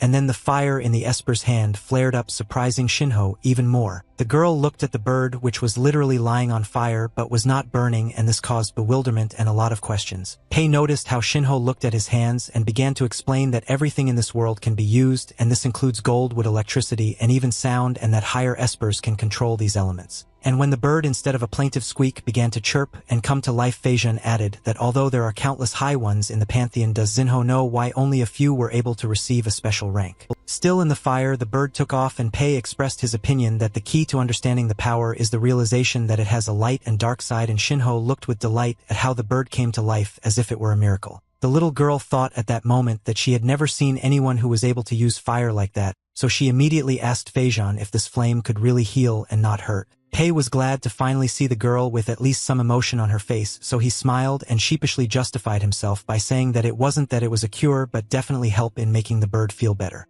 Feijan immediately demonstrated to Zinho that if you perceive the element you wield as a force of destruction, it will be a deadly weapon. The girl again could not contain her surprise, and her mouth opened wide, looking at such a powerful force in the hands of the Esper. And when Pei continued to explain to the little girl that where there is death, there is actually life, he turned her attention in a different direction. Feijan, with the help of fire, seemed to create a huge tree and showed the other side of controlling power as creative, which on the contrary can save from danger. Very abruptly and unexpectedly, Pei turned to the girl and pointed his finger at her while remaining silent for a split second. But in order not to overtire and frighten the little girl, Feijan concluded that how the power is revealed will depend on what is happening in the heart of the person who wants to use it. The bird that had been sitting on the girl's hat before fluttered up, and Shinho carefully reached out for it, with her hand repeating the most important words of everything Pei had said, namely the fire of the heart. Feijan liked what his daughter had chosen for herself and noted that it was a very beautiful name, so now they will call it Fire of the Heart. Shinho looked at the flying bird and clarified that this sparrow was exactly like her, but Pei did not quite understand this statement, and the girl explained that they were united by the chance they had received to live in a new way. Having risen from the ground, the little girl stood straight and quiet in front of her future teacher and declared that she wanted to learn the same thing that Pei could do, and he was not against them trying to do it. Feijan brought the girl to a room that was specially isolated and introduced her to the training area. Afterwards, Mr. Pei turned to his assistant Jimon and asked him not to watch TV series here, since that's what the cinema was for, but she waved him off so that the slacker wouldn't mumble and said hello to Zinho. The little girl bowed very timidly and also greeted Manjie, not yet knowing how to communicate with this woman. But Jimon did nothing but admire the young talent, whose smile spread into a light and warm one without saying anything else. The training began immediately, and the first thing that Sinkan needed to learn to do was to imagine the temperature of the flame. The little girl showed the light in her hands with such delight, expecting that Pei would now praise her, but he gestured for her to look carefully. The next moment, Feijan activated his power, smiling as if it was fun, and Zinho shouted that it was too hot, but the master replied that it was supposed to be that way. Feijan suddenly stopped emitting his power because he saw that he had gone too far for the first time and rushed to apologize to the girl. Jimon approached the calendar that hung on the wall so that in this closed room she could somehow navigate the days that would slip through her fingers, and at that moment it was July 19th. How scared Feijan was to train his daughter, especially when he heard her scream from feeling such a high temperature. But then during training the day passed, and Jimon tore off a page of the calendar just like a day in her life that had inevitably passed. The most interesting thing about Pei and Zinho's training was that the girl was not going to give up, and no matter how much pain she was in, she was ready to continue. so she said it again and surprised Feijan with her enthusiasm. The days melted away one after another, and in addition to the fire tests, one could also hear talk about how the flame was not something that fell from the sky, but in order to be on par with others one needed to train daily, but Shinho said that she understood this. With each passing day, the fiery strikes that could be seen through the glass of the room became stronger and sometimes frightened Jimon very much because she was worried about the baby. Gradually, the camera began to turn from white to black, taking into account the frequency of Feijan and Zingo's activities. And after some time, the room began to resemble a battlefield with many black charred spots. Pei only continued to remind his daughter that her body had to get used to the pain that fire brought. And in fact, Zingo was so strong that she continued to endure it, and Jimon periodically watched their training. Jimon may not have said this directly to the girl, but she was rooting for her with all her heart and believed in her as if she were her own child. One day the guys passed by the room on their way to training, and Pei casually asked his assistant to bring lunch, to which she said that as soon as possible. After some time, the little girl herself walked past, declaring that she was going to train, while Pei and Jimon did not even pay attention because they were engrossed in watching a movie. But Shinho decided otherwise and grabbed Feijan by the scruff of the neck and dragged him along until the poor guy, already a devoted fan of the series character, did not want to leave the idiot box. Along with her endurance and strength, Zingo herself grew, and one of the many days after training she noticed Jimon asleep on the sofa. The little girl, without thinking twice, approached the coolest woman she had ever met and carefully covered her with a blanket, and Jimon, half asleep, praised the girl for working so well. Zinho sat down in front of Jimon's face and quietly said with a smile on her face that she was also doing great and thanked her for her support. The girl stood in the cell and held the dangerous element in her hands, rejoicing at her result, and shared with Feijan that now it was almost like the fire of the heart and did not even burn at all as before. Pei gently stroked the baby's head and asked her not to be too strict with herself, because even if the fire of the heart does not work out, he believes that in the future Shinho will still become an outstanding esper.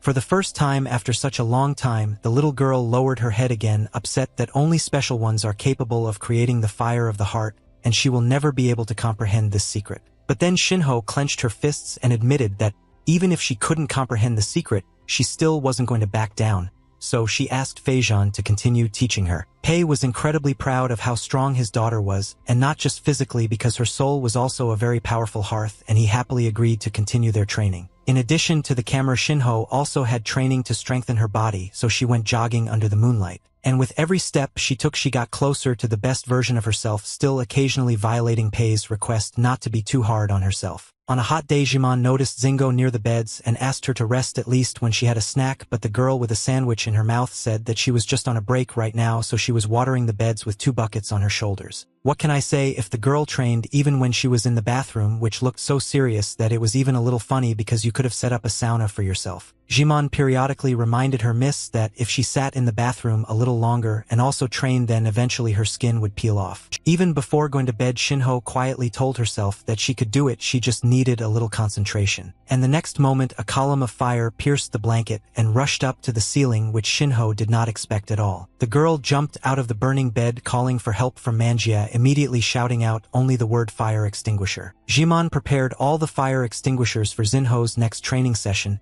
and wiping the sweat from her forehead, prayed that they would be enough at least this time. When Pei removed the fire to see what condition Shinho was in, he saw her lying on the floor and covering her face with her hand. But immediately after the attack stopped, the girl got up on all fours and said her cherished word again, although she hadn't really caught her breath yet. The next training session also ended with Shinho sweating profusely, clenching her fists and shouting at Pei to do it again. Already completely covered in burn patches, the girl became stronger with each rise to her feet after the fiery blow, and this time she was no longer lying on the floor but confidently standing on her knee. Not without the fact that sometimes it was really painful and the enthusiasm faded a little, but the baby still asked for more. Sometimes Pei didn't always see Zinho's face, and the training could end with her not having the strength to raise her head, but her voice still sounded just as firm. No abrasions, burns, or even powerlessness could stop the girl on her way to becoming a better version of herself. There were a huge number of such attempts, and they poured out day after day like those sheets of paper with the days of the calendar, until the most important day came when Zinho called Feijan father and asked him to try again. Jimon's attitude towards Feijan also changed, and at some point when she wanted to say that she would stew eggplants with potatoes for dinner, and then call him a slacker out of habit. She restrained herself and called him master. When the assistant said that she had bought new shoes for the girl, she also almost called the gentleman as usual, but he said that she didn't have to hold back and she could call him whatever she wanted. Therefore, the next time Jimon ran nervously after the guys to put out the fire, and if Zinho was as always miss for her, then she still called the master a slacker, shouting at them to be more careful in the end. For the first time in a long time, such a familiar fire took on a new form, and it seemed so simple, but considering what Shinho had passed through, even such a small flame was unusual for her. The second light came on, and with it came the expression that was so humorous for this house, that someone doesn't know how to light candles at all. It seemed like two small sources of light and heat illuminated the room, and the gift that stood in front of the little one in the form of a strawberry cake with the number 10. Pei and Jimon sat with firecrackers in their hands next to Zinho, and the father announced that they would now celebrate the girl's first year in their family, in honor of which the little girl's favorite strawberry cake was served,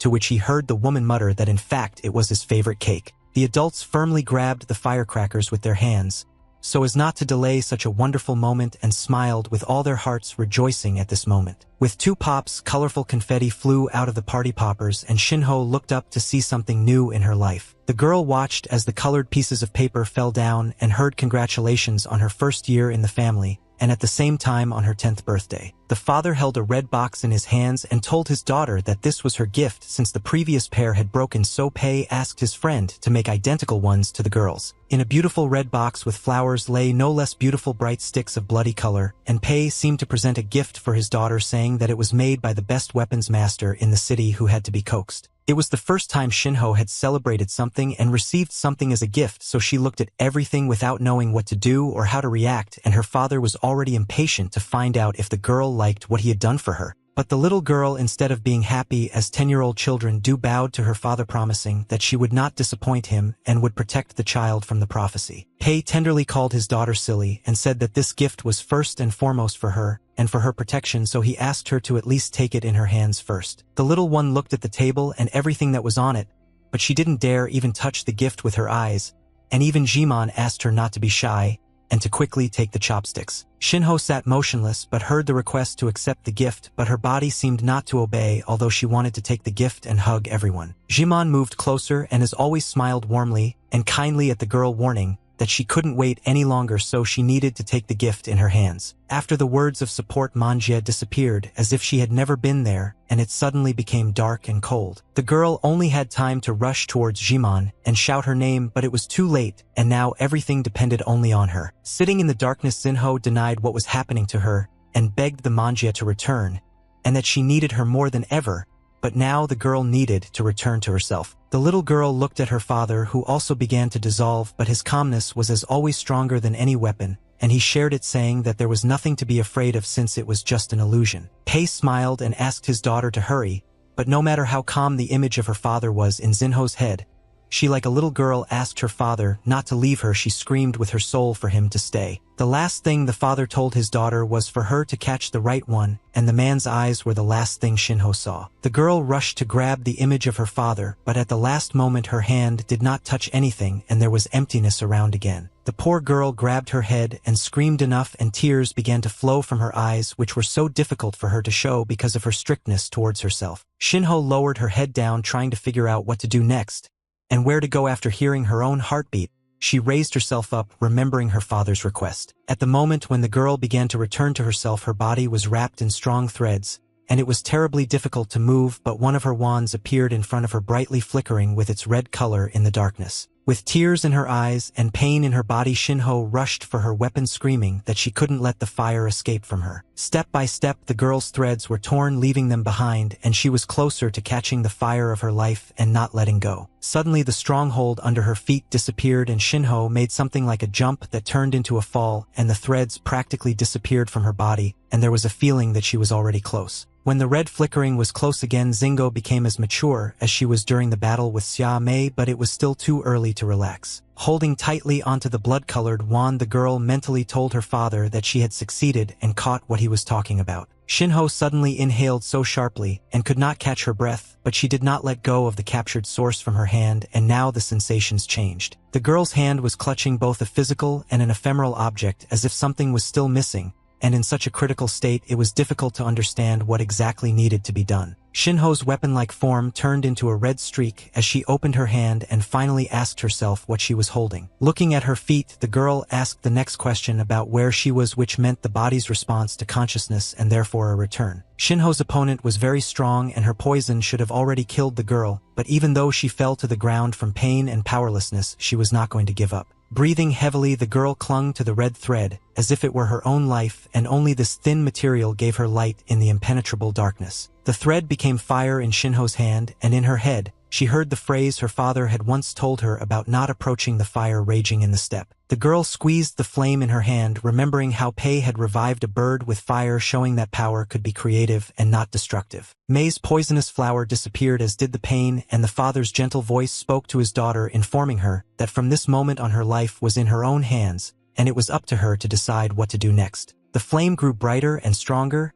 and the key moment was the memory of how her father asked Shinho if she liked her name, to which she replied that she did, and that it meant Fire Star, which is quite close to Sinho, that is fire of the heart. The girl was lying face down, so Mei, deciding that she was finished with one, turned her back and asked Yao Guang if he needed to make sure that the girl was dead. Staring as if through the girl, all the guy managed to shout to his sister was her name, trying to warn her about something. The hand of the one who was already dead suddenly grabbed Mei by the leg so tightly that this time it would be impossible to escape. Poisonous Ya only had time to look back when there was already a full-fledged fire show, especially in her honor, or rather in honor of her death. The explosion was so powerful that pieces of earth flew far beyond the battle site of two very strong rivals. Even the guys in the dome heard such an explosion, although before that they didn't care what was happening outside since they had their own showdowns. Shan noted that judging by the sound, Zinho had already entered the battle, although she had even managed to resurrect, but the guys did not know about this, so Ji simply agreed with the young man. Shan looked at his friend's back and mentally promised himself that he would not let Lu die because of him, since he had already lost one friend. Chuan stood quietly with his back to the young man, listening to what was happening outside in order to at least slightly understand what to do next. Given Shan's recent revelation of telekinesis, he didn't anticipate that Lu would turn around and respond to his thoughts by saying there was no point in connecting him with death with his stupid brain. The young man let out a nervous laugh, but he was in shock and still asked himself in his head how this bastard knew his thoughts. This time Lu didn't listen to the guy but tried to get information from the outside to understand the level of threat to both him and the boy. After a few seconds, Lu Jichuan concluded that the one who could really kill him was already a corpse, although the battle behind the dome was still ongoing. Little Dudu hid his face behind the toy, hugging it tightly to himself, and Tian Lang could only watch as a similar fate awaited them all. Yao miraculously caught Mei taking the blow, from which the wall of the metal shipping container was washed as if a boulder had been thrown into it rather than a person. Still having feelings for that same girl from the experimental center, Guan asked Mei if she could stand, but the girl, still being just as cruel and embittered, hissed and said that she could do without help, so there was no need to interfere where she was not wanted. The two poor fellows, having suffered more than enough, were perhaps thinking together about death, while looking at the fire that seemed to block out even the sky itself. From the very center of the fire, the silhouette of a girl who had risen from the dead and had been greatly underestimated was approaching the enemies. The steps of the survivor were confident and firm, and it was as if an improved version of the warrior was walking towards the enemies. Shinho reminded Mei that she had never answered the question, even though she had seemed so graceful and polite at the beginning of the conversation. Wiping the blood from her face, Pei Zingo reminded herself that she would still like to know the name of the enemy who made her so weak. Mei and Guan couldn't believe their own eyes, because just a moment ago they had seen with these same eyes the death of one of the defenders of the Child of Prophecy. Yao looked at his friend, knowing that her advantage was in surprise, and as soon as she revealed herself to the enemy, the chance to escape would be lost, and there would be no turning back. And looking at Shinho, the guy admitted that returning to life after Mei's poison is something amazing, and even more incredible is that such power cannot belong to someone with a silver collar, and now it is clear why she is the goal of the 8 great clans. Mei asked Yao to let her go, but it was difficult for the young man to do this because he understood what would happen next, and he also told the girl that in such a state she could not go into battle again. But Xia Mei had already suffered quite a lot in her life, so no matter how she emerged from the battle, she still decided to go to the end. The girl with the black collar and incredible artificial abilities cast perhaps one last glance and smile at the person closest to her before walking into the fire alive. Yao knew the wounded girl like himself and realized that it was better to let her go than to hold her, so the last thing he did was lightly push her, saying goodbye in this way. It was very painful for the guy to watch how Mei herself was going to her death, having already outwitted her so many times and escaped from from the embrace of darkness, but he could not do anything about it because he knew that if the girl decided, she would go to the end. Xia approached her opponent like a wounded snake, leaving behind a bloody trail from which a poisonous plume emanated, and finally spoke up, saying that Shinho apparently would not die until he received an answer. Barely able to stay on her feet, Mei ordered Shinho to listen carefully and remember,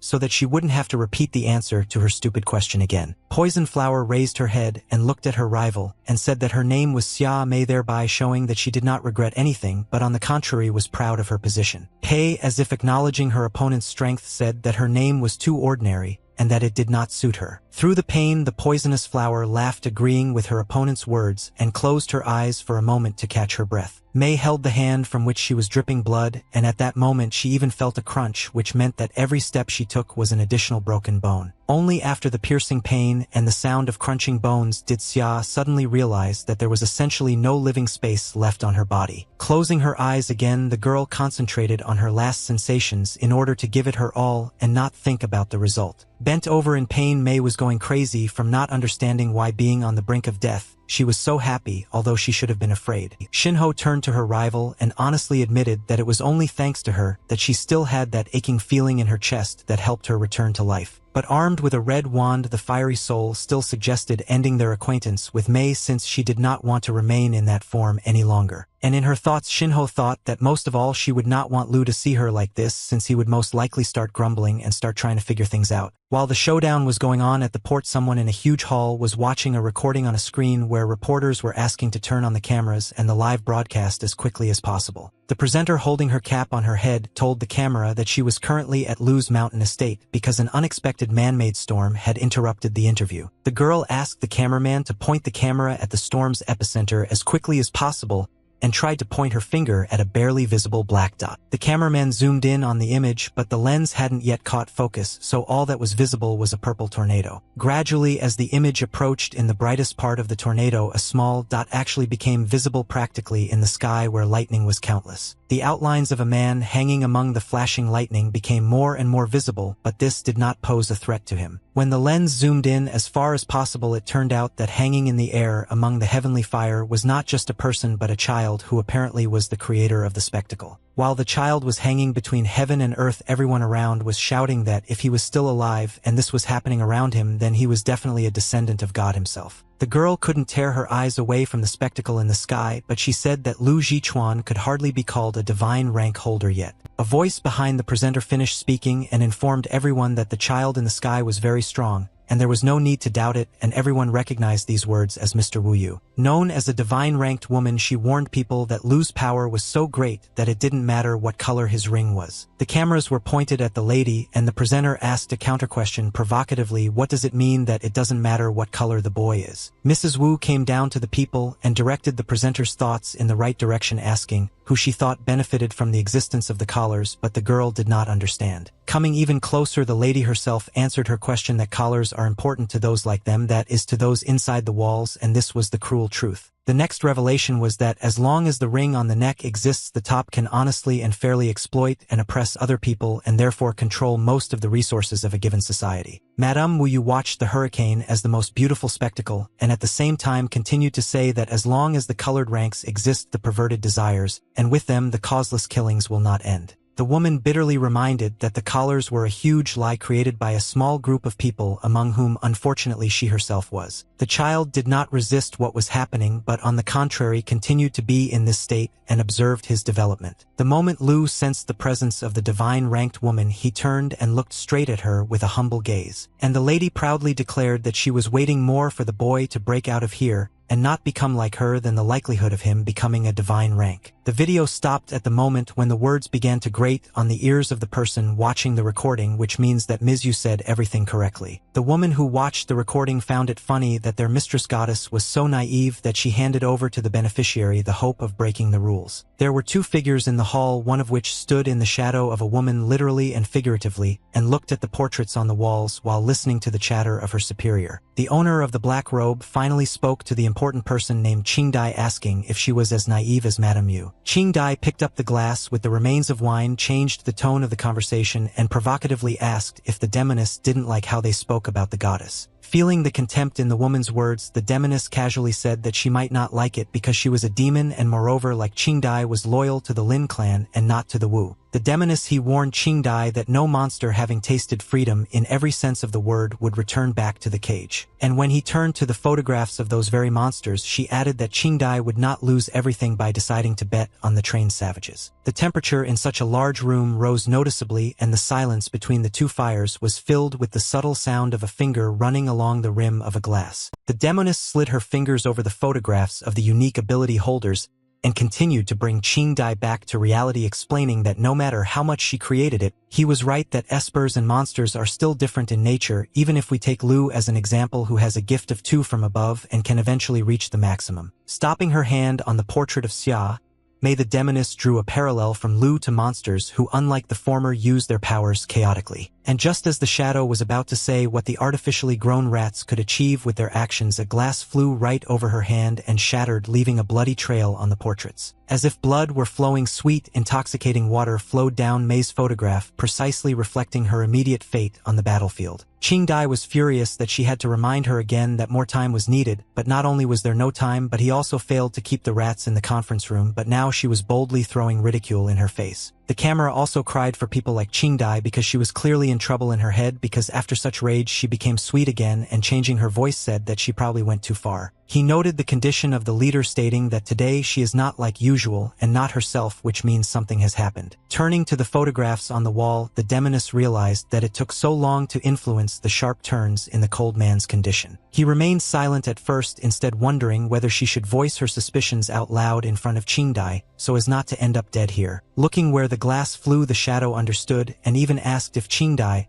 had really found someone truly special among the rats, which is why the storm of emotions had occurred. Some have an avalanche of feelings, while others have a rain of poisonous butterflies that were the last beautiful breath of a rather powerful monster. The beautiful but poisonous creature made its last wing beats just like its owner, wanting to leave behind an elegant, deadly trail even before it left. Only in physics, May's efforts were reflected by drops of blood, of which she had already lost a lot, but for such a hardened body and spirit, broken bones were not the limit. Every movement brought May hellish pain, but she had already become so accustomed to this sensation that it even seemed sweet to her, and she kept telling herself that it was not over yet. Shinho walked towards the poisonous creature, cutting through every butterfly in her path with her wand, leaving behind all the doubts and fears that she had before. Stretching her hand forward, the poisonous flower shouted the name of her opponent, showing her final dash, which was still as beautiful as she was. An eerily beautiful purple meadow appeared on the battlefield, and Tianlang noted that apparently May was not going to return, which is why little Dudu asked his elder sister to stop her and save her. The guy's jaw clenched and he got angry, but not so much at the boy as at the situation as a whole, because if you think about it, they spend their whole lives doing the idiocy that is sent to them from above. Dudu could not react in any other way than to cry bitter tears, not fully understanding what the 3 older boys who miraculously survived until today had gone through. Tianlang glared at the boy and muttered through his teeth that no matter how much he saved that wretch May, she would not say thank you, and this angered the boy because he had once saved Yao from her, but his friend had instead sided with the girl. It was unbearably painful for Guan to watch the torment of the one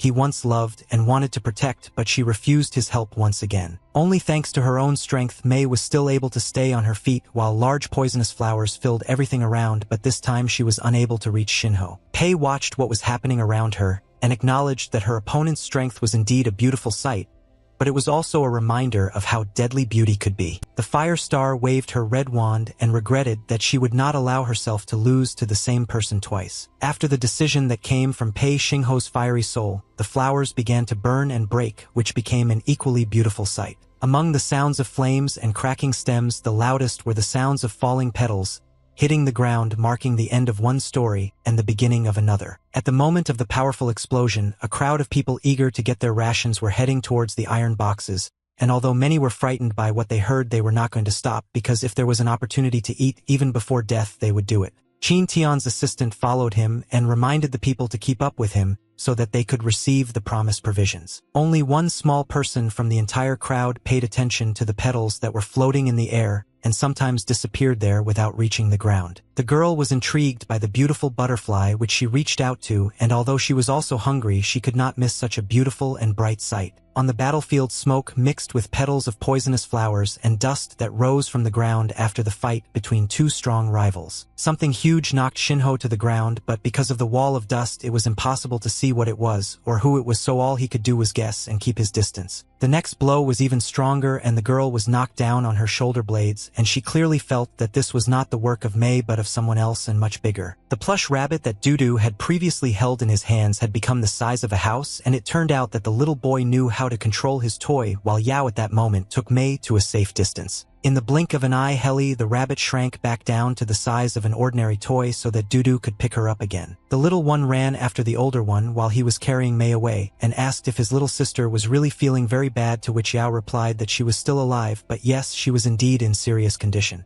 Guan turned to the boy and asked him for forgiveness for having to intervene, and then asked him with concern if everything was okay and if he was injured. The little one squeezed his toy, saying that everything was fine with him, while continuing to talk about his worries for his elders, and for them to remain safe and invisible. Mei may have heard the guy's conversation, but she no longer had the strength to answer anything or even open her eyes since her condition was truly critical. Yao leaned Mei against the iron box and called Chizu with an urgent request to come to the lands of the exiled due to Mei's serious injury, and to return to the lab after completing the main case, and all Tianlang could say about this was crap. Just as Guan asked little Dudu to look after Pei Xingho, a multitude of voices from the crowd going for provisions were heard behind him. The black collars were addressed rather sharply and rudely ordered to immediately get out of the way, which was in their own interests, but Guan was in no hurry to attack and watched. If before this the crowd had been walking calmly, now when they saw the containers they ran headlong, creating a hum like in a beehive. Qin Tian's assistant understood that if he didn't hurry to open the doors to the box,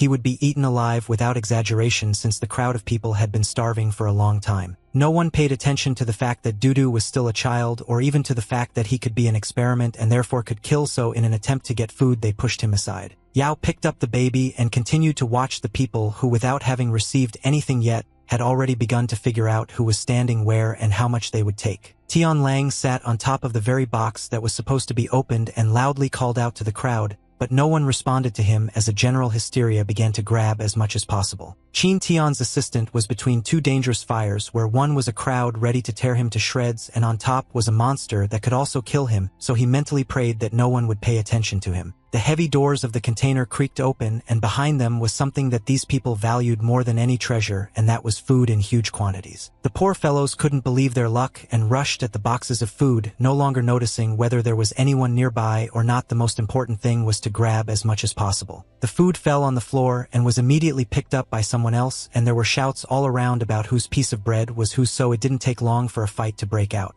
Some people decided that it was better to eat some of it right there than to lose precious food along the way and still have to fight for it. The girl who was interested in the butterfly Mei was now quite close to the creator, but given her physical hunger, she also tried to collect as much food as possible, so she grabbed everything that was in front of her. As if sensing something, the girl glanced towards where the immobilized Mei was sitting, but due to the weakness of her body, she was rather slow to react. The little girl was most interested in the hands of the one who could show her much more beautiful things like that butterfly or the petals flying in the sky. Finally, the girl decided to come closer to Mei, but Yao gently stopped her, asking what she wanted to do, while he himself understood that the little girl did not pose a threat. The girl extended her hand forward to the stranger, giving him a wrapped lollipop, which was already quite strange for the locals. Carefully bending down, the little girl explained that if she ate the candy, the wounds would not hurt as much as they were doing to that girl now. Guan was shocked that the unfortunate child was ready to help strangers, and many questions appeared in his head, from who this girl was to how she knew about the wounds. Literally a second had passed after the conversation between the black collars from different worlds, when suddenly the bandit kicked the girl so hard that the poor thing flew to the side. The bandits began firing their weapons, warning people to put down everything they had taken down to the last crumb, since from that moment on all rations would be the property of the cannibal gang. The one who hit the girl again hit the other person on the head with his knee, shouting for him to spit out the food, and this time Yao got to his feet. The bandit looked at the guy who was approaching him, but he didn't care since he regarded all black collars as trash that needed to be taught a lesson. The bald guy hid one of the pistols in a holster so that it would be easier for his hands to hold the machine gun and if necessary fight off the bastards walking around. Guan gave the scum the opportunity to take their share of the provisions and leave on their own 2 feet for now because otherwise they would not be able to leave at all. The bandit pointed the barrel of his gun at Yao's forehead, and there was a click after which he told the guy that he knew what kind of scum was standing in front of him, and what he was going to do so, he warned him that it would be better to raise his hands and turn his back. The young man finished off the nervous asshole with his calmness, and even when the bald man asked if he was really a deaf idiot in front of him, Yao didn't react. At one point out of nowhere, a black sword as tall as him pierced the freak right through, so no one managed to pull the trigger, but Yao knew that Lan would be the first to give in. The body slid down the sword and blood spurted out like a fountain, but even with such a terrible sight, not a single muscle on Yao's face twitched. Among all the shouting and noise that was going on in the port, the loudest call was from Tian Lang, who said to look at him. If before this some people paid attention to the guy standing on top of the box, then after Lan repeated to look at him, everyone already saw a creepy creature that is not to be trifled with. Guan wiped the blood from his face and lowered his head to where the familiar voice of a girl, who could barely pronounce one word, was coming from. The little girl with animal fear in her eyes dried out the word Esper, while still continuing to obediently look at the creepy man on the box. And when the girl said the word savior, her gaze changed to one in which hope for something better still glimmered. People's hysteria for survival gave way to joy at the appearance of a savior, after which food was no longer shoved into mouths and pockets but thrown into the air. Guan was shocked by the people not understanding what was happening, and Lan was also shocked, but anger at the stupidity of these unfortunate creatures prevailed there. The girl instantly became bolder than ever and loudly asked if the Esper had come to free the lands of the exiled from the mark and the chaos that had reigned among the people. Staring at the now even stranger girl, Yao not only couldn't believe his eyes, but his ears seemed to be conveying something incomprehensible to him. Only thanks to Dudu did the guy take his mind off the mass madness and notice that the kid had informed him of their target's disappearance. There was nothing left for Yao to do but curse, but losing the target did not mean the mission was complete. That very target in the form of Zingo was carried in Qin Tian's arms, running away from the black collars, while also commenting that the girl looked rather pathetic. How could she have sunk to such a state? Pei muttered as if drunk that the fighter had not yet seen the state of her opponent, and if he had arrived a few minutes later, she would have decided everything herself, to which Qin thought in his head about the girl's sharp tongue. Shinho started to say in her current state that she could already be let go and that it would be better for the guy to leave, but he said that everything was fine and that it would be better for her to listen. In response to the exhausted girl's silent question, Qin happily replied that it was the pleasant sound of the dome opening. Lan watched from above, simultaneously watching how people scurried about like ants below, and how the dome began to fall apart into pieces, meaning the show was just beginning. The strict black shoes rebounded with a confident blow to the ground, and this sound could not be confused with anything else, especially if you already knew who you were dealing with. Shan was horrified when he saw what was happening outside. Lu was more interested in what kind of noise was going on around him, thereby showing his attitude towards the general situation. The first thing Shan noticed when he went outside was that Shinho was missing, but Ji reassured the guy that the girl would not let anyone harm her. Tian Lang bared his teeth, shouting at his opponents if they really hid in the dome because he wet his fashionable pants out of fear. Without warning, Yao pointed many of his swords at his opponents, and they were in for the same fate as the bandit who turned into the bloody Yushka, but the guys stood calmly. At least that's how Lu did it. Lightning flashed everywhere, crackling with tension, but Chuan with a smile decided to support the joke about wet pants and told the upstart on the box that now it would be visible whose legs would be wet. Again there were explosions and smoke, and it was unclear who dealt the greater blow since both Lu's and Yao's forces were quite powerful, so all that was left was to wait for the cloud to clear. People, despite the fact that they were finally able to get food, now threw it on the ground and saved their lives, shouting that they needed to get their legs in because they would be the first to die in the fight between the espers. Tian Lang laughed and shouted after the people to get lost quickly because, as they themselves said, these were not ordinary espers. Even though the guy wasn't much different from the people below, he found it very funny to watch how everyone was afraid of him, but if his abilities were taken away he would also die. The harsh experience of the experiment turned the wounded child into an angry and resentful monster who considered people with black collars to be worthless. On the ground in the footprints left by the shoe lay a candy wrapper which the girl tried to hand to Yao so that he could give it to Mei to ease the wound. Lan was glad to finally meet a worthy opponent and did not hide this from Lu, so now all that remained was to kill him, and all the time that was spent on preparation would not have been in vain. Guan looked up at his comrade and even called out to him, but the guy was blinded by the desire for the death of two very important people who had come out of the dome. Looking down, Yao turned on his head, unlike his friend, and thought about more than just completing the mission. For the guy, life still had value, but only for people close to him, and now Guan understood that if he entered the battle, he could not guarantee the safety of Mei and Dudu. As if the young man's phone had just been rang, he was really hoping to see something there that would help them confront their rivals. The screen actually showed a conversation where Cheese reported that the issue with the special one had already been resolved and reinforcements would arrive in a few minutes. Guan was happy with this news because he understood that he could buy a little more time by calmly discussing everything with Lu and waiting for help for Mei. The young man told Ji that they had nothing to share with him, so he offered to give them the divine child, after which they would calmly disperse. Lu didn't interrupt the guy but listened attentively to what he said next about a pardon from the higher-ups and an end to the persecution of him, and waited for that very but to come. And at the moment of the but that Yao said, Yu's eyes filled with horror mixed with anger, as it was said that if the child did not go with the group, it would be considered a declaration of war on the 7 great clans. Chuan shielded the guy even more with his body while smilingly informing his opponents that of course there would be a declaration of war,